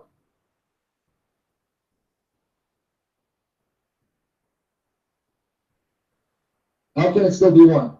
In fact, let me show you the hadith. It says Surah Al-Baqarah, Surah Imran, is going to come ahead. You can't say it's figurative, because remember what you said? The Salaf and the Tabi'in didn't say it's figurative. They didn't make ta'wil. So why are you now saying something they did not say?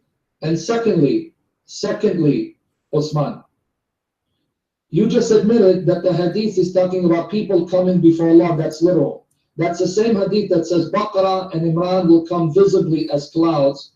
So why do you take that figurative? Yeah, and the Tabi'in, the ones who came after them. Which of them said this is figurative?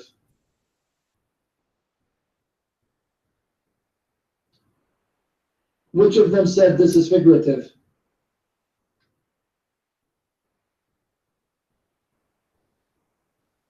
Who said it's figurative, Salaf? I'm sorry, Osman. No, they did. You know why? Because by saying that it will appear as a cloud, or as a shade, or as flocks of birds ahead of the Muslims. If the Muslims coming to Allah is literal, then that means the appearance is literal and visible. And the reason why the Quran, the surahs are going to appear visibly so that the Muslims can see. Look, Abdullah, look, Osman. There is Surah Al-Baqarah as a cloud. Oh, look, there's Surah Imran as a cloud. It's going before us. Of course it's literal. Well, hold on, let me show you. Let's see if I'm reading into it. Let's go, hold on. 1 second, here you go. so that you'd see it's literal. And then I'm going to quote to you what the Muslim scholar said. Here you go, guys. Read it. Guys, let him read it. Here, I'm going to post it again. Let's read it together. And Nawas bin Sa'd narrated that the Prophet said, the Quran shall come, and its people who acted according to it in the world. So if the people are coming, so is the Quran. Surah Al-Baqarah and Imran shall be in front of it. So now you have two chapters of the Quran, separating from the Quran, going ahead of the Quran, and the Quran going ahead of the people. Now watch. And Nawaz said, the Messenger of Allah stated, 3 parables about them which I have not since forgotten. He said, they will come as if they were 2 shades, between which there is illumination, or as if they are 2 shady clouds, or as if they are shadows of lines of birds arguing on behalf of their people. All right, now, here's the comment. Let's read the comment. Okay? Here you go. This is the Muslim, not the Christian. According to this hadith, these particular 2 surah will argue in favor of a person and defend him and get their reward for reciting them. They also have the distinction and quality that on the day of judgment, when a person will be in extreme need of shade, the reward for reciting these 2 surah will provide shade in the form of a canopy, cloud, or like the wings of the birds to those who acted accordingly. So here your scholars are saying this is actual, it's not figurative. Okay? So I think I've proven to you, and if you're going to be honest, that this is actual, it's not figurative. So do you agree Surah Al-Baqarah, Surah Al-Imran will appear visibly and will go ahead of the Quran, and the Quran will go ahead of the people, and then Surah Al-Baqarah, Surah Al-Imran will then intercede, make shafa'ah for the people that recited it in order to get Allah to forgive them. Do you agree now? I want to make sure.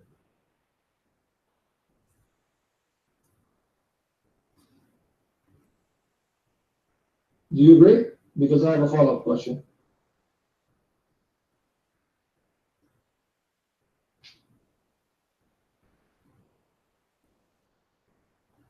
You can explain now on the mic, but please don't spend 10 minutes on the mic saying, well, yeah, it means this, but it doesn't mean that, and that meaning is this meaning, even though it's not that meaning. Please, just get to the point.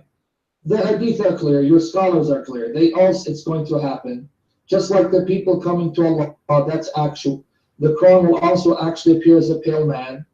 The surahs will actually appear in visible form. So again, if you want to take the mic, go ahead, but please stick to the point, please, like I'm sticking to the point. So then we can take it to the next point. Go ahead.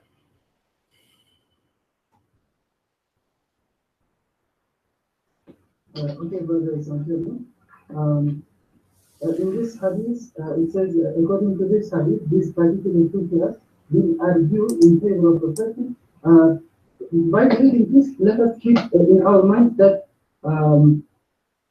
just for the sake of the argument, according to me, let us say, these are figurative, that the appearances of the surahs before Allah are figurative, according to me, for the sake of the argument. This particular 2 surah will argue in favor of a person and defend him and get the reward for reciting them. They also have the distinction and quality that on the day of judgment, when a person will be in extreme need of shade, the reward for reciting these 2 surahs will provide, these surahs will provide in the form of a canopy, a cloud, or like the wings of the birds, to those who acted accordingly. And we know that, as I said just now, Allah is the Quran and Quran is the Allah. And there are 114 chapters in the Quran. According to this ideology, there are 114 Allah. At least there will be 114 Allahs in the hereafter. There will be many Allahs. And this is not the belief of the Muslims that there will be many Allah, because Quran cannot be separated from the Quran, and there is one Quran. So there are 114 Allahs. There will be. This is not the belief of the Muslims. That's why it is preserved. And Brother Samshamun, I know that you are a respectable person and I like you. May I please give an example from the Old Testament about... Osman, I promise you, I'll let you ask me questions. Did you guys see he just confirmed what I said last night? Tell me this guy is not a godsend. Tell me Jesus didn't bring this guy into this room to confirm everything I taught you last night. Did I not say that the Muslims are in a dilemma and this man sees it? That if the Quran is the speech of Allah, it is sanctionable. That the Quran, if it's the speech of Allah, it's inseparable from Allah, and it's a part of Allah, then basically you have Allah becoming a book. And if the Quran consists of 114 surahs that are all conscious, that means Allah exists as 115 persons. You remember I taught you that last night? Now, tell me this is not ordained by God. That Abi Ansi, he said, exactly, brother. Save his comments, guys. He's agreeing. He's confirming. Thank you, Usman. I really believe you're going to end up following Jesus as your Lord and Savior because you're too honest. Yeah, it's recorded now. The CP is recording this. Okay. Tell me, because I want you to see, tell me this is not ordained by God. That he'd be in the room tonight and I'd be on tonight.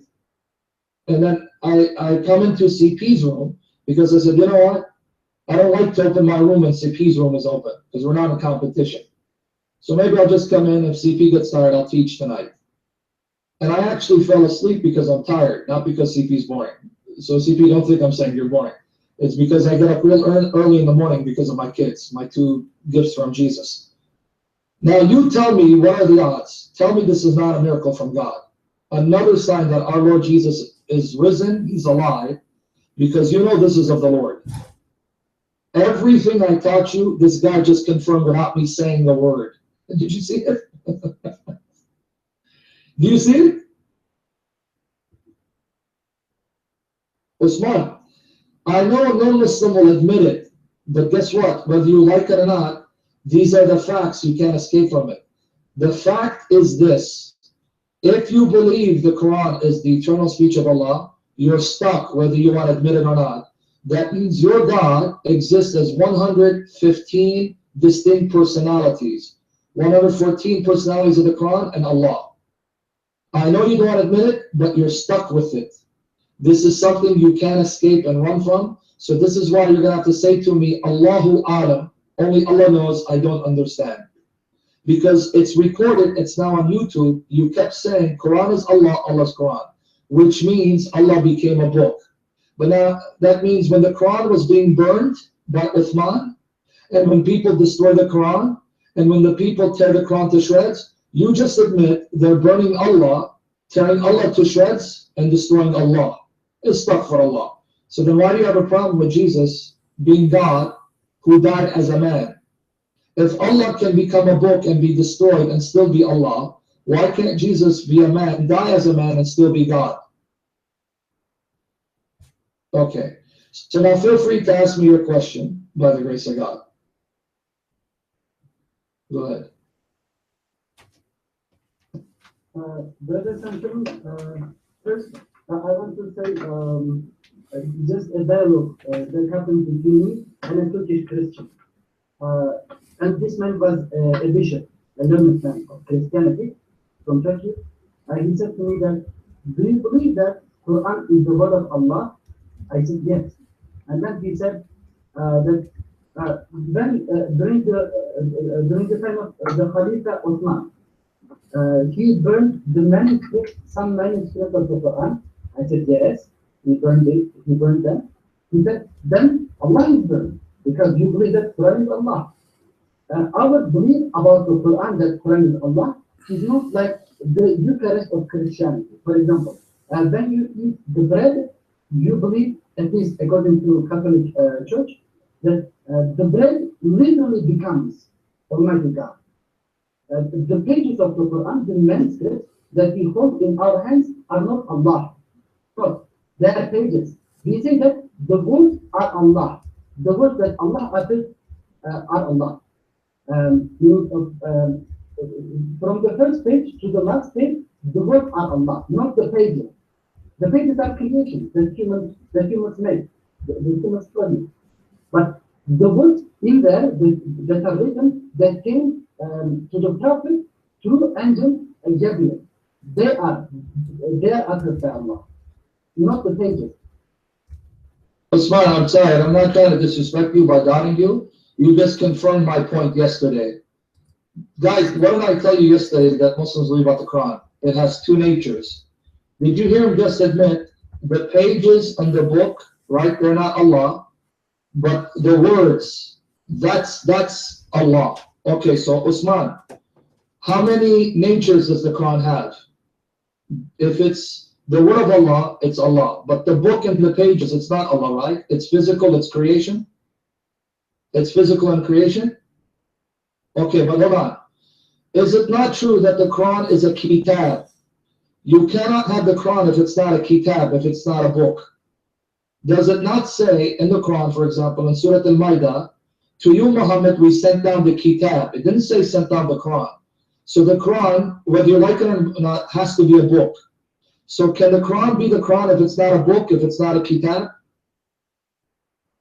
Can it be the Quran if it's not a kitab, if it's not a book?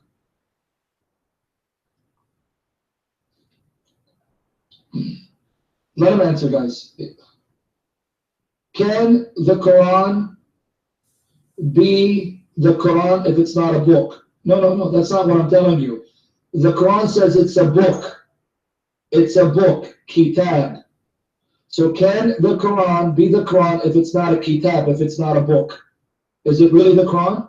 Or does it have to be a kitab, a book, for it to be truly the Quran?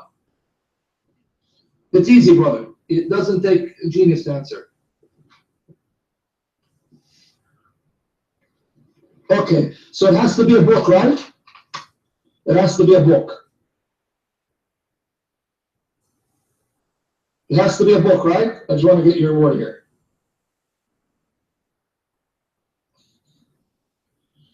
Where is he? Did we lose him?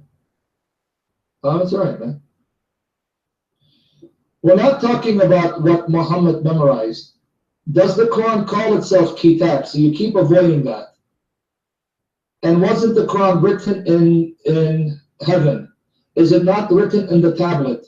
So even before it came down to Muhammad, it was already in a tablet. So the Quran has to be a book. Okay, you admit it. Now, that book part of the Quran, the book part, is that created? The book part. Okay, you just admit you agree with Christianity. You know why? You just said that the Quran has two parts, two natures. One created, the book part of it, but the other part that's eternal. That's exactly what we believe about Jesus. Jesus is the eternal word, but his physical body is created. So you may want to deny that what you believe is like what we believe. You believe exactly like us. Only difference is the word of God became flesh. Your word became a book. So there is no difference between us. So guys, did you now find confirmation from a Muslim admitting what I taught you yesterday by the grace of the Lord Jesus? He just admitted the Quran has two natures, one created, the other uncreated. Did you see it? Now here's my follow-up question to you, Osman. Praise God for God sending him here. Tell me our Lord Jesus isn't risen, isn't alive. Tell me this is not the hand of the Lord to bring this guy tonight. If I were you after this, I'd just get on my knees and just say, Lord Jesus, how amazing and real you are.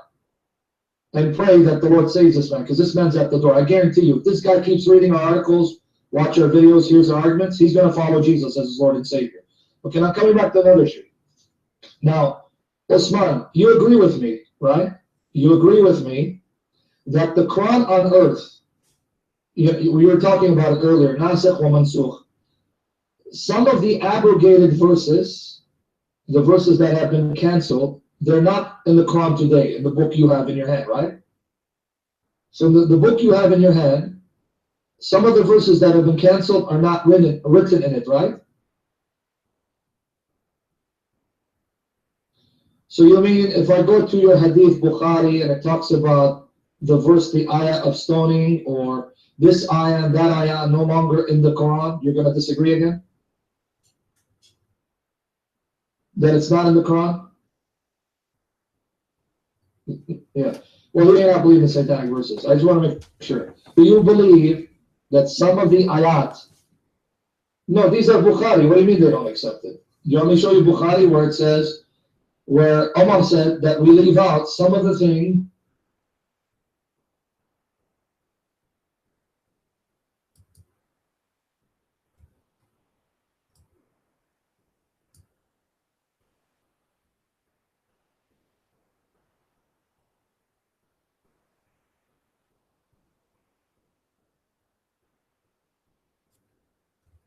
that. Hello, can you hear me now? Can you hear me now? Hear me? 111? Okay. Let me repeat it again. Osman, I'm quoting Bukhari. In Bukhari, there is a hadith where it says that although Ubay ibn Ka'b is one of the best reciters of the Quran, in fact the best, we leave out what he still keeps, and it's talking about the abrogated verses, that Ubay kept even the... Sorry guys to disturb you. Roosevelt, I don't understand really what you are saying. What you want to know about Noon?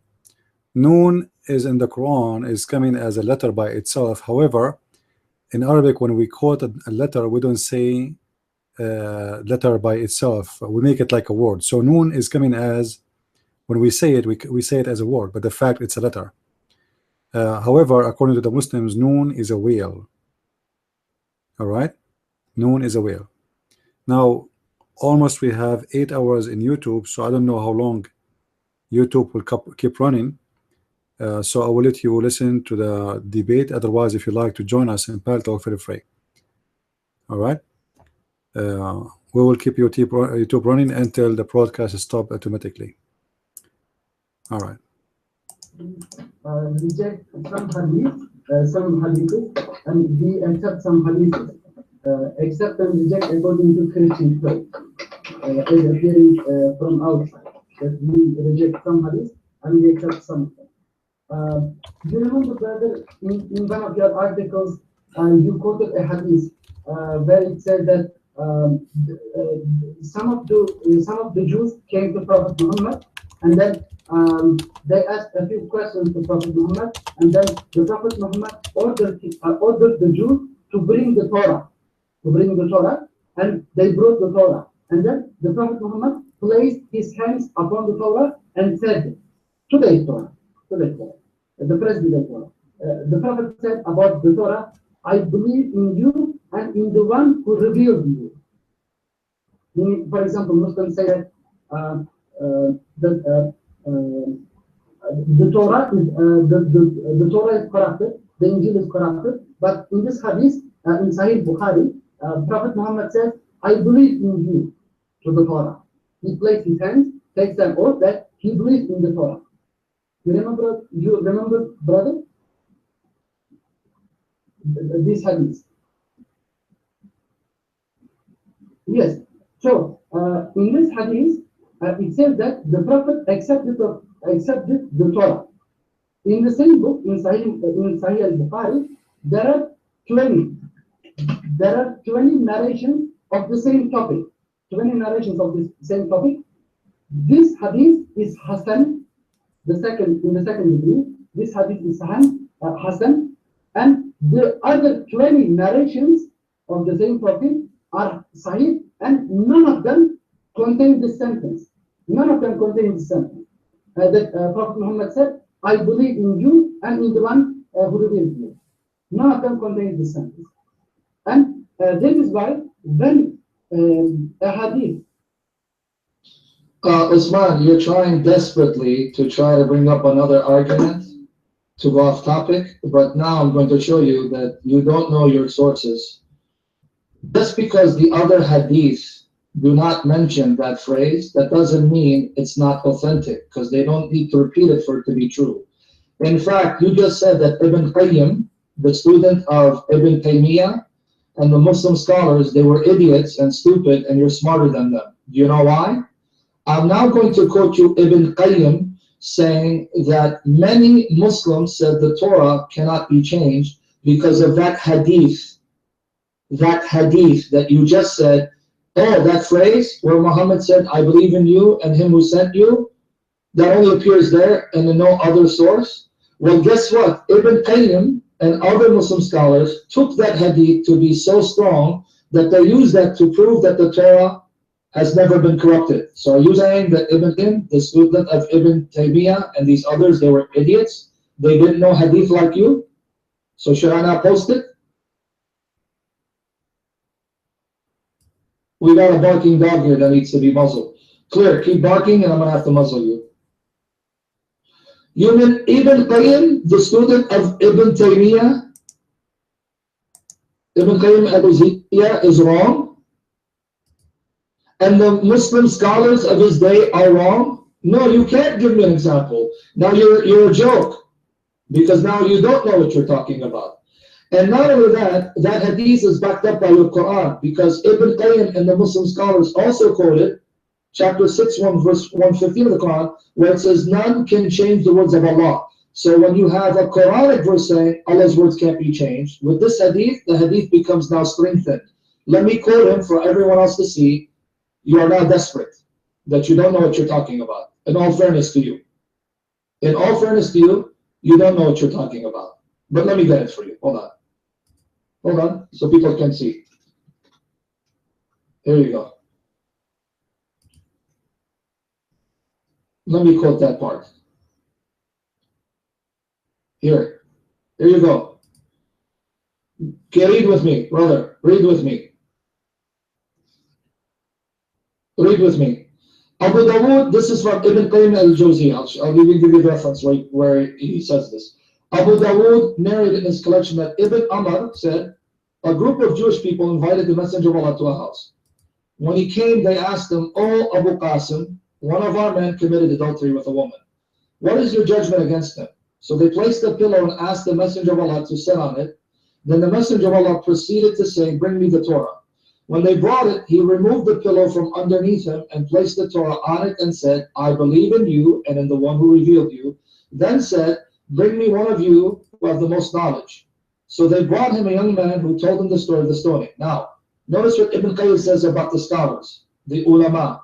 The scholars said, if the Torah was corrupted, he would not have placed it on the pillow and he would not have said, "I believe in you and in the one who revealed you."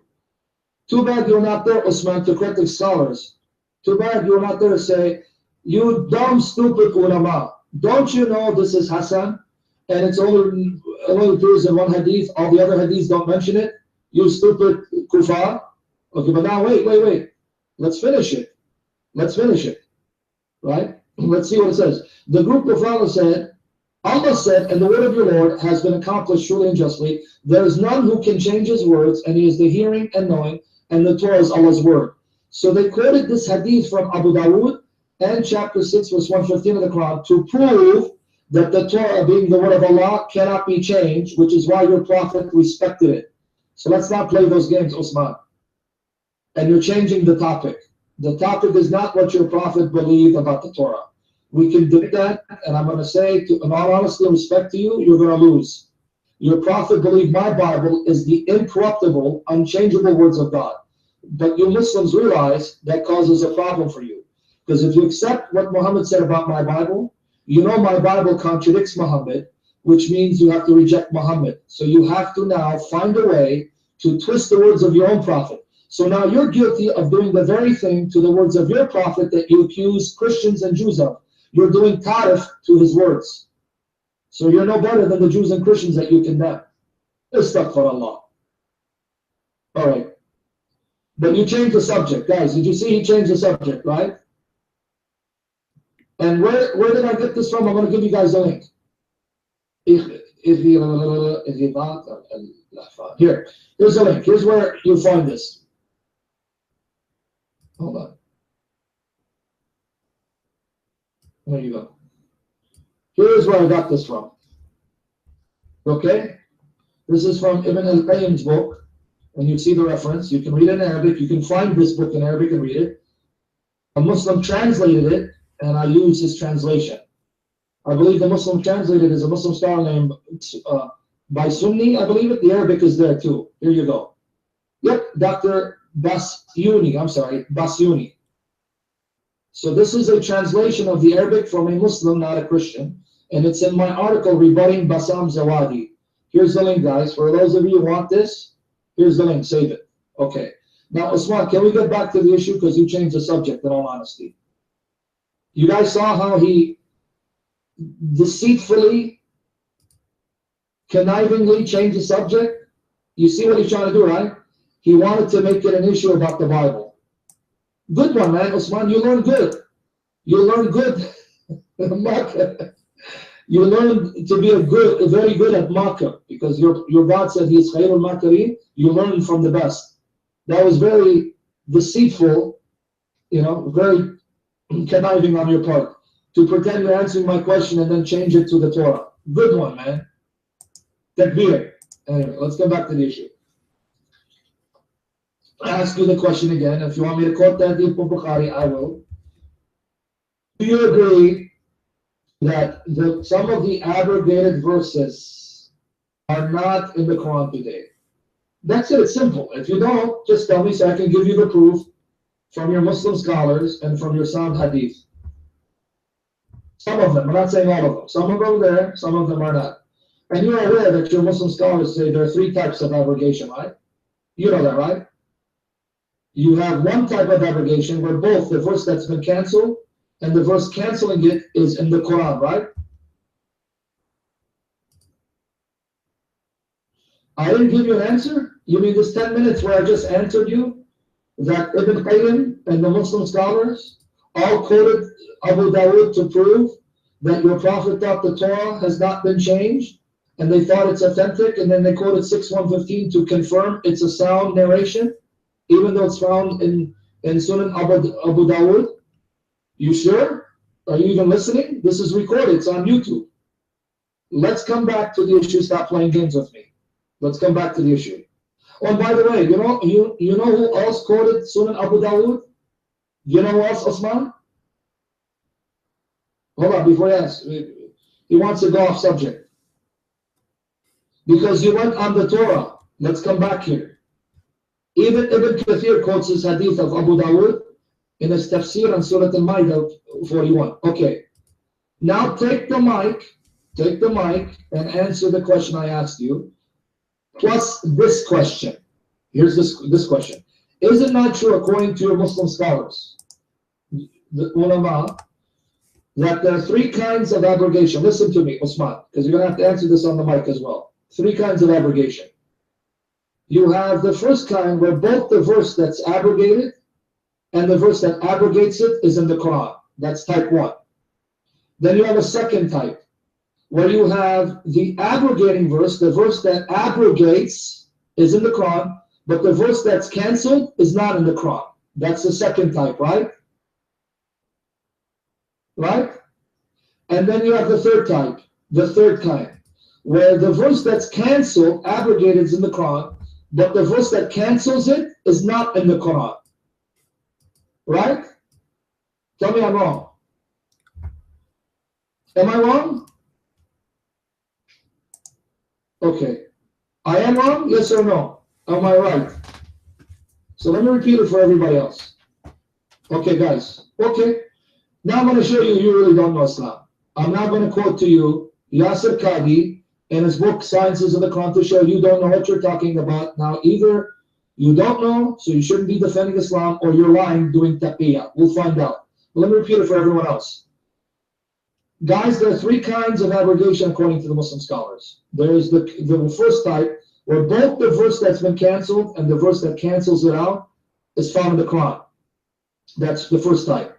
The second type is where you'll find a verse that cancels out a command in the Quran, but the command that it cancels out is not in the Quran. And then there's a type, a verse that's been canceled that's in the Quran, but what cancels it out is not in the Quran. Do you guys understand the 3 kinds of abrogation? Understand that? Okay. Now, Usman, for the love of God, if you come to the mic and lie, I'm going to adopt you again. So be honest, come to the mic, and I'm going to quote the sources to prove my point. Go ahead. Do you have? I don't use websites, English websites for hadith. I don't have them. So I just have hardcover books for Sahih Bukhari, Sahih Muslim, Sahih Abu Dawud. So I will give reference from the book. Is that okay? Because I don't have the website. I will give example, the proof from the book, not from the website. So with references. Is that okay? The hadith, I take the pictures and then write them down to my book. I don't have website, but I will give the reference. Is that okay? And then I will read to you. For example,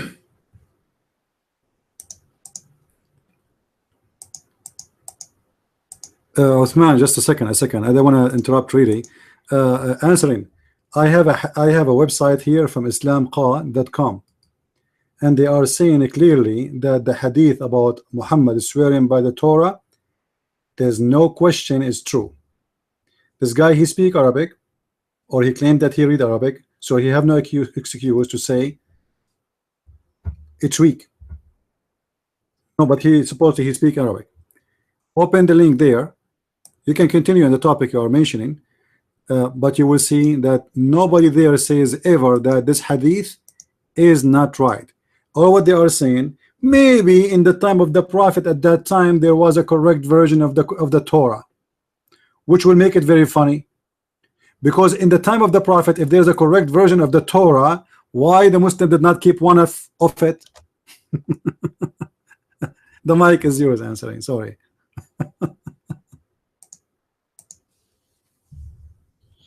Feel free to chime in, CP, anytime. Anyway, guys, I just gave you a link, islamqa.info, for those of you who don't have hard books, hard copies. They're going to basically tell you there's 3 kinds of abrogation. Now, they classify it differently, but it's the same point I was making. But Osman, come to the mic, make your case, so we can go from there. Thank you, Samshan. This is the reference from hardcover. The real book, which is in my hand, Sahih Bukhari, volume 3, the book of differences, chapter 29, page number, you see. I am reading the hadith. Brother Samshan said that Muhammad accepted the Torah that we have today. Now, I am quoting from the Prophet himself. Ash-Sha'bi said, the witnesses of the people. Do you see what kind of liar and snake this guy turned out to be? He's like his prophet. Are we talking about the Torah, or are we talking about abrogation? Did you just guys catch it? So now, Usman, and this is being recorded, I have to be honest, you are a son of Satan, and you are ashamed to defend your prophet. Who is talking about the Torah? No, Usman. Don't be a liar like your prophet. Be better than him. This is why you're going to abandon your prophet if you stop lying like him, because you're going to be a Christian. Guys, did I bring up the Torah, or did he bring up the Torah to change the topic? You see what kind of snake he is? No, I didn't say answer those questions, the Torah. Answer the questions I asked you about abrogation. There were 2. Are there 3 kinds of abrogation? And the Quran on earth, is it not true there are verses that have been abrogated and on the Quran? Those are the 2. So Usman, come to the mic, or we're now going to take off the glove and go for the jugular and embarrass you. So far I was being nice to you. Let's try this again. You want to debate me on whether your false prophet believed the Bible is true? Anytime, and we will have beautiful shish kebab, and we'll make halal out of you. Okay, now, let's focus on the topic. Okay? Let's focus on the topic. CP, as an admin brother, if there's someone who's attacking me, pretending to be a Christian, do I have permission to deal with them, brother, CP?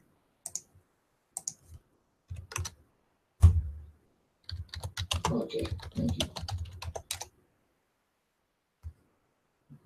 Thank you, brother. God bless you. All right, let's come back. Osman, you just wasted 15 minutes of my time. So let's come back to the issue. That's okay. You'll be on hold for another 3 hours. Okay. Get your blankie and your pillow and cuddle up. You're probably going to fall asleep by the time we're done. So get a nice rest. Okay, Osman, is it not true? Is it not true? Is it not true that there are verses of your Quran that have been abrogated that are not in the Quran?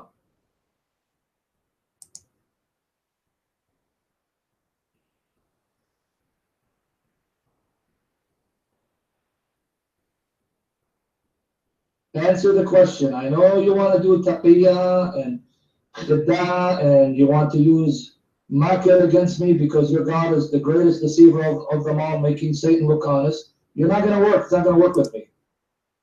No, because you want to tap dance. You want to talk about the Torah because you're ashamed to defend your prophet. But I'm going to make you muster some courage, man up to defend